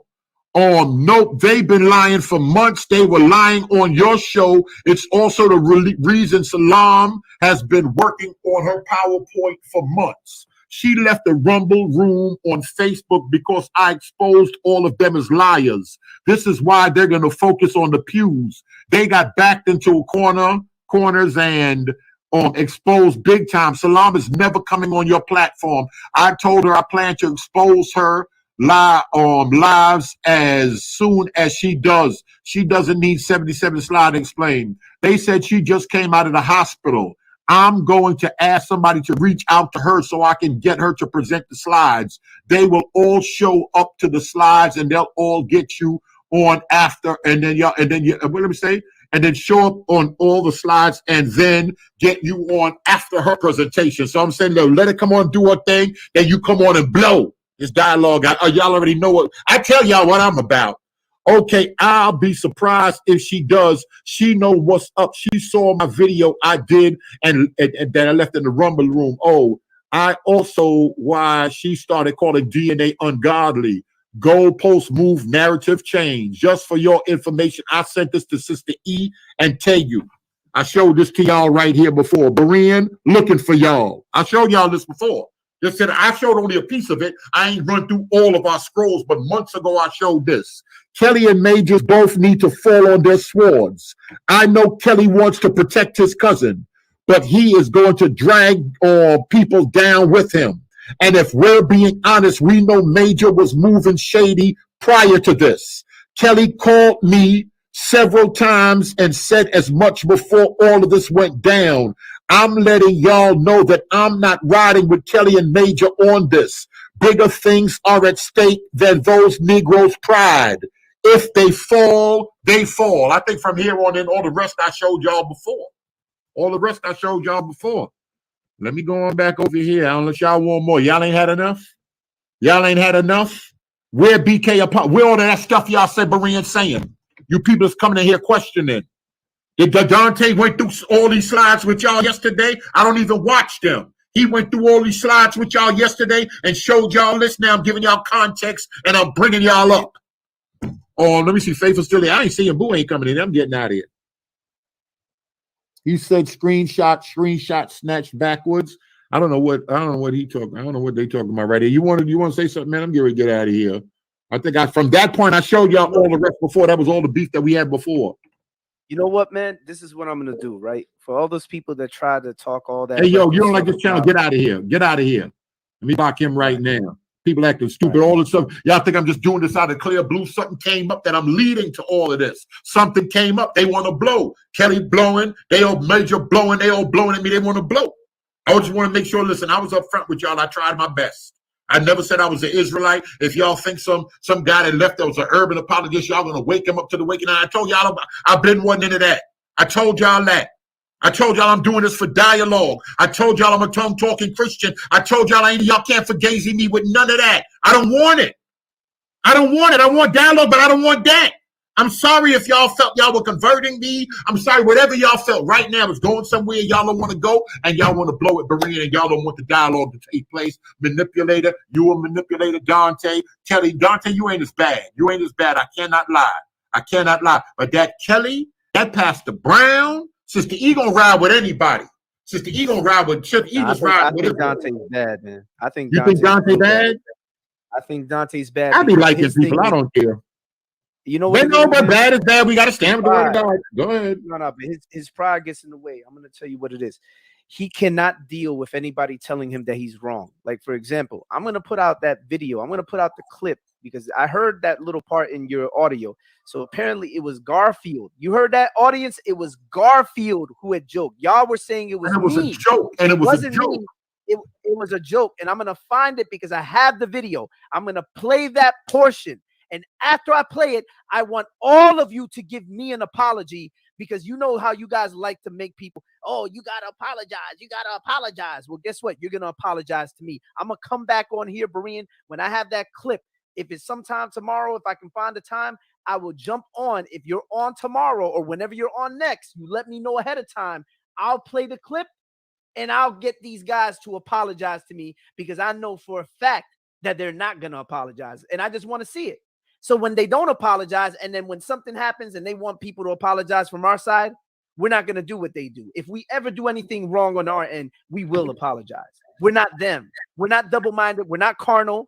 We're not pretending the faith. We're not only interested because of a so-called identity doctrine. We care about the scriptures because we care about the integrity of our walk in Christ Jesus, because it's about him. It's about walking in him, being set apart, and walking by the Holy Spirit, crucifying the deeds of the flesh. I'm going to say this, though, Berean, before I head on out of here, man. Yeah. Please don't take this video down. I know you're going to have people tell you take it down, but you need to keep this on record. This needs to be on record, bro. Please. All right. All right. All right, man. One. All right, y'all. Y'all done heard it. A whole bunch of stuff done went down. I was mad earlier when I jumped on. I was mad earlier, but when that once that minute just drink start wearing off, and I'm just thinking and looking through the whole of the stuff. We're supposed to be all children of God, trying to get closer to the Lord, and it's just like I feel some type of way. I could turn around and I can just say this is just awakening causing this. We ain't ever had confusion like this in all the Christmas church, even with the tree huggers, even with the daggone Easter eggs. We ain't had all this beef, but listen, it is what it is, y'all. All right, y'all. I don't know. Like I said, the rest of the video, nothing is to hide. Y'all remember I was live a few months ago and I was kind of upset or whatever. And I played that part of the video when we was talking about, the whole pew thing. I don't know, maybe it was last year. Time fly, I'm old. I don't remember one day from another. So this is the thing with the pew. And I think I started here. I didn't go over all of our conversation in Messenger.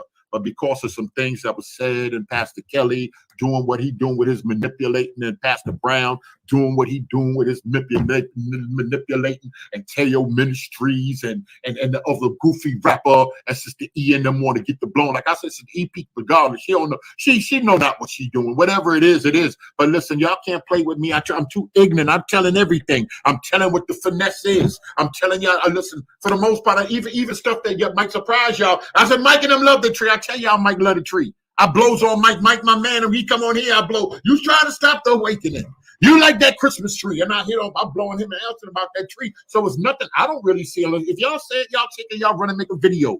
Y'all the other dude making videos, Berean said this, Berean, go run and make a video. I done gave y'all mad receipts. So from here on down, when we had the beef about that, I spoke about all of this. Y'all, all of this stuff, there's nothing else to hide. You may be the king of finesse, but I'm definitely the king of receipts. In case you missed it, it's from the old lives. And he catching, and I didn't even know he'd want to put me up on it. When people playing, you snap your thing on the phone. You take pictures as people are talking on lives. The other sister, she just records videos in case I take it down. And he's catching stuff that people are saying whilst I was going live. It's crazy, it is. And I'm laughing. It's just us talking. It is what it is. So y'all see everything. Y'all see what the day I spend the day digging in the pews. And this is when he said he did was sloppy research on both sides. And he said he was going to come with his evidence. I showed y'all all of this. And like I said, the only thing that I really didn't show, at least I hope I didn't, and he said that this is just the pews, back to the pew stuff. Y'all already up on this. The only thing that I didn't really get into, well, I even spoke on that right there. Like I said, he said he got police doing whatever, and then they're trying to just get some old stuff with vocab and all of that. People private business, that ain't got nothing to do with nothing. And I ain't even dealing with that. Only reason, if we go back to Dante page, and I hit it. If he didn't take that down in this comment section, he was talking about that. And I said, all right, brother, you don't mind. I'm getting ready to play our whole Messenger from the time we met. And he just threw a heart emoji. So I'm just thinking he's giving me the green light to go ahead and do it. So y'all see what it is. Y'all see what it is. It is what it is. And listen, whatever happens, happen. Listen, even me with my ignorant self, I ain't part of the urban apologetic community. I can apologize. Like I said, I apologize to Pastor Robinson. I apologize to everybody. I'm ignorant. And I'm sometime up, I'm sometime down, or sometime I fall, sometime I get back up. And a few times I talk crazy and carnal. A few times I do talk crazy and carnal. So forgive me, Israelite community, forgive me. I kind of, maybe myself, Dante, maybe all of us, maybe, I make stuff happen. Maybe all of this is really my fault. If, people had problems with the gospel, I didn't, as somebody that's not an Israelite, I didn't even have no business wanting dialogue so long and so much, especially after the dudes that I was running with was like, yo, we ain't really dealing with them like that. You know, I should have just left the whole thing alone, but I took it upon myself to try to have some dialogue, and maybe I did push it a little bit. Maybe I did amp, and how come y'all ain't coming to get them that work? And and I did, and for that I'm sorry. For that, forgive me, and it just even just the ignorant stuff. My mind going back to what Plummer said. I love you, brother. I'm sorry that I brought that other thing up, and I shouldn't have done that. But we all got people, and people just do what they do. So I shouldn't have done that. Like I said, no matter what, we probably ain't gonna never love Sister E, Pastor Kelly. I ain't got no beef with y'all, man. It ain't that serious. I just wanted to talk. I feel y'all moving some type of way, and I'm being truthful about it. I ain't perfect. Ain't none of us perfect. I know y'all pastors, and I really respect pastors. I respect pastors' job, and I hate to call y'all out and talking about who's fake Israelites and just being so disrespectful. Not to y'all in general, not to y'all, but just the office of a pastor, a biblical pastor. I'm talking about right now. Biblical pastor, you got the hardest job on the planet. You got the greatest job on the planet. So I respect y'all, and been around a lot of pastors, and I just sometimes, because I'm around so many of them, I'm just kind of loose with it. But I got to respect it, especially if I want other people to respect the office of a pastor, somebody in the five that's working to build the kingdom of God, So forgive me for, I don't want to start crying and everything. But I'm just sorry. Try to do my best. And I'm just ill with it. I'm just ill. I'm sorry. Sorry about the comment section. The whole thing is just crazy, y'all. It's just crazy. BereanTeacher@gmail.com. Talk to y'all later.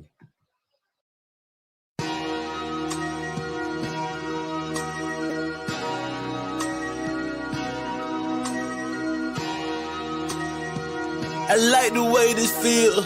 Yeah. Let my soul cry. Yeah.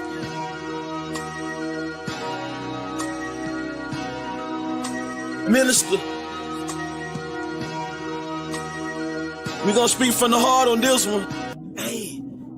I'm performing lyrical funerals, no obituary. I killed your boy and brought him back to life. Pet cemetery. My anointing not based on attendance at a seminary. Scarlet witches, they attracted to the visionary. Everywhere I go, I bring the word with me, missionary.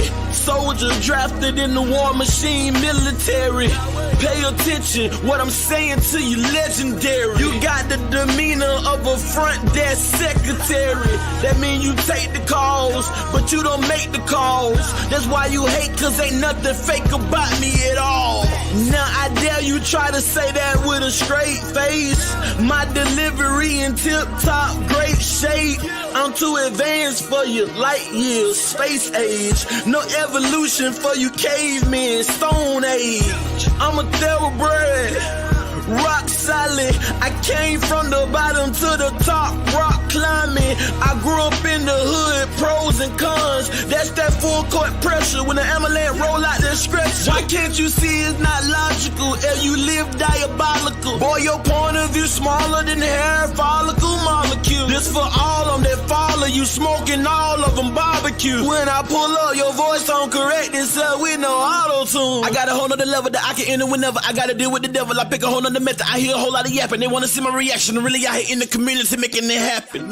I don't really think they understand the dilemma. They ain't looking at the man in the mirror. Can't say it any clearer. The plan is very simple. It's time to start playing in the temple. Before somebody come and put the can on your temple. Reaching like a baby with his hand for the nipple. The Grand Reaper coming with his hand on the sickle. In the van coming with a ram with it. With the van coming get him. I am so glad that I changed up. Made it out of where I came from.